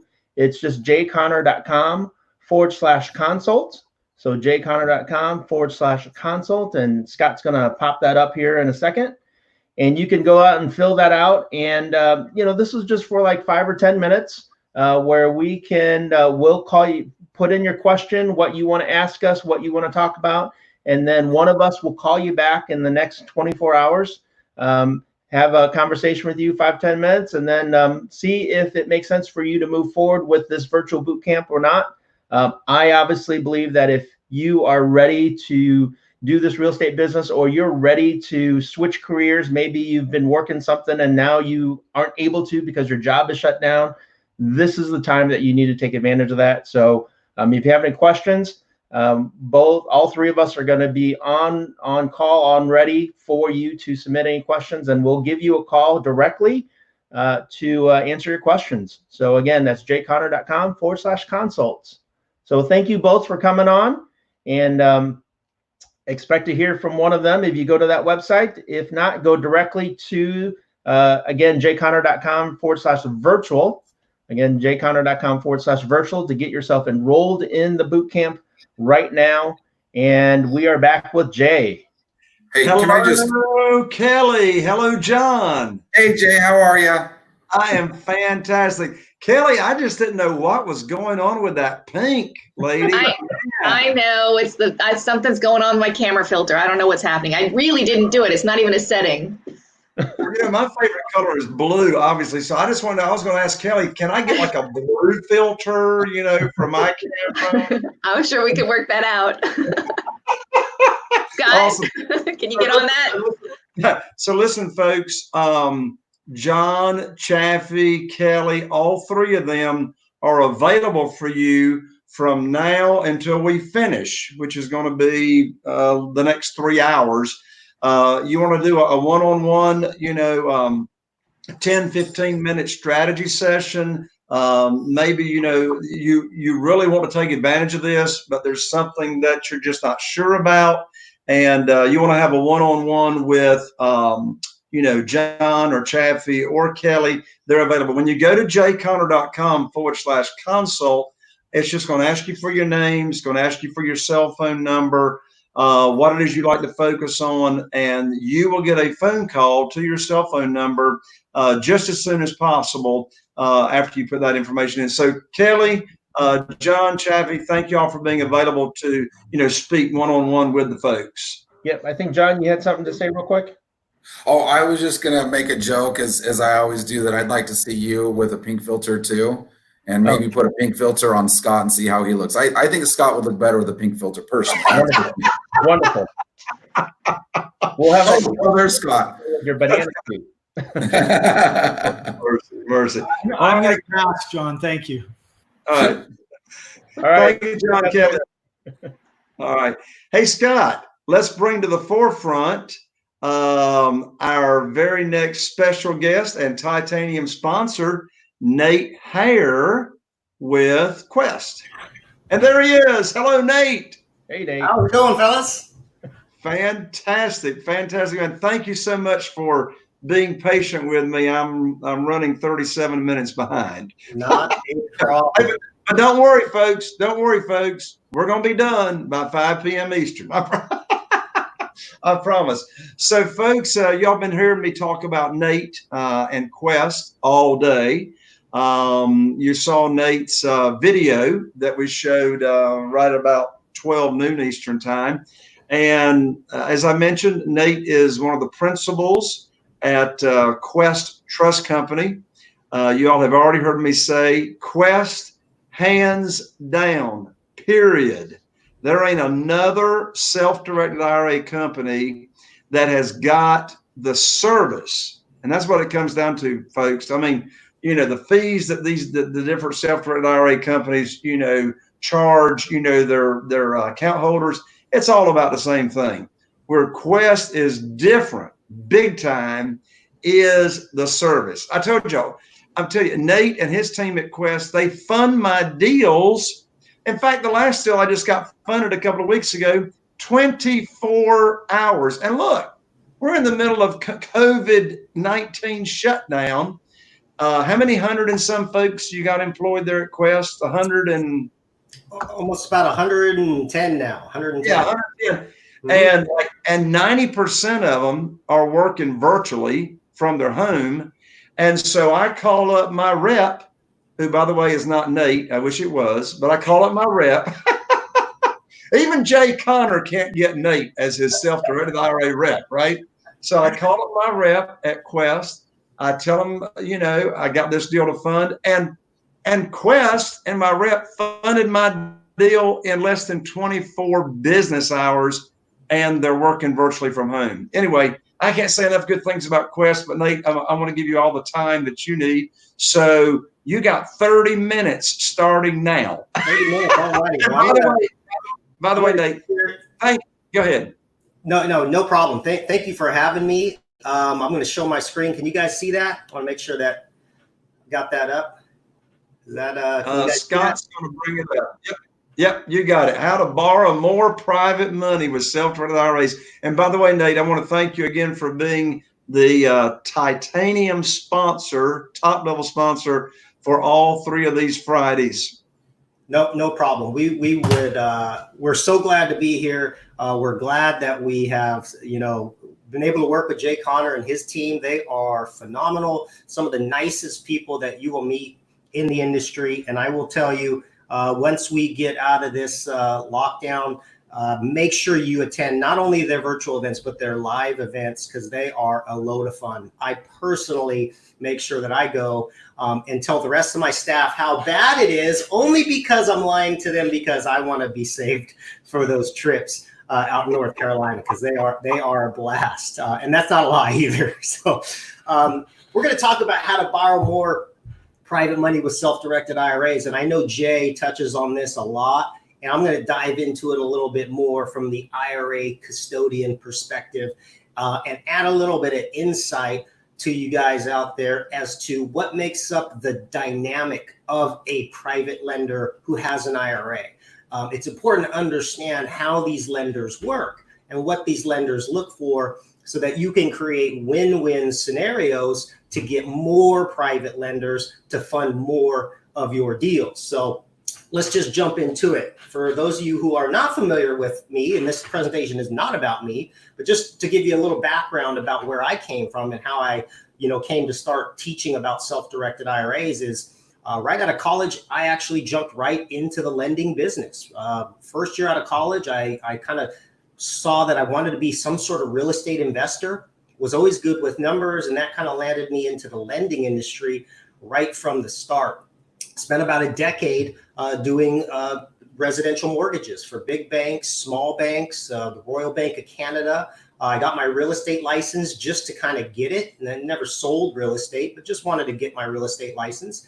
Was a real estate investor, still a real estate investor, but more of a note investor. And I am a private lender with my IRA, so I can speak to what Jay is talking about, but I can speak to it primarily from the other end of it, from a lender myself. And one of the reasons why Quest is so good at funding, especially promissory note investments so fast, as he mentioned, 24 hours, sometimes less, is because the principals at Quest are lenders. The principals at Quest do understand real estate. I was in real estate lending before I even knew about Quest.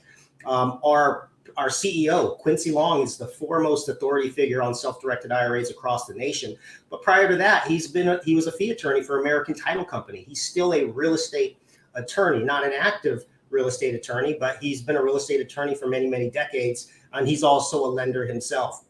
And also our CEO, or our president, Nathan Long, all of our vice presidents do private money loans. So we don't just talk the talk, we walk the walk. And that's why we really understand how to apply lending strategies, real estate strategies to IRAs. And that's why you find that if you're going to be that type of investor, it's good to work with a custodian, not based on fees, but based on who understands my investments better and who can fund them faster. And we try to be at the head of the industry when it comes to that. So even though I have investment experience, however, being a self-directed IRA custodian, we're not allowed to tell people what they should or they shouldn't invest in. So anytime that I'm speaking or one of our Quest staff is speaking, we only speak from an education standpoint, meaning we can only give you information as to how to do things within an IRA, but I'm restricted from telling you how to structure your deals, what makes a good deal and what doesn't make a good deal. But that's where you want to lean on Jay and his students and his team for that type of advice, because we don't give tax, legal, or investment advice at Quest because we're a self-directed IRA custodian. So all the information here is for education purposes only. So you've kind of heard this theme throughout Jay's presentation, is where do you find money for your real estate deals? And there's really three main places people think of when they think of where to get money for your real estate deals. And really, it's the top two that most people think of: traditional banks, hard money lenders. Very few people think to private lenders as their main private capital source. Why? It's not advertised, right? You're going to see traditional banks every time you turn on the TV. You might see hard money lenders every time you go to a RIA or every time you go to, one of your local real estate meetups. But how do you find private lenders? Private lenders are typically individuals, and private lenders, for the most part, make up IRA lenders. So if you can understand how to tap into the private lender community, it can really be life-changing, because it's very different than getting money from a traditional bank or a hard money lender. But all three of those have their own pros and cons. But if you're going to be a really successful investor, you want to understand what it takes to get money from all three sources and have contacts to get money from all three sources. I heard Jay mention earlier that, in 2009, he learned a lesson that he had all his eggs in one basket using his one banker. And then when that banker, his products tightened up, I was in that same situation as the lender back in those days. It makes it hard. So you want to understand where to get more money, and private lenders are a great source of individual money. But if you're going to ask somebody for money, realize most people think you're asking them, the person, for money. If you're going to go out there and network, if you're going to look for private capital and you're looking for private money, you can go to the individual, or most commonly, this is who you need to ask. Ask people, do you have a traditional IRA? Do you have a Roth IRA? Do you have a SEP IRA? Do you have a simple IRA? Do you have a 401k? Do you have an ESA? Do you have an HSA? These are accounts that 65% of Americans have, yet most of them have no idea how they can use those buckets of money to own promissory notes secured by your real estate. Most people just think I can only hold stocks, bonds, and mutual funds within those accounts, and that's just not true. You can hold all sorts of assets within those accounts, including promissory notes. Now, this is where the light bulb went off in my head when I learned about this back in 2011, 2012. I had never heard of promissory note investing out of retirement accounts. I even had a retirement account of my own, but my wealth advisor never suggested me to do private money loans out of my retirement account. Why? Because he didn't get paid on that type of investing. I was invested in stocks just like everybody else. But then when I found out I could have been using my retirement account to do lending, which I was familiar with, first of all, I thought, well, is that illegal? And found out, no, it's perfectly legal. You just have to find a custodian like Quest that will allow you to hold those types of investments within your retirement accounts or other people's retirement accounts. And why is it so important if you're looking for private money to think of those accounts? Well, that's how much money is in those types of accounts. $30 trillion sits in American retirement funds. It's the largest source of Americans' wealth. More people have money in retirement accounts than they do in their bank accounts. And not only that, the largest source of American retirement is now IRAs. IRAs have now surpassed 401ks. Why? 401ks and 403bs and employer plans used to be the largest source of American retirement. But as people transition and change careers and leave those companies that they started that 401k with, those 401ks roll into IRAs. So if you're thinking of just IRAs, there are $10 trillion sitting in American retirement accounts. And I'll tell you how much of that is self-directed. 2%. Only 2% of that $10 trillion is self-directed. So you want to talk about a large opportunity and a huge niche for you to dig into where most people are not digging into. There it is right there, that $10 trillion. Now, when I talk about self-directed IRAs, though, let's define that, because a lot of people get confused when they hear IRA and they hear self-directed IRA. Self-directed IRA is not a type of IRA at all. Self-directed is just a marketing term. So don't get confused when you hear self-directed IRA. IRAs are IRAs are IRAs. There's no difference between an IRA at Fidelity or an IRA at Charles Schwab than there is with an IRA at Quest. Legally, those IRAs are exactly the same thing. The only thing that's different is what those companies or those custodians allow as investments within those IRAs. Now, you ask yourself, well, why doesn't Fidelity let me borrow money out of people's IRAs there? They don't make money that way. They make money selling investments. They're licensed securities agents. They're paid for selling investments. Quest, we're not paid for selling investments. We actually don't have investments to sell anybody.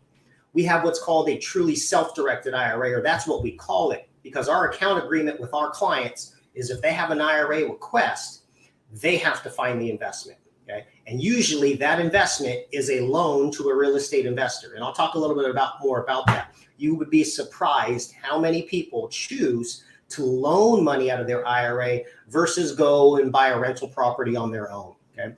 So don't get confused with self-directed. Realize custodians determine what's going to be held in those IRAs. And to be honest, most of our clients have IRAs at Fidelity and they have IRAs at Quest.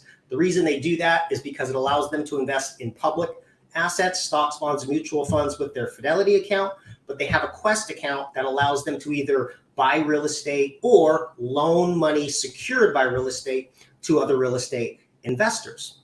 So self-directed IRAs, again, what do we hold within them? Well, at Quest, these are some of the assets that we typically see held within our clients' accounts. And I'll talk about how these assets are processed in a second here. But most people think, well, real estate's a great investment to hold within a retirement account. It is, but it also takes a lot of work. If you're a investor looking to hold real estate in your IRA, well, typically you're going to have to be the one that finds the real estate, and you're going to have to, make sure you have contractors in place. So to be honest, even though we do a lot of real estate education, only 12% of our assets are fee simple real estate. Now, we have $2 billion in assets at Quest. That's very, very low when you think about that. Only 12% of our assets are real estate, yet you always hear about self-directed IRAs being the real estate IRA. More people actually use their IRAs to invest in private entities than they do real estate. Private entities, sometimes those private entities actually own real estate. Some of those private entities own businesses, startup companies, all sorts of different things can happen within a private entity. And a lot of people use their IRAs or self-directed IRAs to invest in those private entities. But more people, at least at Quest, invest in promissory notes. 40 to 42% of our clients invest passively through promissory notes, just like I do. Now, why would so many people use their IRAs to fund promissory notes and not just buy real estate? Because out of the 20,000 clients we have at Quest, very few of them are active real estate investors. They just like the ability to make money on real estate from other people's deals, right? Real estate investors' deals. That's a great way for people to make mailbox money by just loaning money secured by real estate, just like the banks do. And the banks make a ton of money just owning notes. And a lot of people just choose to use their IRAs or their self-directed IRAs to invest passively through promissory note investing than actively in real estate investing. Now, what accounts do they use for those loans? Well, we have 7 at Quest. Now, this is important. This is the bread and butter. This is the meat and potatoes of the presentation, because these are the accounts that hold the wealth that you're looking for. Now, on the other side of it too, if you have accounts of these of your own, you might want to think about having your own self-directed IRAs. Now, there's a reason for that, and that's not a biased reason. I would love everyone to be a client of Quest. But if you're looking to borrow money from someone's self-directed IRA, I think it just makes sense that you should have your own self-directed IRA. It's very hard to talk to somebody about having them set up a self-directed IRA so they can loan to you when you don't have a self-directed IRA of your own. The other reason I think that it's beneficial for people to have their own self-directed IRA is do an investment in your self-directed IRA so you understand the process. One of the keys to unlocking private money from other people's IRAs is your ability to make the process sound smooth and painless. Now, Jay does both of these. That's why he can talk about how this works very confidently and very smoothly to people that might end up being his lender, because he does them on both sides of the transaction. So if you have an IRA sitting out there invested in the stock market, well, maybe you should have a self-directed IRA, and maybe you should even find a real estate investor to do a loan to. Here's the other reason why you might want to do that. I see at Quest very often our investors work in maybe groups of 3, 4, 5 people, right? They're all real estate investors. They all have their own self-directed IRAs.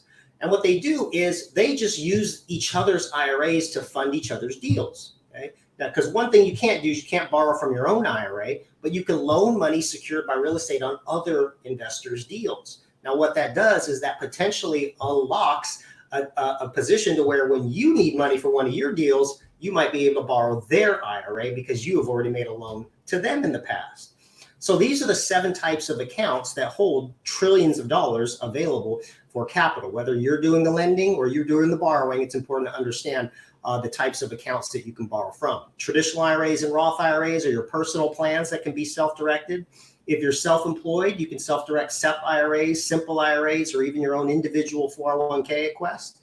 And we even have Coverdell education savings accounts and a health savings account, both great accounts that can be loaned out of or borrowed from, depending on what side of the transaction you're on. But that is the main source of private capital when you're talking about self-directed IRAs. Now, let's talk about what you cannot do with the self-directed IRA before I talk about how you can actually structure these deals and the things you can do with a self-directed IRA. Now, IRAs can own pretty much anything. Okay? The IRS does not prevent us from investing in certain things. There's only 2 investments that are not allowed within a retirement account. The one first is life insurance contracts, and the other is collectibles. That's it. Those are the only two investment restrictions to an IRA.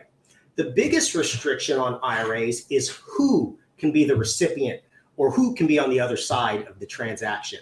Now, this is different for people who have only been investing through their Fidelity account, because Fidelity never has to tell you about the people restrictions on IRAs. Why? Because typically you're just buying and selling from Wall Street. Well, when you self-direct your IRA, you're now buying and selling investments or doing investments with people. Okay, so it's important to understand who are the disqualified people to an IRA, because this will restrict you from borrowing money from some people's IRA. Now, when it comes to disqualified people to an IRA, these are typically the people that are fiduciaries to the IRA. Okay, you, the IRA owner, are a fiduciary to your own IRA. What does that mean? A fiduciary is somebody that has to act in the best interest of their principal. In this situation, the principal is your IRA. So your job to your IRA is to find it investments to help it grow. And the benefit to that is the government won't hit you with any taxes as you invest within your IRA. But it must be as an investment vehicle, and it can't be invested right back to yourself, because that's just a distribution. Okay? You get your benefit from your IRA by taking distributions to yourself. So when it comes to you and your IRA, it's a conflict of interest for you to tell your IRA to make a loan to yourself. You make the decisions for both parties, so that's a conflict of interest. The other people that are equally disqualified as you would be your spouse, your kids and your grandkids, your parents and your grandparents. It's typically the people that would inherit the IRA, and it's really just lineal relatives. Now, brothers, sisters, aunts, uncles, cousins, nieces, nephews. In the IRA world, those are considered family to the side. Okay, you could borrow money from your brother's IRA to fund your deal. I'm not saying you should borrow money from your brother, because that opens up its own can of worms. But it's just important to understand who is strictly disqualified to an IRA, and don't let that get you caught up, because outside of you, spouse, and up the line and down the line, there's hundreds of trillions of dollars, or tens of trillions of dollars, in other people's IRAs. So that's where you want to keep your radar out for. But just understand, you can't borrow money from your own IRA, but you can lend it to other real estate investors and they can loan back to you. That's really the best way to think about that. Now let's look at this from an actual case study standpoint. And I took this from my own vault of investments. And this is one of the first ones that I did, back when, and I actually did this for this case study. I wanted to do a case study on partnering. So here's the backstory to this investment. So we teach some classes at Quest, and we do most of them virtual for obviously reasons now, but back in the day, we do a lot of live classes. And at our live classes, we allow people to get up at the end of the class and actually pitch investments. Now, we cannot pitch investments for clients, but in a public forum, in a public setting, like a public class, we allow people to network and pitch their own investments. I had an investor come up to me, an investor who I was familiar with. He had been coming to our classes. I knew his deals. He seemed like he had a good track record. So I already kind of knew him, prior to us doing this first deal together. And after the class, he came right up to me and he said, "Hey, Nate, I've got a deal. I'm looking for some private money. I need $55,000, and I'm looking for private money because conventional bank's not going to loan on this property." The reason being is because the property was not in very good shape. Okay, hard money would not even loan on this property. They could, but this property was one that he had to do a lot of digging. He found out that the property had been vacant for 2 years. The owner was a beneficiary of the asset, never even saw the property, lived up north in West Virginia, thought the property was just basically a tear down and didn't want anything to do with it. And by the time that this investor tracked down that owner, he enabled himself to work up a pretty good deal for himself, that he can buy this property for $55,000. $25,000 would be the acquisition price for the property, and the rehab would be $30,000. Now, when he came up to me, he told me that the ARV was $125,000. So as a lender, I'm thinking $55,000 secured by a property, ARV $125,000. I'm liking that deal. So the first thing that I do is I do run my own comps. I run my own comps through other investors. It's up to you really as the lender to decide whether or not you're comfortable with this deal. Now, on this specific circumstance, I did not ask for a credit check. Okay? I typically don't ask for a credit check. I don't ask for income verification because I only work with certain people that I've already worked with before that I know have good track records. But at the end of the day, I know how I sleep at night is that my money is secured by the property. Okay, that's my main thing. Can we close at a title company? Can I have my attorney draft the promissory note? Do I have collateral to this investment? Okay, that's what's going to make me sleep at night. Okay, so after I ran my comps, I actually found out that the property that I comped out at 137. So I knew that his comps were very conservative, and I said, I'm good. Let's do this deal. Now, here's the deal. I already had most of my money in my IRA loaned out to other investors, but I did have a little bit of cash in my IRA, and I didn't want to leave this loan to somebody else. So what I did is I actually went around the office and I partnered with my network. And again, you can do this with other networks as well. But my network is the executives that work at Quest. So I just literally took me an hour. I walked down the office. I asked our president, does he have any money sitting around in his IRA that's uninvested? I asked my vice president, does he have any money sitting around in his IRA uninvested? By the time I walked around the office, I had rounded up $55,000 in 8 IRAs. You can see there, that's the actual promissory note. I had to white out the account numbers there. But we used 8 IRAs on one promissory note to fund one deal. Now, I heard somebody ask earlier in the presentation, could you have 4 different lenders on one property? You can. Now, you can do that as 4 liens, or you could just do it like we did it, which is 1 lien, 8 IRAs, and it's just considered a fractionalized note. Okay, you find this more common with IRAs because a lot of people have multiple IRAs that they want to get invested, and that's all we did here. So we're all 1 lien position. We just had a fractionalized note. Now, the borrower agreed to pay us 12% and 2 points up front, and it was a 1-year note. And I'll talk about why this was a 1-year note here in a second. But that was a great deal. This is a win-win situation. The borrower got the money within 24 hours. We had our attorney, which is our president, draft the promissory note, and we all made 12%, over that course of that year. Here's some questions that I typically get asked on this. Why 1 year? Well, IRA lenders are typically shorter term lenders. Okay? You're not going to find many private lenders that want to be married to you for 30 years. They're not going to do a 30-year mortgage to you. So you want to use them for what they're there for. Okay. Typically, shorter term loans are going to be, what you're going to find there, but that's fine because you want to at least use those loans to acquire the property. You can acquire it faster without waiting 30 to 45 days for conventional financing. And a private lender will loan on properties that might scare a traditional bank. Now, on this deal, you notice that we did a large rehab. So I get this question a lot. Should the lender front the rehab cost? It depends. It depends on the deal. Now, in this situation, we decided to front the rehab cost because it was a large rehab. It needed to be done quickly. And the ARV was so significant that we were in a pretty safe position. Other ways you can do it on other deals is you can structure it in the form of draws. Okay? You can front maybe the first $5,000 for the rehab as the lender. And once the borrower shows you evidence that rehab has been completed or the first set of rehab has been completed, then you can loan more after that. It really is up to you as the lender and the borrower to make that decision. Why 12%? Well, typically private money rates are going to be right in between conventional money rates and hard money rates. Okay, it's always going to be right in between. So could you get money at 6% at a bank? Yes. But what else are they going to want to ask? They're going to want 30% down. They're going to want your tax returns, blood sample, firstborn, and then they might give you the money in 30 days. Could you go hard money? Yes, hard money's fast, but what are they going to charge? They're going to charge somewhere between 14 and 18%, depending on where you're at. So private money rates are typically, you'll find them anywhere between 7 and 12% on average. But again, it's all a negotiation. You want to make sure that you just create a win-win scenario for your lenders as the borrower, because there's a lot of people out there that would love to just make 5%. And that's going to be different for every individual. Think about this. If you have somebody that that is invested in a CD. Well, what do CD rates pay?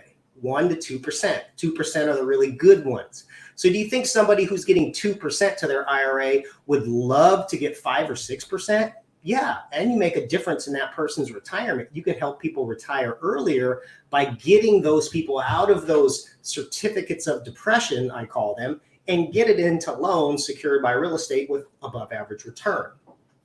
Are there other ways to structure deals? Sure. This is a simple interest loan, but there's other ways that you can structure deals. And I'll talk a little bit more about that in the full 3-day event coming up in June. We'll talk about joint ventures and shared appreciation mortgages, which are other strategies or other ways you can structure the use of private money. And why use private money? Well, typically it's fast, depending on the custodian you're working with. There's no credit check and there's no income verification, but it does take some networking and it does take some relationships that you have to build. And this is the biggest thing when it comes to borrowing private money is your relationship with the lender. You must court your lenders. You must find out each lender's risk tolerance. What is their need for money? There's a lot of different things that go into this, and Jay is phenomenal at teaching you how to do this because each lender is going to be different. Okay? You want to walk into it as a new opportunity, a new negotiation, which each of your lenders, and if you can find win-win situations, you'll find lenders for life.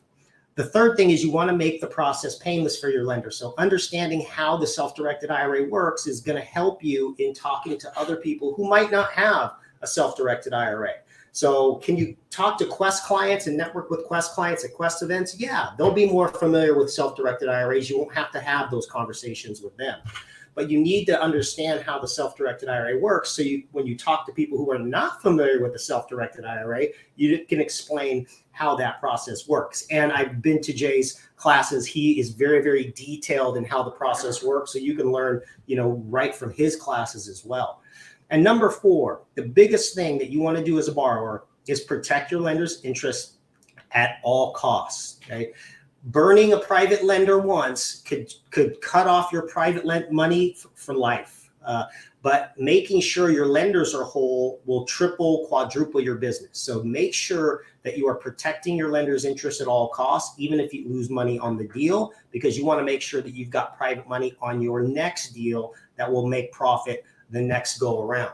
So remember, there's trillions and trillions of dollars in retirement accounts, $30 trillion in retirement accounts, $10 trillion in IRAs. If you can have your radar open for that, you can make a life-changing event happen to you and the people that you use. I will tell you this. I have a good friend of mine here in Houston. Okay, 2 years ago, he bought 62 properties with zero of his own money. He borrowed $7.5 million from other people's IRAs. He didn't use a penny of his own money to buy any of his real estate. Now, he started that about 5 years ago and building that database. So you just got to start right away, because the hardest lender to get is the first one. Once you can get the first private lender, and once you can pay them back their principal and interest, the rest is like riding a bike. And you'll find that you have more money than you know what to do with if you can make your lenders happy. Okay. If you guys want to learn more, I'm going to go into more detail about how this works. So join me at Jay's Real Estate Cash Flow Conference. We're going to do an in-depth self-directed IRA presentation that's going to talk a little bit more details and more strategies on how you can make win-win scenarios using self-directed IRAs, your own self-directed IRA, or other people's self-directed IRAs. And I'll probably open it up to Q&A, I guess. I'm not sure how the Q&A works, but if anybody's got questions, they can fire questions away. I'll try to answer them. And I know I've got Haley Gant, one of my top IRA specialists. She's on the phone. She's on the comment section too. She's probably answering questions as we speak. Or you can email us. If you think of questions later, we have a special email address that we have especially for Jay Conner students and Jay Conner attendees, which is jconnervip@questtrust.com. That'll get you immediate answers and immediate service, even on the weekends. So just email jconnervip@questtrust.com. So I'll leave that up there for a second before I take it off there. Take a screenshot if you need to. And then I'm going to stop sharing here and get back to where I can see you guys. Let's see here. All right. There you are, Nate. Can you hear me, Nate? I can hear you. Yeah. Awesome, awesome. So, folks, we got Nate here available for about 5 more minutes. So go ahead and put your questions in the comment bar right now. Any question you've got on, self-directed IRAs, anything that Nate just went over there, type your questions in. I know when he's at my in-person live events, like you get mobbed for questions, Nate. It's fun, but it is fun too. And I'll tell you this: if you guys haven't been to one of Jay's events, they're a blast because, and they're a blast because you see a lot of the same people. A lot of the same students come out because they're always getting new nuggets and new information, and they like to network. So they're fun. I mean, I miss going out there to those events. So let me ask you a question, Nate. What would you say, at least in the world so you're a private lender to some real estate investors. From the perspective of a private lender, how are you thinking any differently about what you lend out and doing deals? I mean, are you more reserved? Are you more cautious? Like in my world, I've told people I've got more private money coming at me than in the last 8 weeks than I've had, in a long time. But from the perspective of a private lender, what are what's your emotions? What are you thinking about COVID-19? I'll be honest. My emotions have not changed because I have a lot of trust in my borrowers. So, and that's one of the things is that the borrowers that I use, they're the real estate experts. They're picking deals. And right now, going into this new transition, it's a lot like 2007, 2008. And what you're going to see here is you're going to see a lot of investors, real estate investors, have more equity plays. So that's good for the private lender. Now, banks might tighten up their lending criteria, but they're working in a whole different ballgame. The big banks have SBA loans that they're trying to work with, so they have limited cash for even residential mortgages for homestead properties. Private lenders are going to have a large opportunity to make loans on nice equity plays. So I'm actually more excited to do more loans going into this because there's going to be a lot of opportunities. I put a lot of faith in my borrowers that they know the properties and they have the good track record. And at the end of the day, even if it goes wrong, I know they'll pay me. And that's one of the benefits to being a good borrower is that your lenders trust you regardless of the market. Excellent. Well, Quate, do you know how to say Nate and Quest as one word? That would be Quate. Quate. I'm calling you Quate. All right. So Nate, we've got 1, 2, 3, 4, 5 excellent questions that have come in, and Scott is putting the questions up right there on the main screen where you can see them. I see it. So what's it cost to set up an account with Quest? Right now, it doesn't cost a thing. We actually have a Quest Cares promotion that's going through the remainder of the month. So if you wanted to set up an account before the end of May, we're not charging anything to open an account. And even there's certain accounts that we're giving people $100 credit towards future fees. So that would be our way of giving back during this time.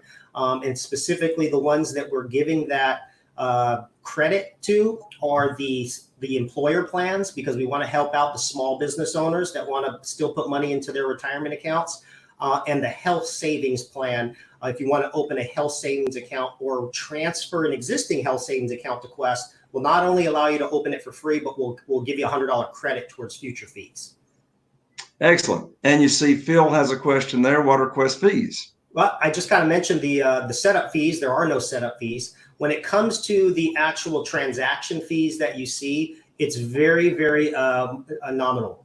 $125 will get any investment funded. And $125 is to process the investment from start to finish. Now, oftentimes what you see a lot of our clients use 4 or 5 accounts on one transaction. We don't charge $125 per account. We charge $125 per investment. So let's say that you had 5 IRAs invested into the same deal. It'd be $25 each, which is nothing. The administration fee to hold the assets could range from $99 a year to $295 a year, depending on the fee structure you're on. But if you want to get a more in-depth analysis on what fee structure works best for you, just give us an email at that J Connor VIP email, and we'll have an IRA specialist reach out to you and kind of give you more specific questions. But typically, a couple $100 a year is all you're going to have to pay. And I always urge people to pay that outside of your IRA. Don't let us take the money out of your IRA to pay the fees. Pay it with your credit card, write it off on your taxes, pay it outside of the IRA. That's the best way to pay those fees. Excellent.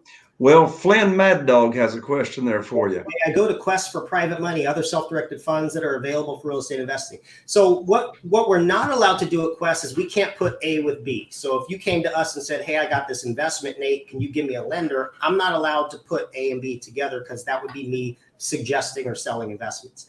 But what our clients typically do is on any of our podcasts, any of our classes, or when we do live classes, that's a way to network and put your information out there, or go to events like Jay's. That's a great way. When I'm up there speaking on stage in front of Jay's students, those are your lenders. If you look to the right and you look to the left, that might be a lender sitting right next to you. So when it comes to looking for private money, it's really a relationship business. You got to get out there and network a little bit.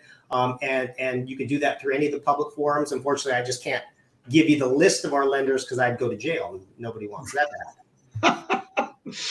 So Mike's got a question. Yeah. So Nate, so we must lead investors to you and then have them lend. Yes. So here's one of the great things about Quest is you don't have to be the IRA expert when you talk about how this works. I heard Jay mention earlier that he does his own private lender luncheons. That is a great way to get people familiar with the self-directed IRA. And then you can divert them to even some of our classes to get more familiar with how the self-directed IRA works. Because the thing that's great about us is we're a neutral third party. So we're just going to talk about the benefit of using the IRA without pitching your investment, but that makes those people very, very comfortable. I'll tell you a personal story. We actually have a gentleman here in Houston, and here's what he did. He just used our own classroom because we've got a classroom here in Houston, and he scheduled his own real estate private lender meetup immediately following our Tuesday classes.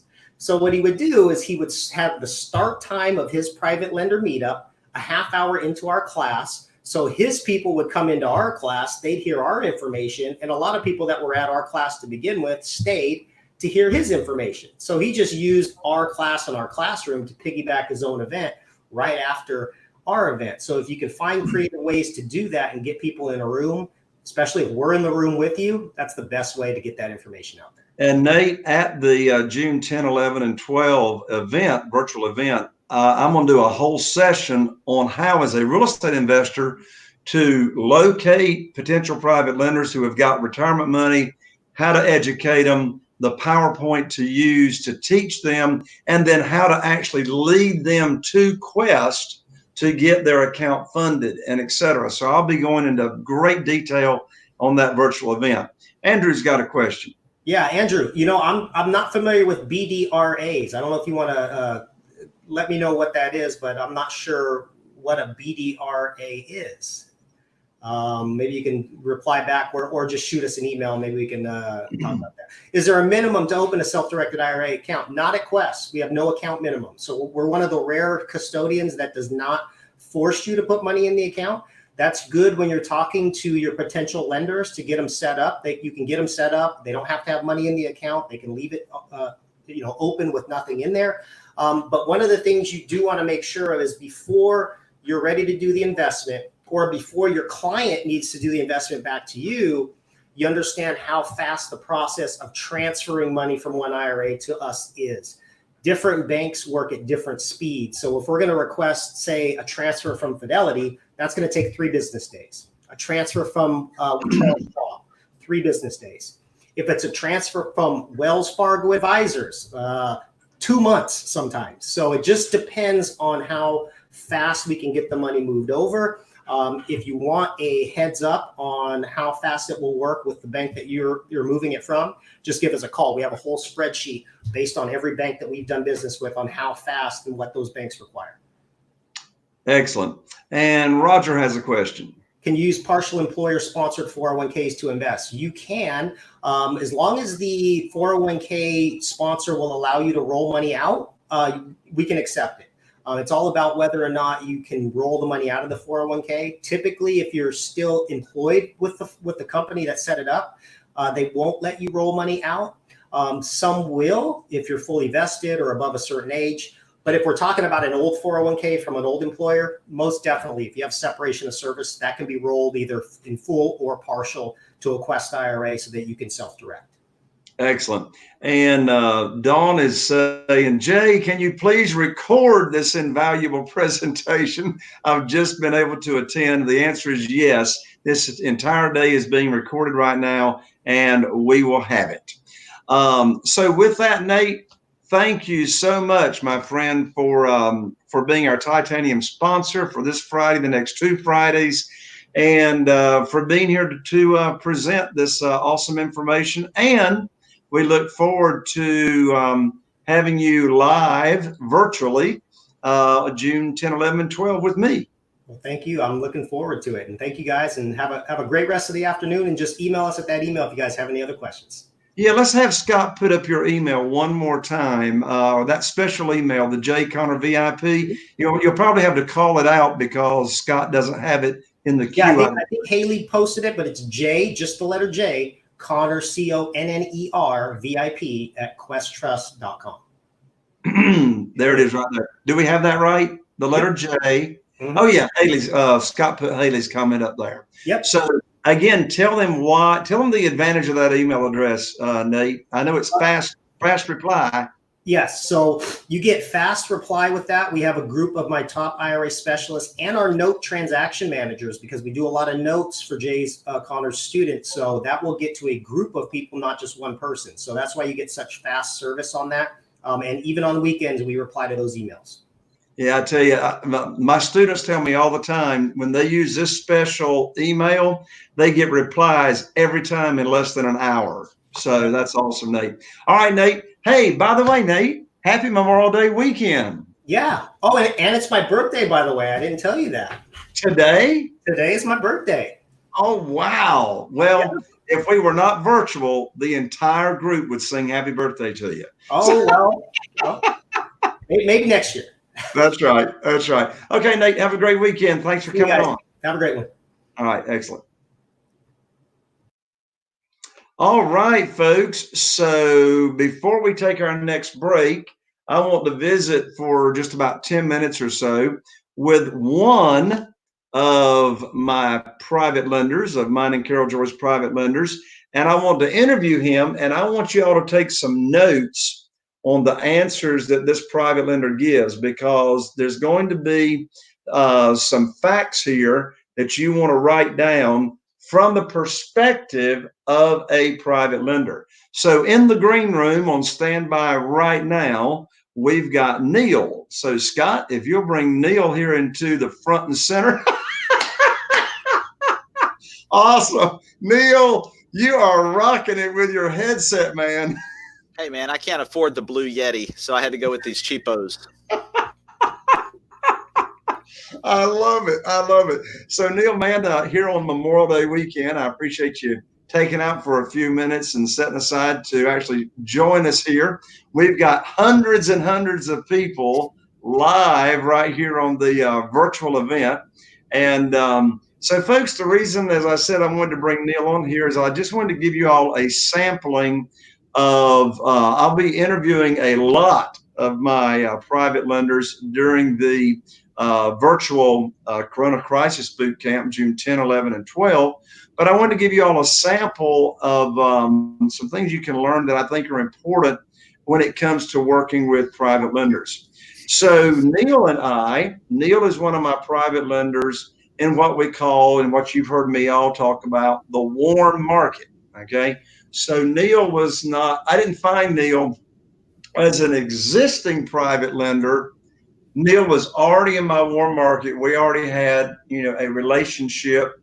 And so Neil, let me just ask you some questions. How about that? Go for it. I'm ready. All right. So first of all, tell everybody your career background. Sure. I was a Marine for 20 years and retired in 2015. And so you're in the Marine Corps, and now you do, I guess you call it consulting work, but anyway, so you as my private lender, do you loan me money from liquid investment capital or from a retirement account?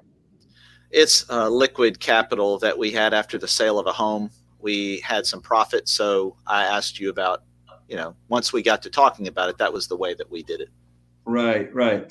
So how do we know each other? Well, we go way back. We've known each other a long time. We've been friends since 1998, and we met at church and have had a relationship there ever since. You got it. And so how did I introduce you to this idea and program called Private Money? Well, you asked me to listen to a CD. These are these silver discs that we used to use back in the late 90s that had music and audio on them. Well, you handed me one and said, "Hey, I'm working on this new program. Would you review this for me and give me your thoughts?" Right. So y'all, what Neil is referring to, y'all know when I did my presentation this morning, step 3 of attracting private money is to hand out or now email out in MP3 or send out the YouTube link, this recording, 16-minute recording. It's called Stress-Free Investing. And remember, everybody, this audio does not spill the beans on the private lending program. Okay. It doesn't give the interest rate. It doesn't give how they can get their money back in case of an emergency. Doesn't talk about, how they're all protected, but it gives the overview of what private lending is, which would arouse their curiosity, which would then lead to step number 4, which is the one-on-one appointment, or of course here in COVID, the Zoom meeting, whatever, to where you actually go over your private lending program and how that works. So I gave you this CD, so I want you all to take note of what Neil just said. I asked him to listen to it and give me his feedback on what he thought about the explanation. I do remember the feedback that you gave me, though. You tell it. Neil listened to my CD and he says, "Well, I thought the information was good, but I think the music was a little too jazzy at the beginning." I love it. So next question, Neil. Had you ever heard of private money or what private money lending was prior to you getting the CD? No, it was a new information to me. It was the first time I'd ever heard of a program like that. Exactly. I hope you all are taking notes as to the questions and the answers that Neil is giving here. So you listen to the CD. Do you remember, and I know you don't know exactly how much, but do you remember about how much time went by of you getting this recording and we actually doing our first deal together? It was a good while. It was probably 4 to 6 months, maybe, Yep. Something like that. Yep. So here's the point, folks. A lot of the private money that you will get is just from you planting seeds, right? A lot of the private money you'll get right away, like within a week. A lot of the private money, it may take some time. So again, you want to be planting seeds and getting that audio out, ASAP, particularly while we're here in shutdown. Now, of course, in the program, Neil, I don't borrow unsecured funds, right? We collateralize all the notes. And even though we've known each other, been friends for a very, very long time, you knew that you were going to get a mortgage. Of course, here in North Carolina, they call it a deed of trust, which collateralizes the note. Even though we've known each other and we're friends, how important was the mortgage or deed of trust in you making a decision to move forward and become a private lender? Oh, it was huge. It was probably one of the main points that really pushed me over into the private lending world, because it really made it secure. You almost couldn't lose. I mean, at the worst case scenario is I've got some kind of ownership stake in a property. Exactly. So, so the mortgage or the deed of trust, the collateralization, that was important to you as well. So, as you recall, overall, what was it about my private lending program that really got you interested? Well, a number of things. There was a level of trust between us. That was one. There was the collateral security. That was two. And the rate of return was head and shoulders at that time better than anything around. So Right. I was really excited to get into it. It was really about those three reasons. Exactly. So, folks, I hope you're making some notes there about what was important to Neil to become a private lender. Obviously, we had a relationship in place. The trust was important to him, and he's using investment capital. Sometimes my students, and from my teaching, for some reason, think they can only be borrowing money from self-directed IRAs, and that's just half of it, folks. You got investment capital, and then you have retirement funds. So, Neil, I know you got another conference call coming up. I appreciate you taking the time. Any comments or thoughts as to what might be meaningful to these people from your perspective as a private lender? You mean for them being a private lender, or for them being in your position to acquire private lenders? Okay. Yeah, them being in my position to borrow. Yeah, start with the people who you're closest to. I think Jay refers to them as your warm market. These are people that you already know, that trust you, that you have relationships with. And if you can quickly and easily demonstrate that they're just not throwing money somewhere, that they will get some kind of security as a result of this and a significant return, it's a pretty easy decision at that point. Excellent. Neil, and my lands, you've been a private lender now for, I lost track of time. More than 5 years, maybe more than 7 years. Yeah, about 7 to 8, something like that. Wow, time flies. Yep. Well, Neil, thank you so much. Happy Memorial Day weekend. Thank you. And I'll be seeing you soon. Thanks. Same to you. See you, Jay. All right. Bye-bye. Bye-bye. All right, Scott, before we go on our last break of the day, we got some questions here. Christine says, can you post the link to Quest with Jay's link? I think, Scott, I think what Christine is asking is the special email address where they get fast response in like less than an hour. So there it is right there, Christine, and everybody. The special email address to get any of your self-directed IRA questions answered. Use this special email, the letter J, and then CONNER VIP at questtrust.com. And then Andrew has a question. Do private money lenders ever ask you for track record of results on your prior deals? Excellent question, Andrew. And the answer is no.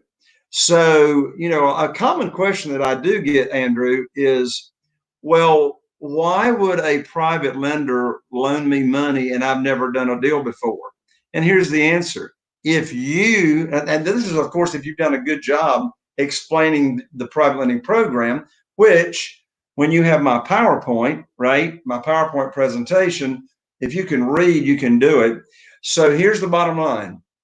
If you don't pay the private lender, the property does.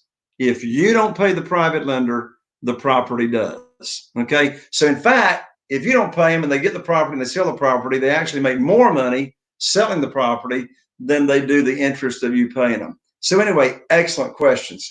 All right, folks, Scott, we're getting ready to go on a 15-minute break. Y'all, folks, this is the last break of the day. We're coming for our last session. And listen, get right on over. Let's put it up, Scott. www.jconnor.com/virtual. jconnor.com/virtual.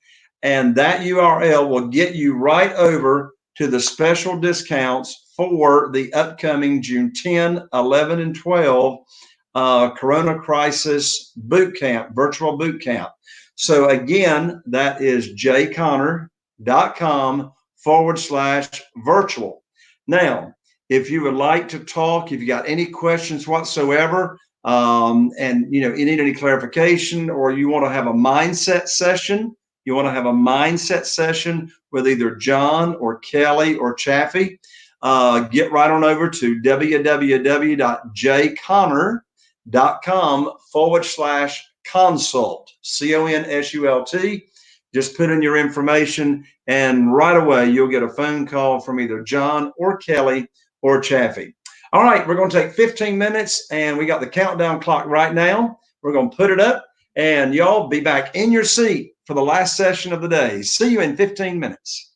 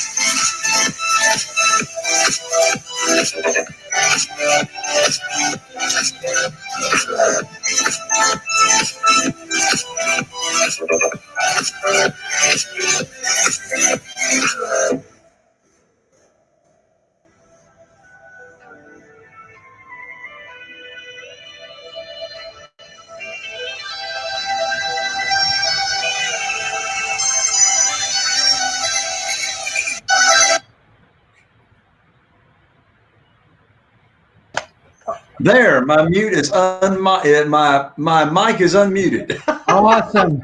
All right. My unmute is mic'd. Woo, how you hanging in there, Scott? We're on the downhill stretch now, right? Yeah, it's been an exciting day. It's been lots of amazing information, some great questions from the audience, and I think we're changing people's lives, and that's the important thing. You got that right. Excellent. Okay, folks, so we're rolling into our last session, and yes, we are going to be done by 5 p.m. Eastern this afternoon. So my next special guest to bring on live right now are an amazing couple, very successful students of mine. I lose track of time as to how long they've been into my world. But they've got a case study to share with everybody that you're going to learn some important lessons from. So you need to get your notepad back out because you're going to be learning some awesome lessons. So Scott, with that, let's bring in Dan and Crystal Morehead. Hey! Man, now I'm gonna figure out how to do this like y'all are. Y'all are standing up, right? We are standing up. Well, I got to figure this thing out because I've been sitting down all day and I'm about to die. We just stacked stuff. So if you could see this side, you would just be laughing because there's like boxes and things. It's not very lovely, but nonetheless, we're standing. Oh my lands! Well, hey Dan, how you doing? Wonderful. How are you, Jay? I am doing fantastic. So, hey, look, everybody right now that's online, let's send Crystal and Dan a lot of love. Say, hey, Dan and Crystal. Hey, Dan and Crystal. Hey, Dan and Crystal. Hey, everybody. We're so excited to be here. So, Dan, who do you have in your arms right now? What do you have in your arms?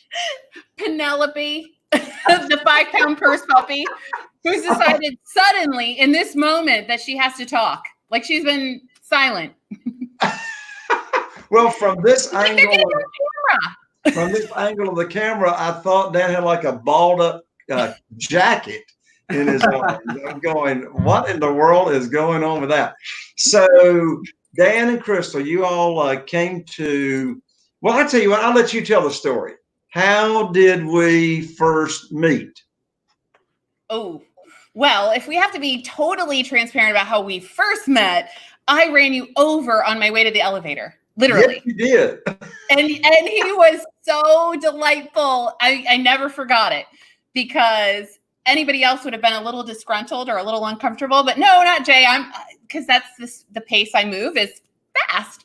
And so I was running down the hall. I was trying to get on the elevator and go, and I ran right into him, literally, physically ran into him. We got on the elevator. He was super kind. Hi, hey, who are you? I'm Jay Connor. And I'm like, oh, okay. Never had a inclination as to who Jay Connor was. I didn't know. And I ran up to my room. I came back down, and at that event, I actually had my daddy there. I brought him because he's very scrutinizing. So I had thought, oh, if anybody's going to have insights, it's going to be this guy. So if he's going to find something wrong, he'll find it wrong. We're in the event. I sat down and I'm like, oh, I just ran into somebody in the hall. I feel so bad. And my dad's like, yeah, whatever. Sounds like you.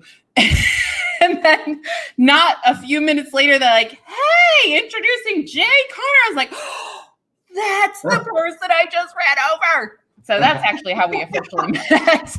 So we met at a real estate investing event. You were attending that event. It wasn't my event, but I was a guest speaker at that event. And so we met, you heard me speak. You got my private money, where to get the money now system, as I recall. And then shortly after that, you came and brought Dan with you to one of my in-person live events. And at that event, you came into my world and enrolled in the Platinum program. And as soon as I started doing Mastermind, you did that. So since you all came into my world, approximately how much private money have you raised, and how much have you made in profits? So our private money is at $3.5 million right now, just a little over that. And our profits are right around 5.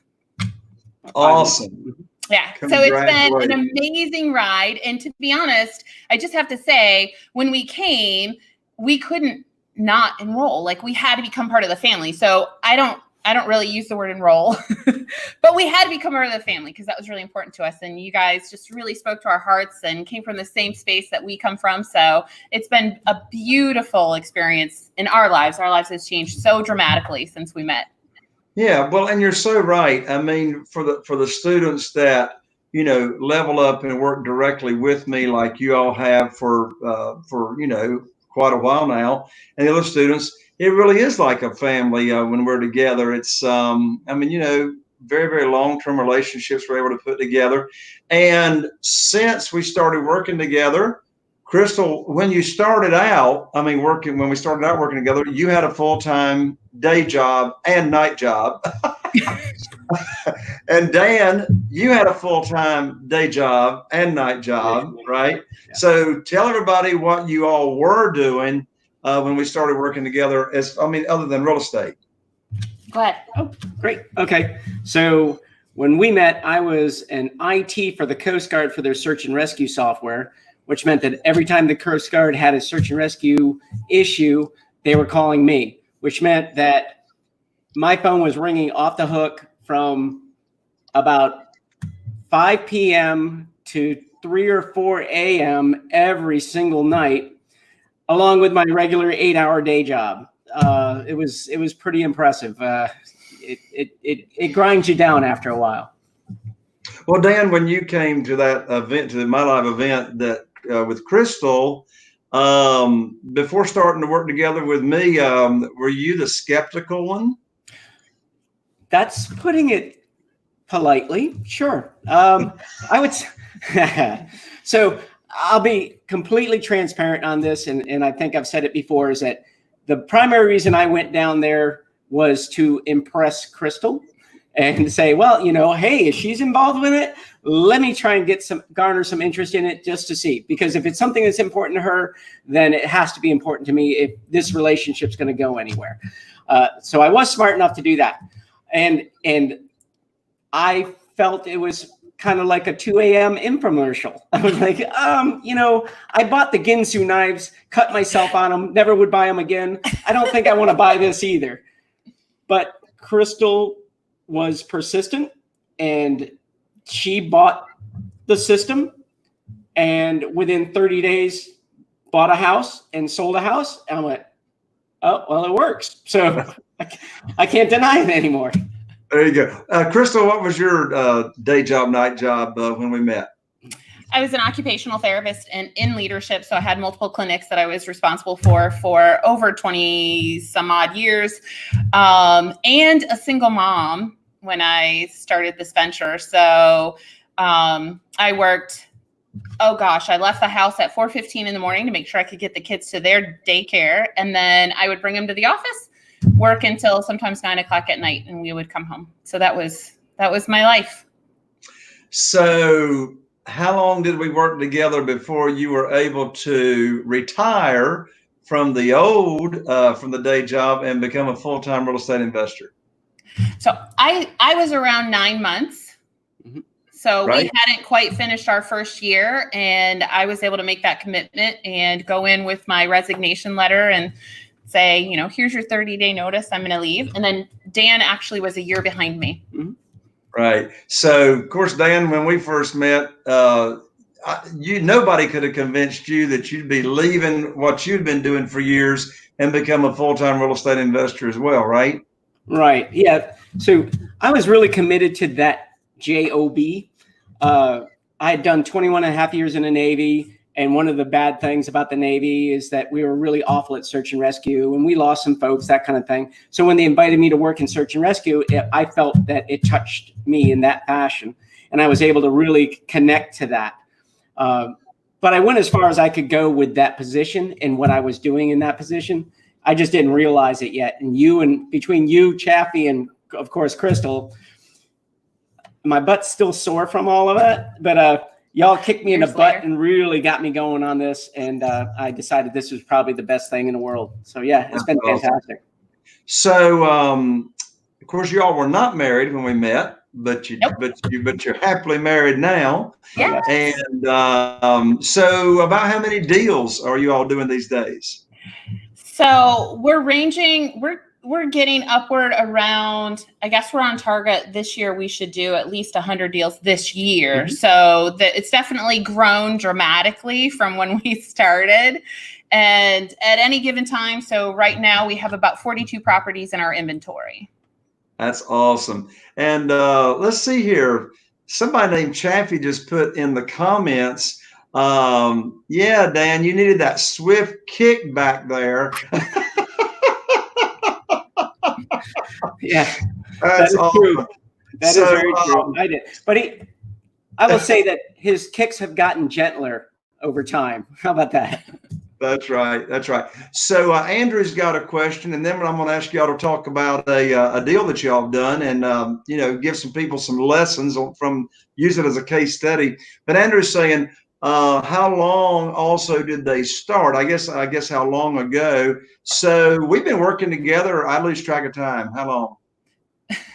I don't know. We feel like it's always a year. It's probably closer to about 3.5 years now. Right. I would guess, because I think it's been this April, I think, would be my 3rd year out of my job. So just a little over that. Got you. Wonderful. Okay. Well, look, I asked y'all to come here to today's virtual event and share with everybody a deal that they can learn some lessons from. So I'll let you run with it. All right. Sounds great. Feel free to chime in at any time. Sure. Now, have you got a PowerPoint you want to share? We have a PowerPoint, so hopefully it shows up. You guys see it? So Okay, So you have to share your PowerPoint through StreamYard. We did that. No, you didn't, because I don't see no, it. I mean, I pressed the button, so obviously I didn't do it right. So let me try it again. Yeah, hit the share screen. Yep, I hit that. And then And I then went to go- the middle, Oh, and there then it I is. clicked on the deal, and then I clicked share. Are we good now? There it is. Here it comes. And now click your slideshow. Perfect. So you guys got it, right? We got it. Awesome. Awesome. Super. So I'm super excited to talk about this one. This is one of our more recent deals that we've done with private money. And so, of course, perfect for today. The property is Edward Avenue. So we're going to dive into, where did we find the deal? How did we fund the deal? What do the numbers look like? Rehab wise, etc. What's the profits look like? And then really, how does that look for everyone that's involved in this deal? Because we're not the only people that are involved. So let's talk a little bit about that. So we found this as a probate, okay? And it was, as you can see, it was not the prettiest house that we've ever bought. So we buy a lot of pretty houses. This is not one of them. But I will tell you, it's in a fantastic neighborhood. And it's really super desirable. So we were really actually excited to be contacted because there's not a lot of properties and they don't go up for sale very often. But we actually didn't reach out and look for a probate. We were actually contacted. Somebody called us. And so this has been one of the cool things that we've had working for over a year now is in our probate situation and or any other situation, people are calling us. So this was actually from our SEO. So they saw us, they Googled, try to figure out who to contact, and we came up in their words at the top, and they just didn't want to talk to anybody else. So they reached out to us to have a conversation and determine whether or not we could buy the property. So let's talk about the purchase price. So when I had the conversation with the daughter, she was the only heir. She said that the property still had a $70,000 lien on it. Now, the property should have long been paid for. Her parents had lived in it for a long time. But unbeknownst to them, evidently, her mother had gone out and gotten a home equity loan on the property for well over $70,000, but had been paying on it. And the crisis for the family was they just didn't know what to do because they weren't sure if they were going to be able to even pay the payments and take care of other things. And the son-in-law had said he had done all this work for her. He couldn't understand why she would have a loan. Totally unanticipated. But there was this loan that came up when they inherited the property. They wanted $15,000. So when we looked at all the numbers and figured out what the value of the property was, we felt like, I understand, obviously, they could have asked for more, to be honest, but that was what they asked for very specifically when I said, absolutely, what do you have to have? They had to have $15,000. I really felt like that was fairly, that was fair.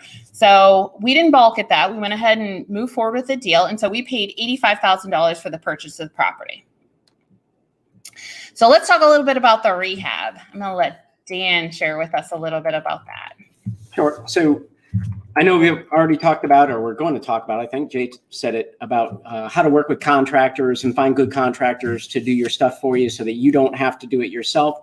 Unfortunately for us, we have several really good contractors that we were able to work with. And we piecemealed this one out with multiple contractors. The entire amount that we're putting into it, I believe, is $19,000. I think that's correct. That's right. So and we'll stay on the slide and talk a little bit about what's some of the big things that we had to do. The good news is the house is completely level. It's a ranch, completely level, no cracks, no anything in the foundations. The brick was great. One of the reasons why I think that they refinanced is because somebody talked her into buying a 3.5 ton HVAC central air conditioning unit on a 1,200 square foot home. That's about twice the size you need, but she bought it. So that house stays cold when it needs to be cold and stays warm when it needs to be warm. So we saved ourselves about $10,000 on that, fortunately for us.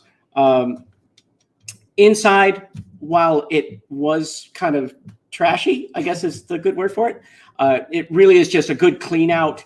And then there was some minor stuff that we needed to do inside. New windows have to be put into it. So we got new windows put into it. That was about $6,000 because, again, our contractor is able to go find the deals that we needed to do. I do highly suggest that you never simply just shop at Lowe's for your stuff. There's so many wholesale places out there to buy your things from, your items from that you need, tubs, windows, things like that. So make sure you get a contractor that's familiar with those and able to work on those. So there was a big things there. Obviously, we did a bump out. It was a 3-1, so 3-bedroom, 1 bathroom. We did a 10 by 10 bump out that cost us a whole whopping $8,000, which is super cheap on a $20,000 return. That just made sense. So we extended that out from a 1,000 square foot to whatever, 1,100, 1,200 square foot, whatever that home happens to be. Those are the big things. So it was a real simple rehab, and it went really, really super fast. All right, so let's talk a little bit about our investment. So we know we put $85,000 into the purchase price, right? We said $70,000 on getting rid of the home equity loan that was in place, and then we were giving $15,000 to the family, $19,000 on the rehab, and then our total investment would be $104,000. Okay. So let's talk private money, because this is the exciting part. This is where it gets really fun. And I love the numbers. That's actually my favorite part. So the ARV on this property is $179,900. And this is pretty conservative. They actually came in with a little bit higher number, but we feel like if we can do this and we can get it turned around quickly, then it's a win for everybody. So 75% loan to value on that is about $134,925. I shouldn't say about. That's pretty specific. So $134,925. We went ahead and borrowed $120,000. Now, we could have borrowed more, right? So you can see that there's actually more room. We could have borrowed a little bit more, but we felt like based on the amount that we had to invest, and certainly knowing that Murphy's in place, we still were accounting for Murphy, that we went ahead and borrowed $120,000, okay? That puts us at 67% loan to value on this property. So let's talk about the purchase numbers. So purchase price, $85,000, $19,000 on the rehab, $104,000 total. Borrowed $120,000, just like Jay talks about. We walked away with a check, right? We didn't walk in the door and start bringing our checkbook out and signing and making a bunch of checks out to people. We walked away with $35,000 in cash. Okay, that put us in a position where no problem. You can see we can cover that rehab, and we can take care of everything. But the $35,000 is above and beyond that. All right, so our exit strategy numbers. This is where it gets fun. So sale price, $179,900. Our total investment cost, $104,000. And we know that we borrowed more from the private money lender. So like, don't get lost in that number, because whatever is residual from that still is profit to us, right? As long as it's not spent. Okay, so here's the property, and it is super cute. And I love this house, by the way. But our profit is $75,900. So it's not a bad payday for a 3-month window of a project. Here's the part that's my favorite. So let me just talk about why this one is near and dear to my heart. So we love all of our private lenders. So I don't want to be like, oh, nitpicky about it. I don't mean that. We love them all. We love where they all came from. We love their hearts. We love what they do. But this particular property actually has one of our family members. And that's one of the neat things about private money is you're not just helping, people in the community or people that surround you, which you should want to, right? We all want to. But I love this because it also helps our family members. And so people that we absolutely love and we want their lives and their retirements to look like they want. So this particular family, which is a family member of ours, this is their retirement. This gives them the difference between getting up and having, a decent meal every day and just getting through the day, to be able to travel, to be able to pay things off that they never thought they'd be able to pay off, to make changes in their life and differences in their life that they never thought possible. So that's one of the things we absolutely are so very passionate about. So let's talk about the wins on this one. So, and I will tell you, this is Jay's wins. He's like the 4, but I'm going to probably add like a 5th win, which isn't even on our slide. So, but the 4 wins. So the seller, right? Our sellers came to us. They were stressed, so stressed to the max. They had debt. They had no idea this was coming. When the mom passed, the father had already passed some time ago. They had no clue that they were going to be stuck in this situation. So now we alleviated stress. We took the debt out of their life, and we gave them a little bit of money in their pocket, which they had every intention. They wanted to go ahead and start using towards investing, and they had hopes of potentially doing a move in the future. So this gave them the opportunity and opened that door for them. So they had hope. Okay. And we all need that. The second one, the private lender, $800 a month. So we weren't actually paying them on a monthly basis, but I just wanted to break it down to give you an idea of what this looks like for them. So this particular family, they wanted to go ahead and be paid quarterly, which is fine. And it's actually great for us because, you know, a 3-month project, we pay them quarterly. We decide whether or not we want to recollateralize it or how long it's going to take for it to be sold so that they actually are continuing to be paid. But what would you do with $800 a month? That's cash in their pocket. That's go do something else. That's not, I have this only so that I can survive. And us, $75,900 in our pocket, not a bad payday. We're so super blessed to have that happen. And then finally, the buyers. So they get a like new property. So whether or not this ends up in the hands, because this particular property is so new, you asked us to bring a new one. It's so new, we actually are just in transition point where we're going to be getting it up and getting it sold. So whether it sells for sale by owner, whether it sells MLS, or whether it sells to a tenant buyer, they get a like new property. They get an opportunity to be homeowners. They get an opportunity for a future. And let's be honest, this is such the ideal property for the first-time home buyer. So love it. All right. And Jay, I want to add the 5th one. All of the people that are doing work on this property, we have been so very blessed that the people that we bring into our world and that are contractors with us and licensed electricians and plumbers and things like that, this changes their life. For instance, during this whole pandemic, we've had people working with us and for us that have said this is the difference between them being able to pay their mortgages or their rents and not being able to do so. So I love that. And I'm just going to go out there and go, hey, there's a 5th one, Jay. But we love it. So those are all of our wins. It has been an amazing ride. Every single time you get into a property, and I loved what Kelly said actually earlier. We jumped on. We were watching with y'all. It's amazing how many different people get touched, and what we do, and what we can offer. And this is such a beautiful place for us. So I love that we get to do this. I love that we don't just help ourselves, which is not at all. Of course, we want to make sure we can keep a roof over our heads and take care of our peeps and all those great things. But to be honest, we want to help the community. We want to help other people, and being able to help family members that just wouldn't have ever had a lifestyle like they do now, being able to help people that are out in this community now when everybody needs it most is just so beautiful. So that's really super important to us. All right. Awesome. Crystal and Dan, thank you so much for putting together the presentation and sharing the lessons. A lot of lessons. And I love the wins. I love the wins, of course. I know. And you know, as I say all the time, if everybody that's involved in the deal is not winning, then we shouldn't do the deal, right? For sure. Absolutely. Excellent. So, Dan, you look like, as my grandmother would say, you've been standing there saving that spit, right? So He may be. So, yeah, oh, he is. He wanted to share something. I talked right over him. Hold on. What was I wanting to Sure. share? He wanted to talk about the other aspect of like getting into these properties and all the really cool things. Oh, so, yeah. So one of real quick. One of the fun things about doing rehabs, right? Fun things. And I know people's like, there's nothing fun about doing a rehab. One of the fun things about doing rehabs is that you never know what you're going to find on these properties, right? You never know what you're going to find in these homes. Like, for instance, in this home specifically, we found a bronze commemorative coin from Richard Nixon when he was inaugurated as a president of the United States.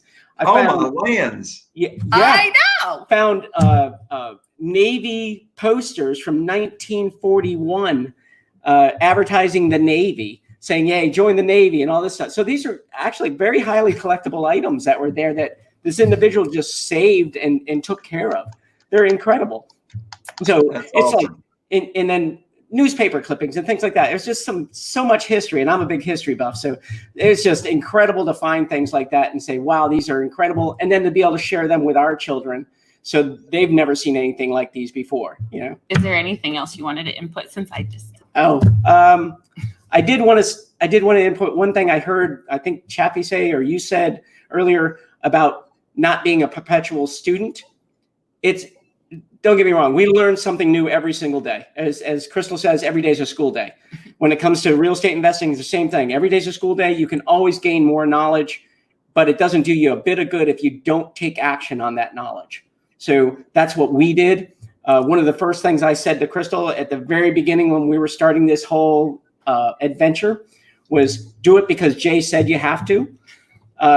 And that was the game changer. That's really what everything started rolling after we just listened to what you said. And now we're at a point where we do a lot of things, you know, that you don't say yet, but you will. So we got a couple of questions for y'all. Yeah. Vicky says, agree. Oh, sorry.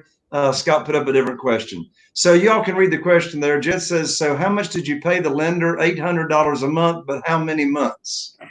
So we're in our first quarter. So this would be the third month, and we're anticipating the property would have been completed, but there were no courthouses open and no inspections. So we're actually going to go into one more month. We'll finish in the next few days. We will pay them 6 months of interest, whether it stays on this property or whether or not we go ahead and recollateralize. Excellent. And Vicky says, agreed. I loved having rehabs that I could keep the contractors busy and getting paid while in COVID. Good job, Crystal and Dan. Thank you. Henrietta, what was your net profit? So our net profit, and this one hasn't sold yet. That's why we're super excited to share our brand new one of our newer ones. And we have others that are actually in progress, but this one, it should be $79,900. Nice. I anticipate, and we'll see, because I expect this one to end up getting bid up just because this neighborhood is so desirable and it's so small. So we'll see. Right. We'll keep you posted. Our normal process is to first post it as a for sale by owner, then go into with a realtor, and then if it doesn't market that way, then go into the rent to own process off of it. But we anticipate the for sale by owner, and that cuts it down to 3% if somebody brings a realtor to them. So, you know, we're great on that. Yeah. By the way, everybody, both Crystal and Dan are going to be joining me on the 3-day virtual, June 10, 11, and 12 of the Corona Crisis Boot Camp. And so you'll be learning a lot of great information as to how they're doing their business as well. So appreciate that. So Crystal and Dan, thank you all so much for coming. So as I just mentioned, Scott just put it up there. Folks, remember, this is coming down. Trust me, at 1 minute after midnight, Sunday night, this package will be gone. Get on over to jconner.com/virtual. Crystal, Dan, any final comments today or advice you'd like to give people as they are in shutdown now, COVID-19, and how to prepare, what do they need to do to prepare for the upcoming opportunities to serve a lot of people? Absolutely. So we, one of the big key things for our business is that we're always looking for what's the next opportunity and being creative. And Jay knows this. I'm super blessed to be able to work with him on a regular basis every single week and with his students. And it's important to us that we are pivoting and making the changes and meeting people where they need to be met. So if you are not out there and actively looking for deals, you need to be out there and actively looking for deals. There's people that are looking for you, and you need to be available to them. You need to make yourself known. You have to be ready. There are so many people that need help, and there are going to be so many people that need help. So be out there, communicate, meet people where they need to be met, look for alternatives. So we've gone from, hey, run up and meet everybody in person, which is super great. We love that. We're personable people, you probably can tell. But, okay, great. Then I've got to meet you on Zoom. Or if I have to look at a house, we're looking at that house on FaceTime, Google Duo, looking for lots of options to meet people where they need to be met so that we're not interfering with what's happening with COVID. That's fine. It is what it is. We're all in this together, but that we're still advancing our business and we're still looking for opportunities for our private lenders, for our sellers, and for our buyers because they're out there and we need to be ready. Well, and also, folks, I have asked Crystal to make a special presentation during the boot camp, during the virtual boot camp, June 10, 11, and 12. She is like the Zoom expert, right? And how to network on Zoom, how to have your own meetings on Zoom, how to have meetings with private lenders on Zoom. And you'll be able to use this training not only now, but forever, right? For sure. Crystal's gonna be there and doing that presentation. So everybody get on over to jconner.com/virtual. Crystal and Dan, happy Memorial Day weekend. Happy Memorial Day weekend. In 2 seconds, can I just say this?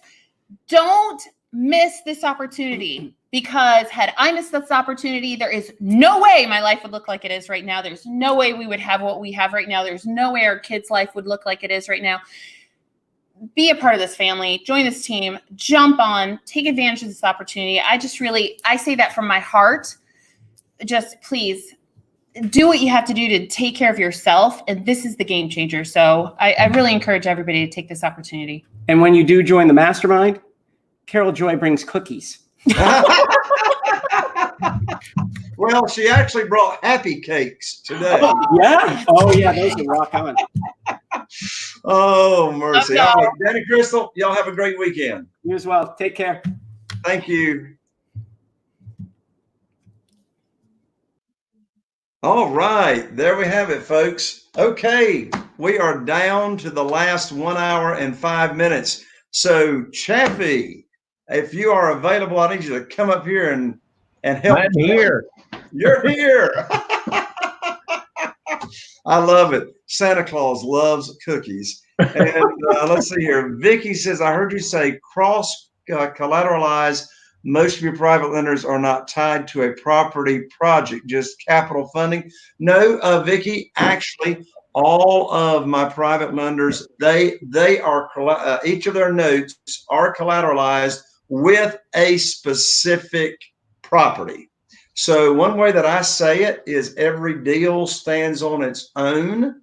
So you got a promissory note that's collateralized by a house. This is my sanitizer lotion that Carol Joy makes me use. So I'm just pretending that this is a piece of property, but piece of property collateralizes the note. And remember, you can have more than one note and more than one private lender loan collateralized by the same piece of property. So Vicky, good question. So Chaffee, hey, I'm tired of talking. You talk a little bit and tell me what you want to talk about. What can we give these folks in this last session? Well, I want you to talk more. So I'm going to ask you some questions because no one's asked you a bunch of questions yet, Jay. Oh, my lands. Okay. Very good. Very good. Oh, let's not forget, Scott, before we end, we definitely want to put up the resource page, the free resource page that we promised everybody at the beginning of the event. So when we finish this session, Chaffee, we'll put up that resource page. And of course, we definitely want to recap before we close out the entire package that everybody's going to be able to take advantage of with all the bonuses at the Corona Crisis Virtual Boot Camp. And by the way, if you do have questions, my team is standing by to do callbacks. They've been calling students already. So if you have any questions, go ahead and go to jconner.com/consult. And either right now, John or Kelly will give you a call back and help you work you through some of those challenges that you might have. So excellent. With that, Jay, I got a whole list of questions that we can go for like another 2 hours, and I know you don't want to. Hey, I ain't going another 2 hours. I promise you. So I'm gonna pick. I think I'm good for about 15 or 20 minutes of questions, if that. right, we'll go. I'll pick a few questions, and then you can go from there. We'll go from there. Okay. That sounds like a plan. I'm gonna get a swig of my Smithfield's tea. Sure. And the vodka. Where's the mason jar, Jay? Well, I finished the mason jar. Ah, there you go. Got a little bit left. I'm on number 3, by the way. I only got 1 to go. Nice, nice. So I just want to start with the first question that you've asked a lot of our guests today, which is how has COVID-19 affected you personally? Not just your business. How has it affected you personally, and how have you dealt with it on a personal level?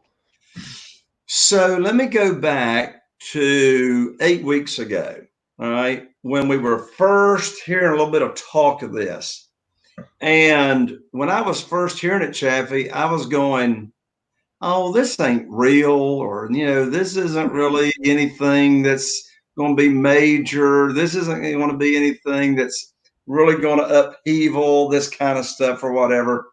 Well, we found out very quickly, like within a week of it becoming, all the talk, and that's everything, that's all you could hear on the news. That's when I started saying to myself within that first week, things are different. Things are going to get a whole lot more different. Therefore, Jay Conner has got to be different. So by nature, I believe most everybody, opposes change. By nature, we don't like change. We like to know what to expect or whatever. And so I had to decide within that first week, I'm going to embrace this thing and I'm not going to run away from it. When I think about running away from something, it reminds me of the old story that I heard years ago that, one of the ways, my Lance, what is that noise, Chaffee? Sorry. I was hearing music in the background. Anyway, one of the old stories is one of the ways that the old lion that has no teeth, right? The way the old lion and the herd of lions, the younger lions catch their prey, is the old lion goes out in the middle of the field and roars. It makes this great, big, very scary sound. Well, all the rabbits that are in the field run away from the roar. And guess what is waiting for the rabbits on the outer skirts of the field? The lions that have still got their teeth. The moral of the story is if the rabbits had have run toward the roar instead of away from the roar, nothing could have happened to them. So how's it affected me? I ran towards the roar. I didn't put my head in a hole. I was already subscribed to Netflix, but I never watch it. I heard Gary Boomershine say he don't even watch TV, And that's another thing that I did. I stopped listening to the news 24 hours a day. Like Gary called it, fear porn. I stopped. I mean, that will screw your head up right there, because if all you're listening all the time, all day long and all night long is negativity, how are you going to feel? So in answer to your question, Chavi, another thing that this COVID-19 thing did for me was a huge blessing. And that was, it made me stop, because by nature I go wide open. I'm wide open all the time.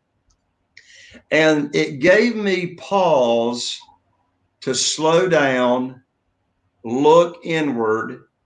And so as a result, I started not only doing things to convert my business over to virtual, but from a personal standpoint, I completely redid my morning routine. I rejoined the 5 a.m. club.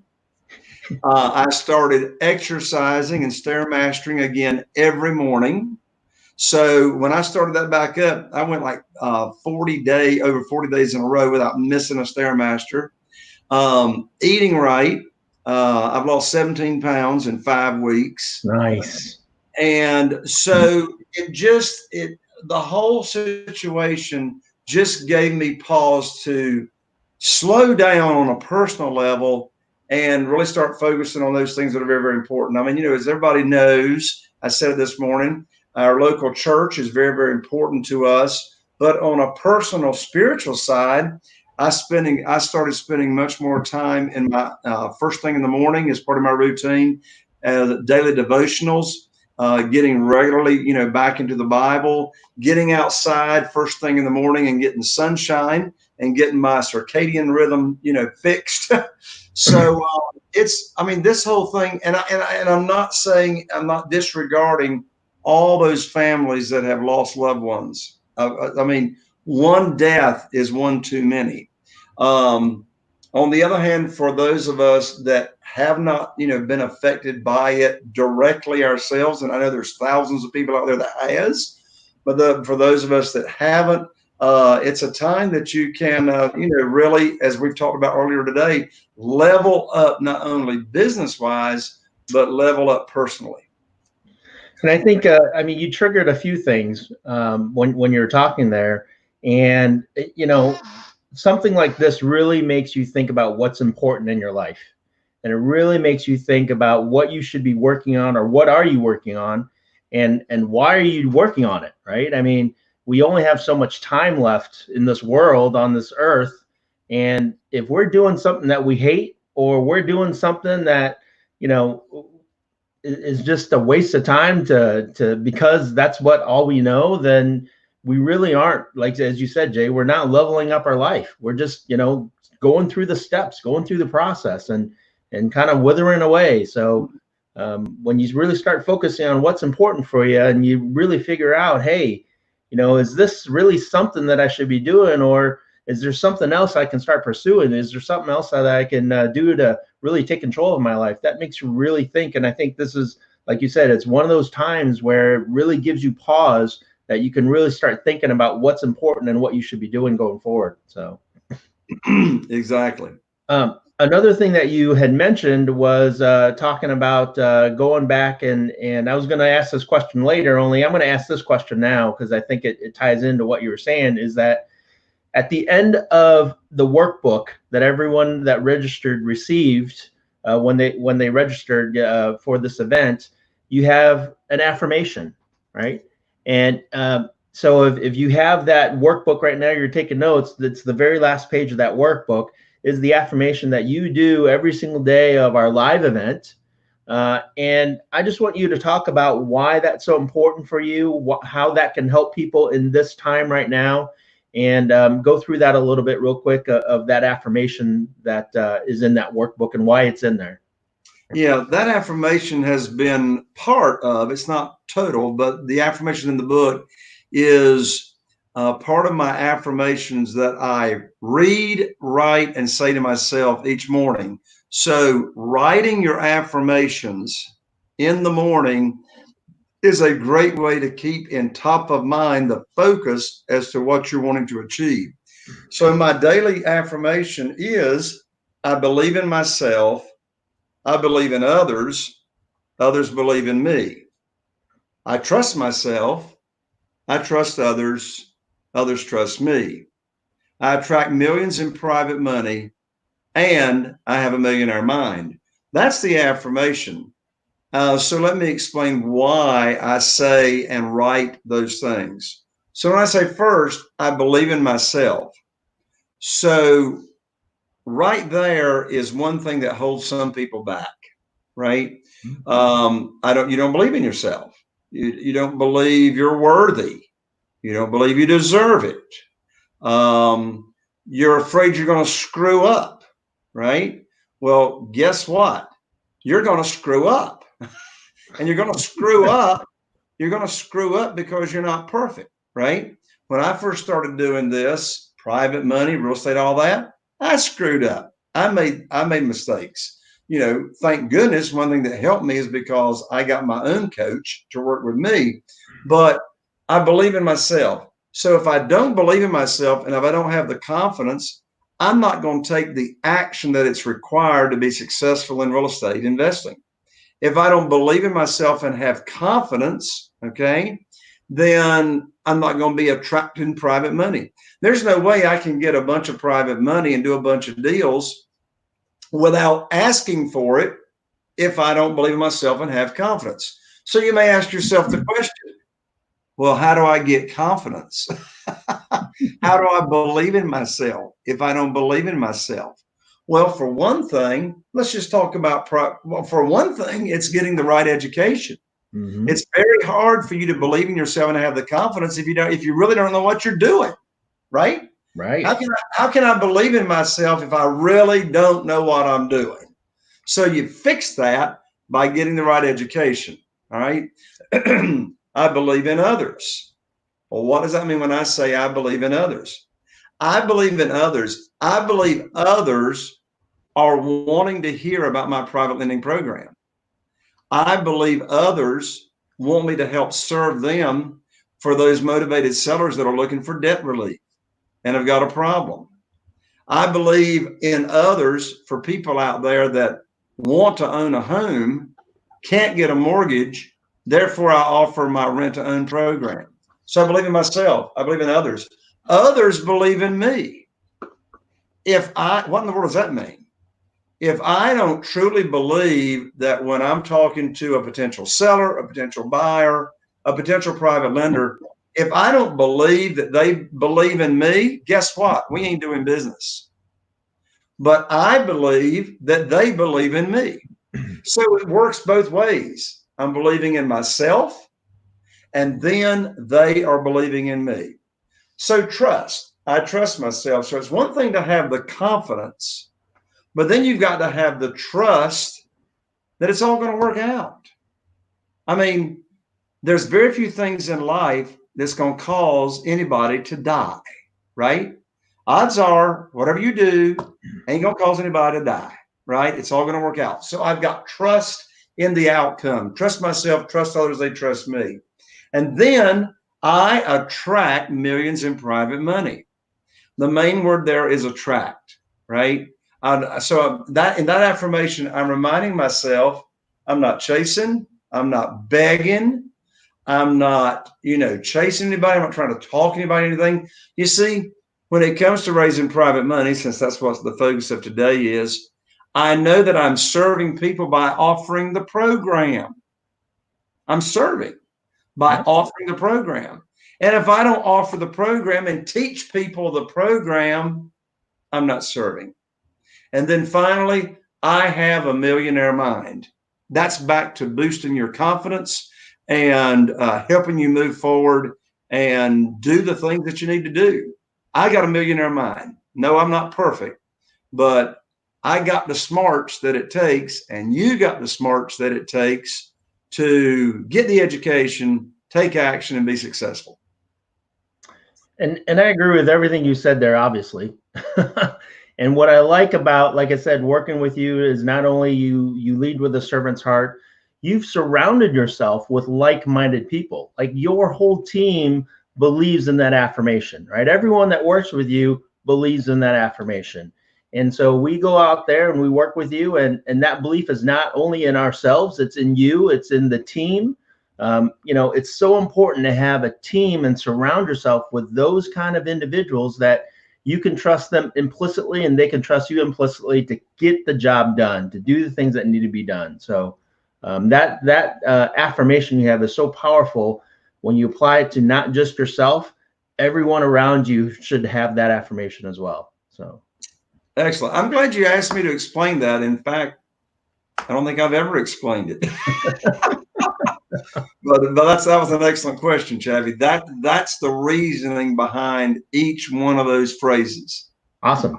I got one more question for you, Jay, and then we can wrap it up here. I think this is an important one because we just talked about this one. And by the way, everybody that's still listening, that's still on, is that Jay has no idea what I'm going to ask him. So all these questions are just out of the blue. So this is not pre-planned or anything like that. So you shared with me a concept, an idea called the one belief. And so what is the one belief that everybody watching right now today must have in order for them to succeed and get moving forward in today's environment? What is that one belief? Yeah. So actually, this concept of the one belief is actually comes from a book, and it's a really, really small book, but it's an excellent book. And what the one belief says is that you have got to be totally convinced that the most important thing for you to be focused on during this COVID thing is moving forward and taking action. And so my big one belief, and I've already said it different ways about 100 times today, but my big one belief here in the midst of COVID-19, and I have no idea where you were going with this question, Chaffee, but I'm just going to answer it to you as what my big one belief is in the midst of this COVID-19. And that is right now and in the very near future and for a while, we're going to have more opportunities to serve more people and as a result, profit in a big way that I have seen since 2008.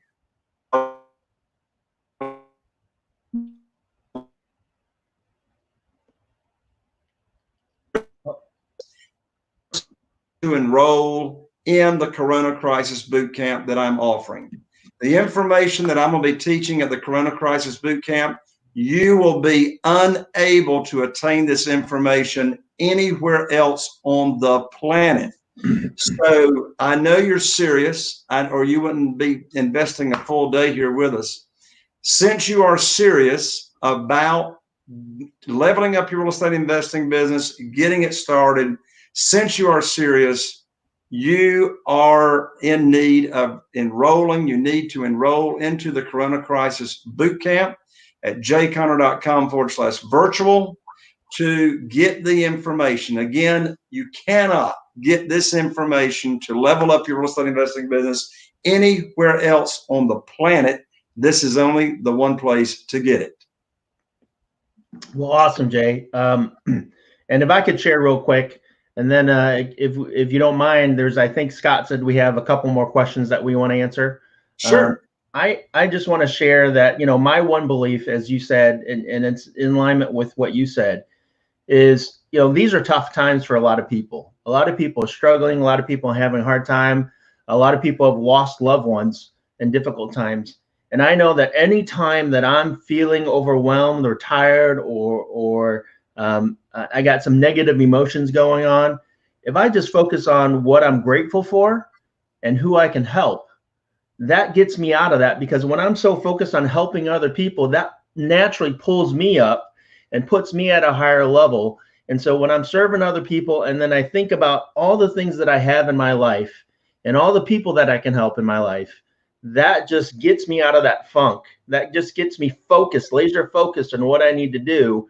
And as I said, this past month, we've been working so hard because that's what our focus has been, is how can we provide huge value? And, 3 full days of training, that to me really drove me. And that we've been working, every single day we've been on conference calls, putting this stuff together. So that one belief for me is that be grateful for everything you have in life, appreciate every moment, and really look to serve others. And that will drive your life and your business to greater levels of success that you never thought were attainable. So. Absolutely. Well said, Chavy. Well, we got a few questions. Is Scott going to put them up for us? I think so. There we go. There we go. So Dan says, okay, Dan, I hope you're still with us. Earlier, you said the average private money term was 5 years if it's an IRA.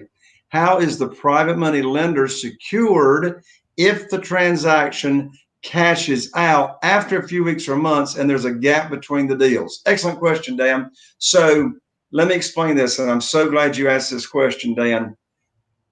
Just because the term of the note is 5 years does not mean that you have to borrow the money for 5 years and that you cannot cash out early. In fact, the promissory note says that there is no penalty for you as the borrower to cash out of the note early. Now, in the world of private money, hard money, sometimes there is a penalty for you to cash out early in the world of hard money. So When you cash out and you sell the property, the private lender is paid off. They get all their money back.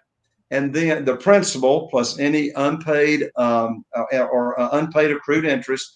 And then, of course, you'll want to go do another deal with that private money and that private money lender just as soon as possible because they're not earning any money while they have that money back. So excellent question. Excellent question. Fun question for Jay. I don't even know how to say that word. So anyway, Vicky, this is actually a Robert Graham shirt, okay? A Robert Graham shirt. I hadn't heard of the other name. Henrietta, do we have to do the mastermind training even after the 3 days virtual to be fully equipped? Well, I know the answer to that question, Chaffee, but I'll let you answer something. Oh, okay. Do you have to? Well, okay. So first and foremost, you don't have to do anything. I'm just going to say you don't have to do it right now. Your chances of success are going to be much lower if you don't participate. So, I've always been, one of the reasons that I'm a coach is because of what coaching has done for my life. Training and education. Obviously, I was taught, go to school, get good grades, get a good job. And I did that. Okay. And I really didn't enjoy being an engineer. Only when it comes to something you're passionate about, when it comes to something that you want to learn and you want to succeed in, and you have a drive and your passion, that education, that continued education, training, mentorship is invaluable, and it multiplies thousandfold. So if you're going to go to the boot camp, go to the 4 weeks of training, because we're really going to work with you to hold you accountable and keep moving you forward down that path of success. And if you want to continue working with Jay even after that, we have options for that too. So that's all we're offering right now, and take advantage of it, because for that, what Jay's offering, for everything that he's throwing in there with the bonuses and the coaching and the support and everything, that is a huge value for to take advantage of. So is you along the same thoughts, Jay? Absolutely. Absolutely. Yeah. I mean, I have different levels and different ways that I can work with people. In answer to, I can't remember who asked the question, will you be fully equipped? Yes, you will have all the information that you need to know to move forward with your business when you enroll and you attend the Corona Crisis Boot Camp. Now, in addition to that, don't forget, folks, all the bonuses that's coming in this package, we are going to deliver them to you this coming Monday. jayconner.com/consult if you want to speak directly with John or Chaffee or Kelly about any particular question.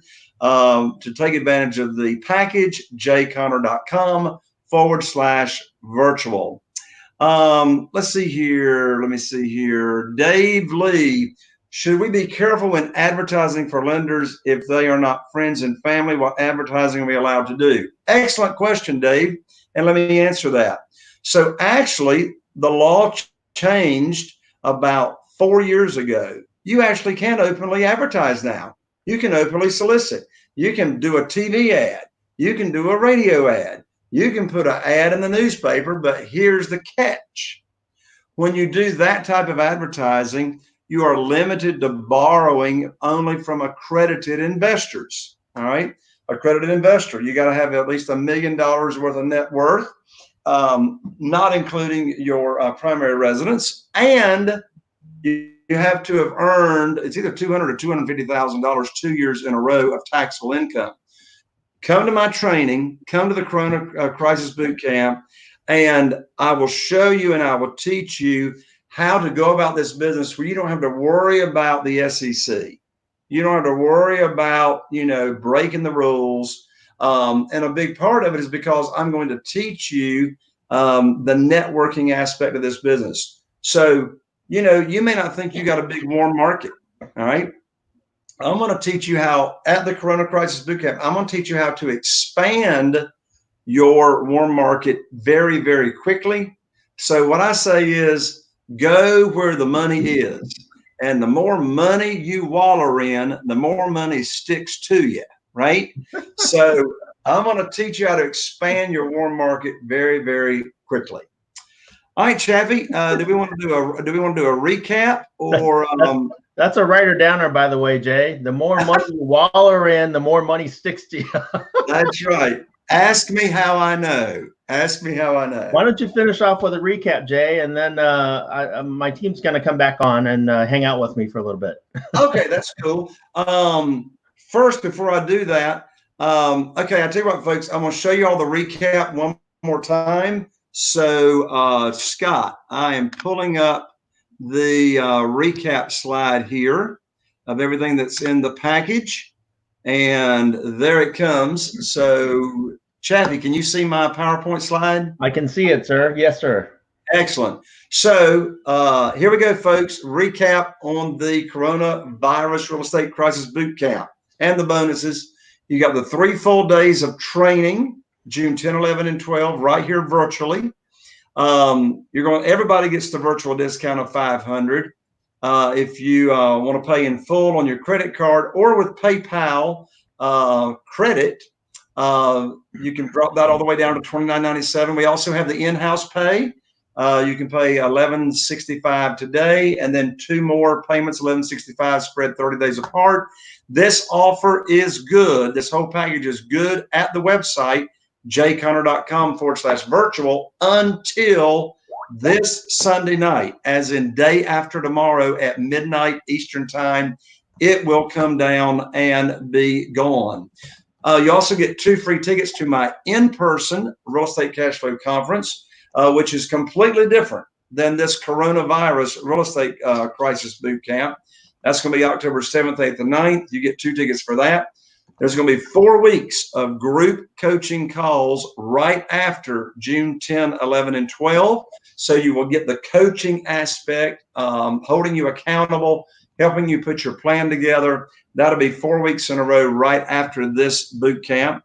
You're also going to get training on how I raised $100,000 in 60 minutes. You're able to actually watch and listen to me do a phone call, all right, where I'm raising private money. You'll learn exactly how to do that.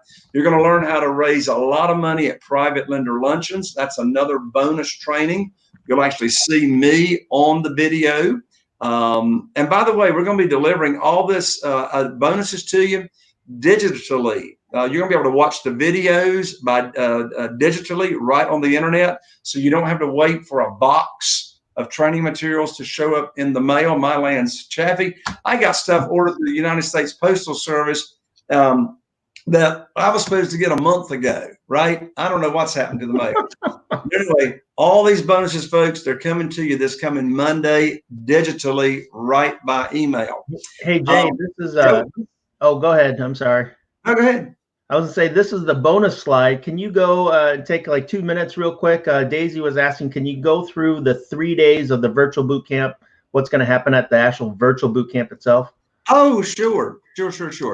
So the actual boot camp itself, let me slide right back up here to the boot camp, And let's see here, boot camp. Right here. So this is the recap of the boot camp right here. So I'm doing live interviews. Here we go. Live interviews with my team. So my entire team, my realtor, my contractors, my interior designer, my real estate attorney. I'll be doing interviews with all my team members. And the reason that's going to be so important to you at this training is because you're going to learn how to set your business up if it's not already set up. And if it is already set up, how to even automate your business even more. Hey, Jay, let me interrupt real quick. And Sure. If you've ever been to Jay's live event before, Jay has also interviewed his team as a panel, right? And at this virtual event, you're actually going to do one-on-one interviews with a lot of the team members individually to specify exactly what they're doing in today's market with this whole coronavirus situation versus just spending an hour in a panel. And so what I'll say is that usually this is the kind of stuff where you're talking individually with your team members that we actually present at a mastermind level. And so we're bringing some of that down to this to the 3-day virtual level because we felt it was so important to share exactly how they're operating in today's environment versus, like I said, just spending an hour on a panel. You're actually doing one-on-one interviews with specific team members to make sure that everyone understands how they're doing business today. Thank you, Chavy, for that clarification. And that's very, very important because I'm really going to be drilling down with my contractor, how to locate contractors, how to work with your contractor. I'm going to be drilling down with my, realtor. How do I work with him? How do you find the realtor in your area, etc. So good clarification there, Chavy. So I'm going to be doing a ton of interviews with my different private lenders. So you saw one today with Neil.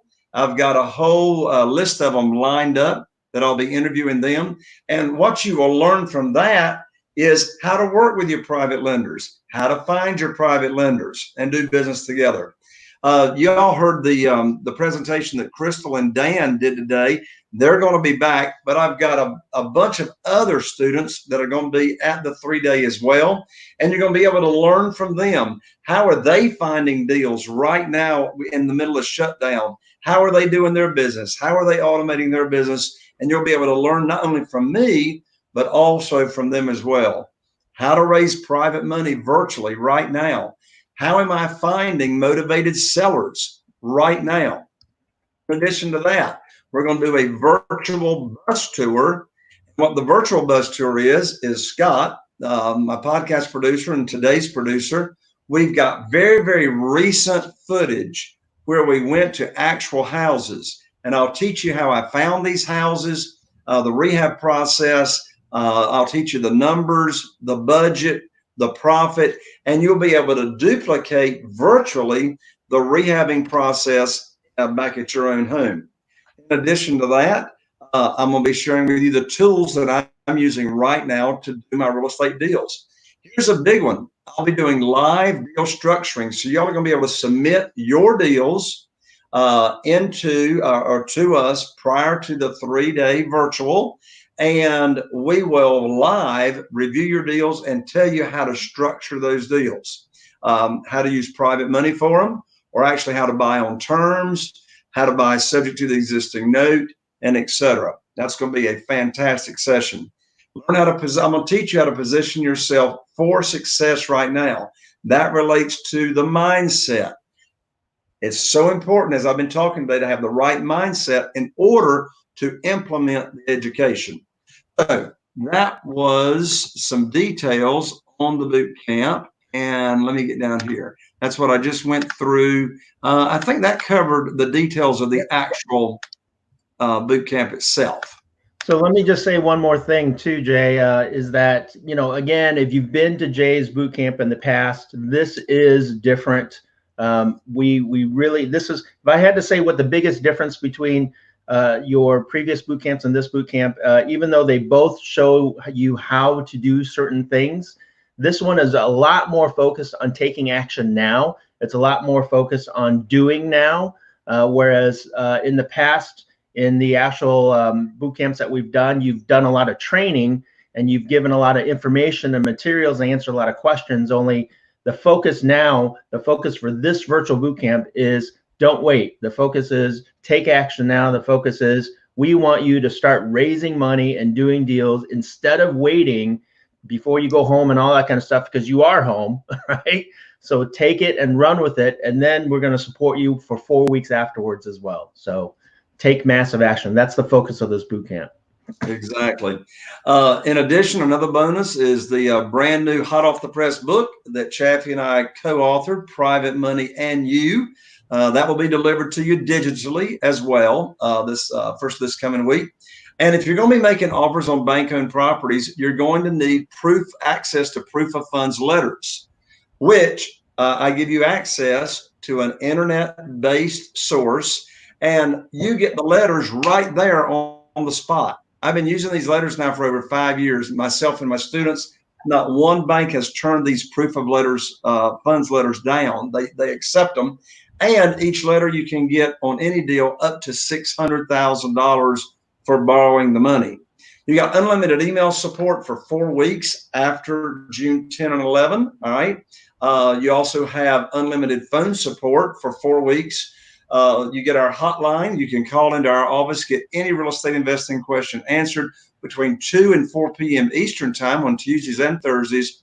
And again, the paid in full discount of an additional $500. So that's the recap on everything right there. Again, jayconner.com/virtual. Awesome. Well, with that, Jay, it's been a day. It has been a day. And look, folks, don't go anywhere yet because, oh, wait a minute. We got to put up the resource page. So there it is. So, folks, here's where you can get free resources and education from the panelists that you saw today, and also the panelists that will be on next Friday and the following Friday. So go ahead and mark your calendar now. Next Friday, we'll be focusing on the foreclosures, okay, how to take advantage of that. And then the following Friday, how to get free private money, also known as how to control houses on terms. So here's your free resources right here. Go to www.jayconner.com/resource, and you can go to that page and download those as well. So Chaffee, what are you going to do right now? So my Kelly and John, are you guys there? Can you come on? Scott, can you bring them on board? We're going to hang out and have a little party, a little after networking party. I see John. Oh, there's Kelly. She's still pink. Oh, my lads, I love it. Thank you. Jay, yes. Thank you for a wonderful day, for sharing a ton of great content, inviting a bunch of great guests on. Next week, remember, if everyone that's still on, come back on next week, next Friday, and then the following Friday again. We're going to go through some brand new content for you. You know what the offer is already. We're not offering anything else in the next 2 days. This is it, right, Jay? You got it. The only thing being offered all 3 Fridays is the boot camp. The rest of it is we got interviews, we got more content, we got more training, and that's it. So come back on, take good notes. And Jay, we're going to let you go rest up because I know you've been working hard. And John, Kelly, and I will take it from here. And anybody that wants to hang out with us, feel free to hang out. Otherwise, come back and join us next week. How long are you going to go for the hangout right here for networking? Well, it looks like we only got 25 minutes left before we're cut off. So, hey, Andy, good to see you, Andy. So we're going to go for about 25 minutes. If you want to hang out with us, we'll answer some questions. We'll share some stories or anything. Just get to know us a little bit. If you don't want to, then go to jayconner.com/virtual and then join us again next week. So that's awesome. Thank you, Kelly. Thank you, John. Thank you, Chaffee. And thank you, Scott, for being our producer today. And happy Memorial Day weekend to everybody. Chaffee, I'm going to turn it over to y'all to wrap it up for the next 25 minutes. Awesome. Thank you, Jay. See ya. Bye-bye. And Scott, if you want to join us too, you're welcome to come on and join us, Scott. There he is. Scott. Hey. A party. So if anybody's left, you guys got any questions that you want to ask any of us here, go ahead and put it in the comments and chat, and hey, Dragon. We will answer your questions. Please share what you guys thought. We'd love to see your comments as well. So that website again, which website? jayconner.com/virtual, jayconner.com/consult, where after this session we can call you back, and then jayconner.com/resource. We made it as difficult as we could so they couldn't remember it. I'm just kidding.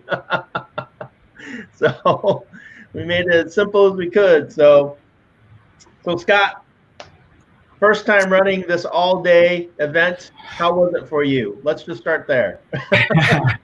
It was awesome.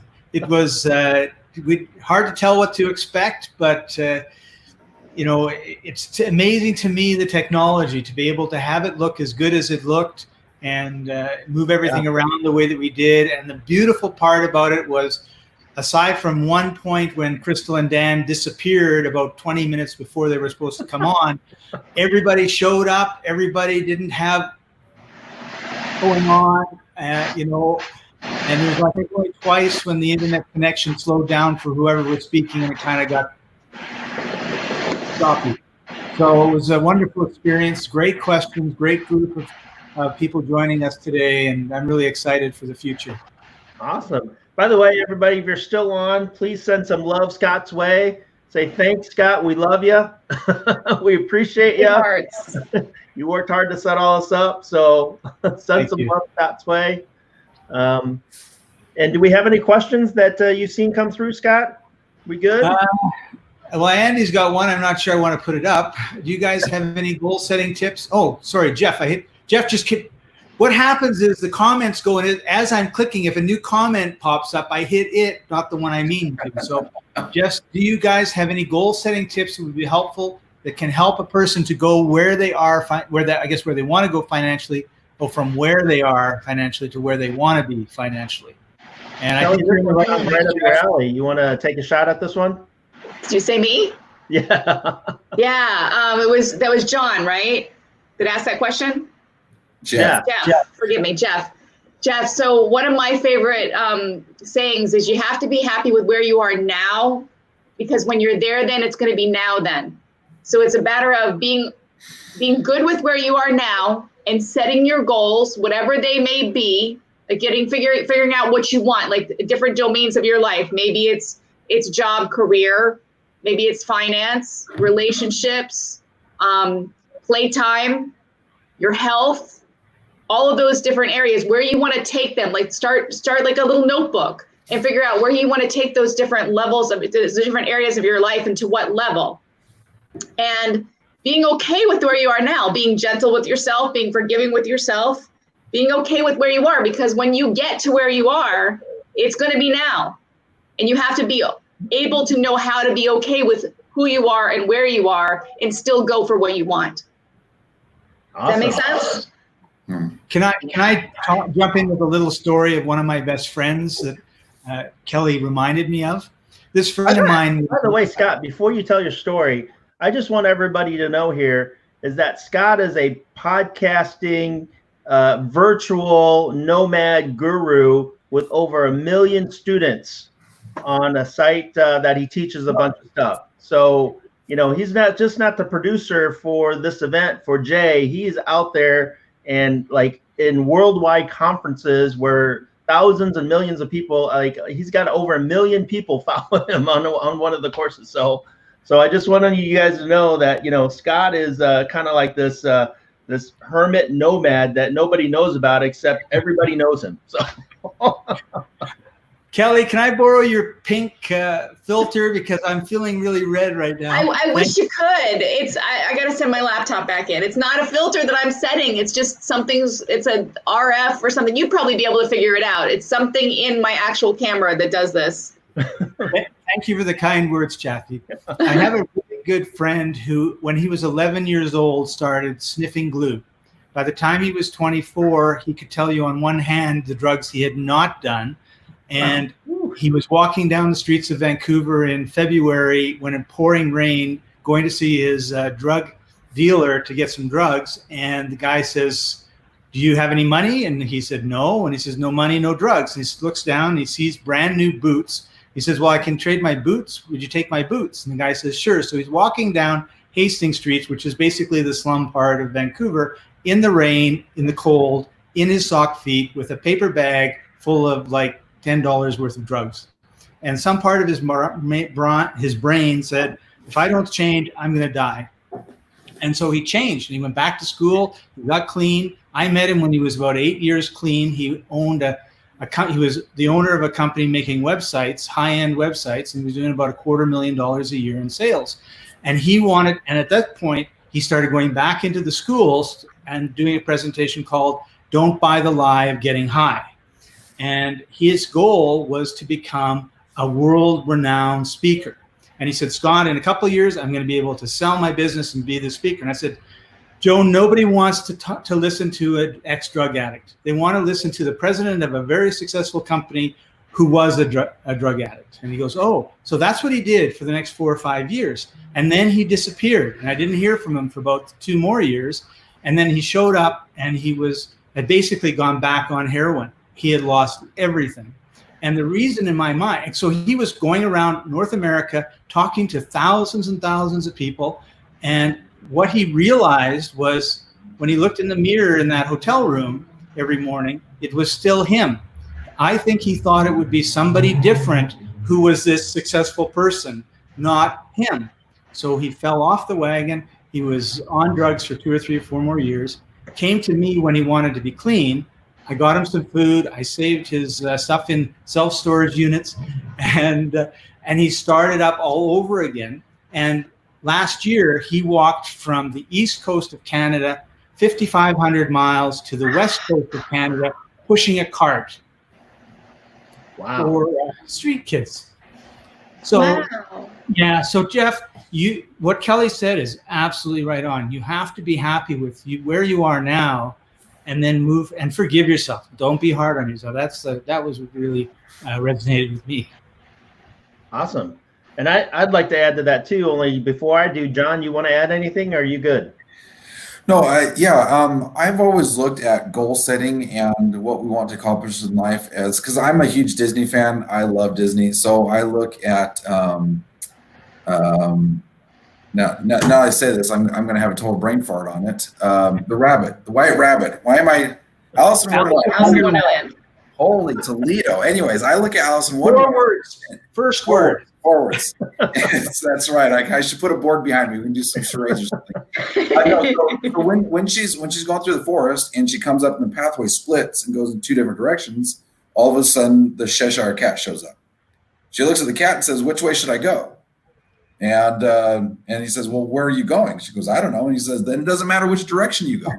And so to me, you've got to always have an end goal. You've got to have some sort of goal to achieve in order to know which direction you're going to go. Otherwise, you're just going to, who knows? It's like throwing darts at a random board. You have no direction whatsoever.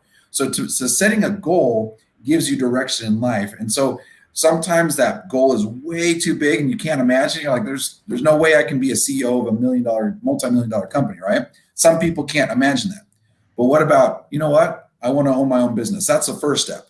Maybe it can't even do that. Is not only do I just want to own my own business, I just want to get debt free or something. So there's baby steps. We have to set little goals to eventually get to where we want to go, but we have to know where we want to end up in order to get there. Awesome. Wonderful. Okay. And Kelly, when you were talking, what triggered in me was that, in order for you to go somewhere, you got to take 100% responsibility of where you are now, right? And when you understand that you're where you are now because you did it, right? The decisions you made led you to where you are now. And so when you understand that and take responsibility for that, instead of blaming other people, well, this happened and they did this to me and that's why I'm suffering and that's why I'm struggling now. Instead of you say, you know what, I made some bad decisions. I made some mistakes and I got to this point and now I need to get out of it because I'm 100% responsible for my life and where I am. Then that means that you can now change things. You can now make better decisions. You can now work with the right people, and that will get you to where you want to go. And so if you continue to start blaming people and not taking responsibility for where you're at today, you'll never get to where you want to go. So that's what triggered me, is that you got to be happy with where you're at because you got yourself there, and only you can get yourself out, right? Only you can make those decisions to work with the right people, to do the right things, to take the right actions so that you can get out of that situation and go to where you want to go. So that's always been a lesson for me, is just, when something bad happens, it's what did I do? What happened? What can I control? And let me focus on that so that I can get out of this situation and focus on the good things, focus on the things that I want to achieve. Chaffee, can I circle back on that really quick? Sure. Just because I've talked about this. I talk about responsibility a lot in my coaching, and responsibility can be a slippery slope for the masses out there because a lot of people look at it as blame and fault, or maybe even getting credit for things. When Chaffee's talking about responsibility, and when I'm talking about responsibility, it's about ownership. If you look at the root of responsibility, it's spondere. It's the Latin root. It means to sponsor. If you think of something that's sponsor, it's backed. It's produced, right? That you own it. Like you're the producer, you're the designer, you're the creator. So responsibility, not in a way of like Chappie said, stop blaming other people. It doesn't mean it's my responsibility. So that means blame me, because then you become the victim of yourself. So responsibility in, okay, look at what you've got. Know that this is something, this is a result, a product, take it to mathematics, a product of the choices that you've made up until this point. And what other choices might you be able to take that would be in alignment with this vision, this goal, this dream, this plan that you have? Awesome. Wonderful. Hey, I want to, before we get to the next question, I want to say a couple of things. Jay just texted me, Ashley, and told me that a couple of people are asking about how to pay for the boot camp, other than the options that we have. And I just want to mention out there, if you're struggling or you need help figuring out how to raise the funds or how to come up with the funds or strategies to get into the boot camp, then go to the consult link, jconner.com/consult, and just enter that information in there. And John, Kelly, or I will call you back and see if we can help you figure out a way of getting into the boot camp, right? So if you're having some struggles figuring out how to come up with the funds for this, go to the consult page and we'll do what we can to help you get in. And secondly, yes, you can come back to this page anytime during the entire week and review anything that you might have missed. If you love what Kelly is saying or what John is saying or the story that Scott told, or you missed something that Jay said, or even myself, then you can watch this to your heart's content over and over. We want this information out there so that you, again, absorb everything and start learning and start taking action and moving forward with things. Scott, do we have any more questions? We do. Jeff asked another really good question. How does a person deal with their fear of making an offer on a property? I'm sure nobody else but you, Jeff, has ever had any fear when it came to making an offer. Why is Jeff asking all the questions? No, I'm just kidding. Kelly, you want to tackle this one? Well, we talked about fear as false evidence appearing real, right? That it's not real. And what I tell my kids all the time is you got fear and you got courage.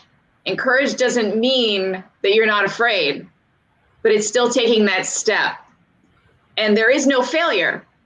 Because a lot of times that's what we're afraid of. We're either afraid of failure or we're afraid of success. Actually, then what? You know, we get the offer. Now what do we do? But taking that step.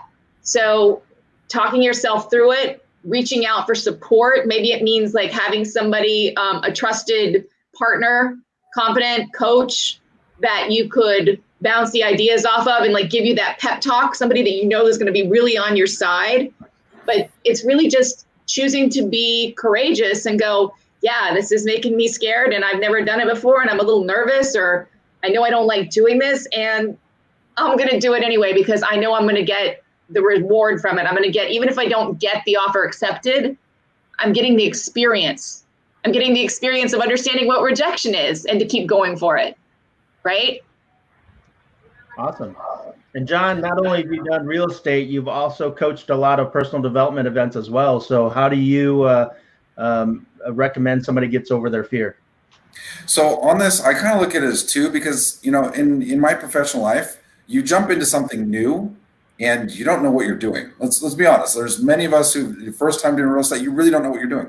So what you got to do is, Jeff, rely on professionals, rely on your mentors, rely on your coaches, rely on people who have helped you every step of the way. They're successful, and because of their success, you can literally essentially partner up with them and rely on their success. That's number one. Number two, I would say, is systems.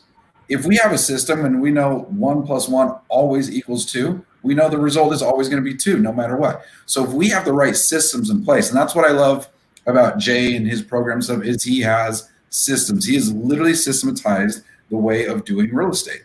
And as such, when we move forward with that, I know that if I follow that system every single time, I always know what the end result is going to be. Yeah. So that's how I get over my fear. I just know how the systems work, and two, I can rely on the experts who taught me the systems. Okay, Scott, tell us a story. Well, it was really funny because when Kelly's talking, the impression I got from her, so tell me if I'm wrong, was the fear you were addressing was the fear that the person would not accept your offer. And when I heard the question, my fear was that they would accept the offer and I would have a house. And then what? And then what? And then what if I'm Yeah. stuck with it? And all these things, right? Yep. So I just thought that was really hilarious. And so, Jeff, my answer to you is understand that there are 4 basic thought processes. The one thought process is kind of like numb. You're sitting on the beach, you're in the sun, you're not thinking of anything in particular. There's no stress, there's no goal, there's no nothing. The other 3 processes revolve around having a goal, in this case, buying a house. And there's one process is, well, I need to take Jay's courses, and then I need to get coaching from Chaffee, then I need to get Kelly to coach me, and then I need John to coach me, and then I need to read this book, and then I need to go here, and then I need to do this. And you're going all over the place, and 10 years later, you have not bought your house. The other thought process is, I want to buy the house, and all I see is this massive obstacle in front of me. I don't see the house.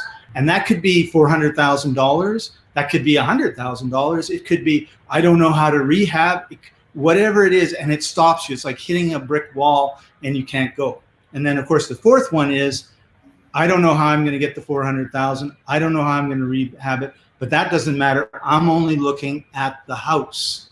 And that's the thought process that you have to have, because the how shows up when you take your steps. Like I always like to say, I like to hike in the woods, but when I'm hiking in the woods and I want to go to the top of the mountain, I have a hill to go over, and I don't know when I get to the top of the hill if I'm going to see a river, a bear, a nice meadow. And until I get to the top of the hill, I can't decide what my next step is going to be. So if I'm saying I'm going to go to the top of the mountain, but I'm going to not know what my decision is until I get to the top of this little hill or that little hill or the next little hill. And that's, you have to take your steps while keeping your eye on your goal. And that's how you get success. And if you find a bear, you should run really fast. Oh, it depends on the bear. It does. Yeah, no. You know how? Okay, hang on. Since we're talking about bears and hiking in the woods, so we got bears up in the mountains here. Do you know how to survive a bear attack? Just run faster than the other. Yeah, run faster than the other person. That's right. So Jeff, one thing that Jay teaches all the time is get the money first, right? And so when you have the money, then you know that you can execute and close on that deal. And if you follow the system and the formula that Jay teaches, then you know that you have a good deal. And when you have a good deal and you have the money to close that deal, then you just move on to the next step. And so it's, as John said, it's all a system, it's all a process. And when you work with somebody like Jay, he's going to show you, get the money first, find the deal, work with them, fix it up, sell the deal, and then automate the whole process. So all you're doing is exactly what Jay is doing, which is signing checks. Right? He makes decisions and signs checks because he has team members and virtual assistants doing everything else of that process. So he just looks at it, goes, that's good, great, let me sign the check.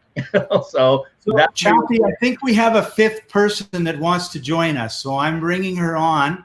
Oh, hey! Yay! You have to unmute yourself. You're muted. You're still muted.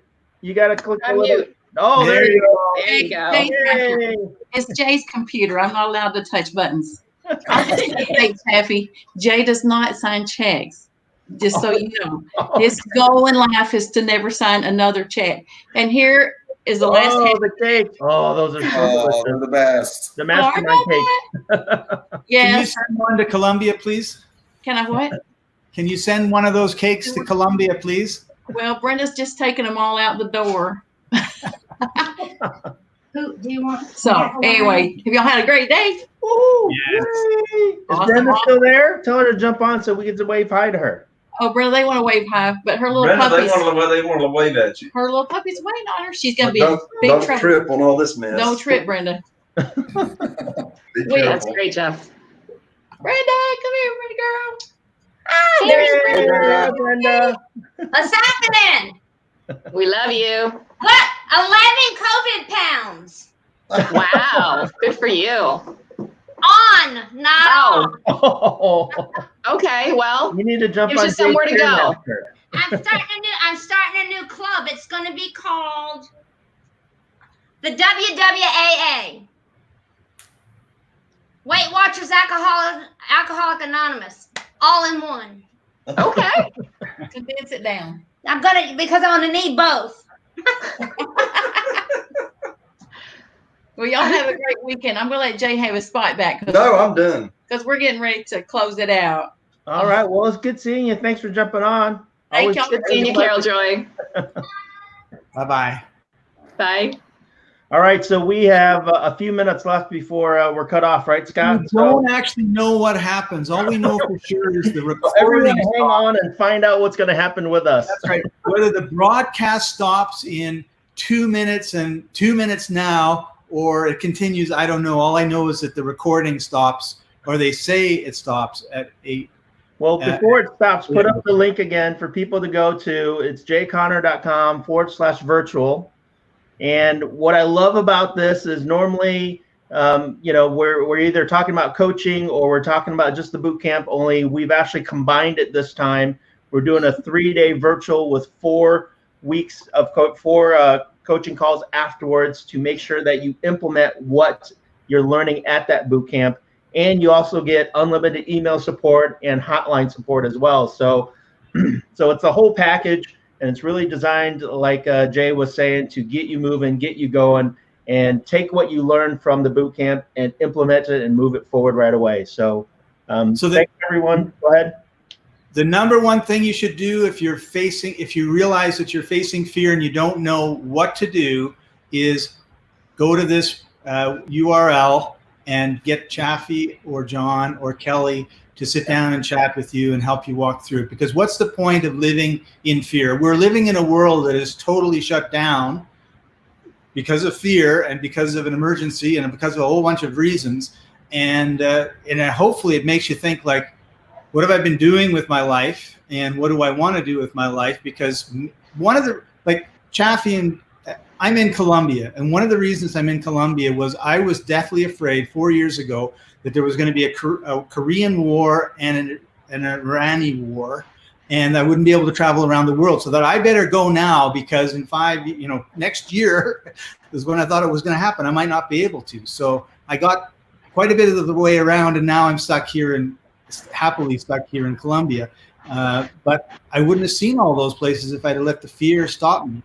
And I had people that supported me and helped me, and we're here to support you and help you. Oh, we're still live. 4 seconds after the 8 hours is up. So we're getting here. Thanks everyone for sticking around with us. Well, here's a self-help book. Oh my gosh, there's so many. I know. Everyone pick one. Gosh, that's like, who do you know? Go, John. What's that? The self-help book? Yeah. I don't have to think about this. My number one self-help book. Leadership and Self-Deception is probably my favorite book of all time. Is not what John said. Is that yours too? No. Oh. What is it again? Say it again so everyone hears. Leadership and Self-Deception. Who's that by? There are so many for me. And I'm going to go with what comes off the top of my head just because I loved it and it gave me so much food for thought. Would be The 4-Hour Workweek by Timothy Ferriss. Good choice. Lots of food for thought to like really start cutting back on your doingness, the things that you put on your plate to do, and maximize your uptime. Easy read. Good, easy read. Yep. Scott, you got one? I have one that came up because it's a self-help book, and then one because my personality, I guess. But my answer would be to read The Lord of the Rings, because it's a story of this little guy who had no confidence and no powers and nothing special, had no strength, and he achieved an amazing accomplishment, and he went through all sorts of trials and tribulations. And so I think that's a really good book to sit down and read if you want to. Wow, I haven't heard that one before. From a I hear there's a pretty good movie that they made. I liked the book when I read it. For business, my number one book, hands down, or for business / self-help, is Think and Grow Rich by Napoleon Hill. I mean, the 13 principles in there are invaluable. Hi, Alfred. I can't stress how important those principles are. And then the book that comes in mind in terms of personal development that really stuck out to me is Ask and It Is Given by Esther Hicks. That's really good. Phenomenal book. If you've never read that one, go out and get that book, Ask and It Is Given. by Esther Hicks and Abraham. As a Man Thinketh was one of my favorite books. Good one too. Good one too. Let's see. I think that's it. So we've hit over the 8-hour mark. If there are no other comments or questions, thank you all for hanging around and sticking with us for 8 hours. We are going to duplicate and have this fun again next week and the following week. As Jay said, next week we're going to focus on foreclosures and positioning yourself to help a bunch of people that are going to be struggling, that are coming into the struggling next week on foreclosures, how he does foreclosures, how he finds foreclosures. He's going to walk through that entire system. And then the week after that is about buying properties on terms, which quite frankly, I think is great because, he hasn't really done a terms training for the general public before. So this is going to be all new content for everybody that is not part of the Platinum Mastermind program. And so definitely you want to be a part of that. We got a full day on how to buy properties on terms. So join us in the next 2 weeks.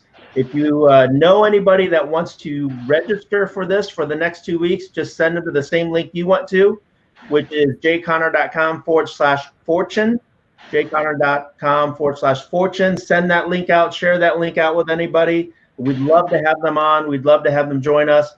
And then, if you want to sign up for the virtual boot camp again, it's just jconner.com/virtual.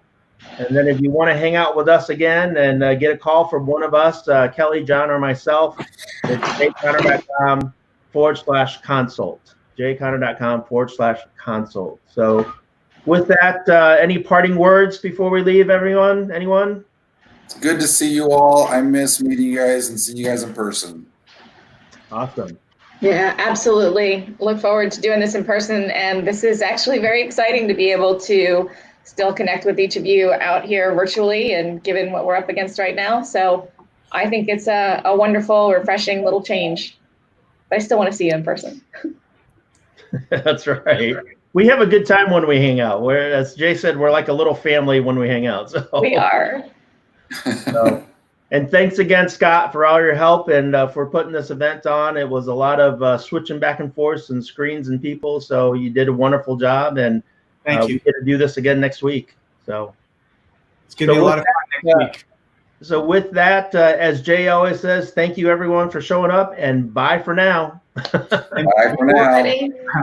One last question. Wherever you're watching this now, we're not taking it down. So you'll be able to just bookmark this page, come back, tomorrow and the next day, review it, and then we'll see you next week. And next week is a different URL than this week. So you'll get an email probably Wednesday or Thursday telling you where to go. Awesome. Okay. All right. Bye for now. Bye. Bye.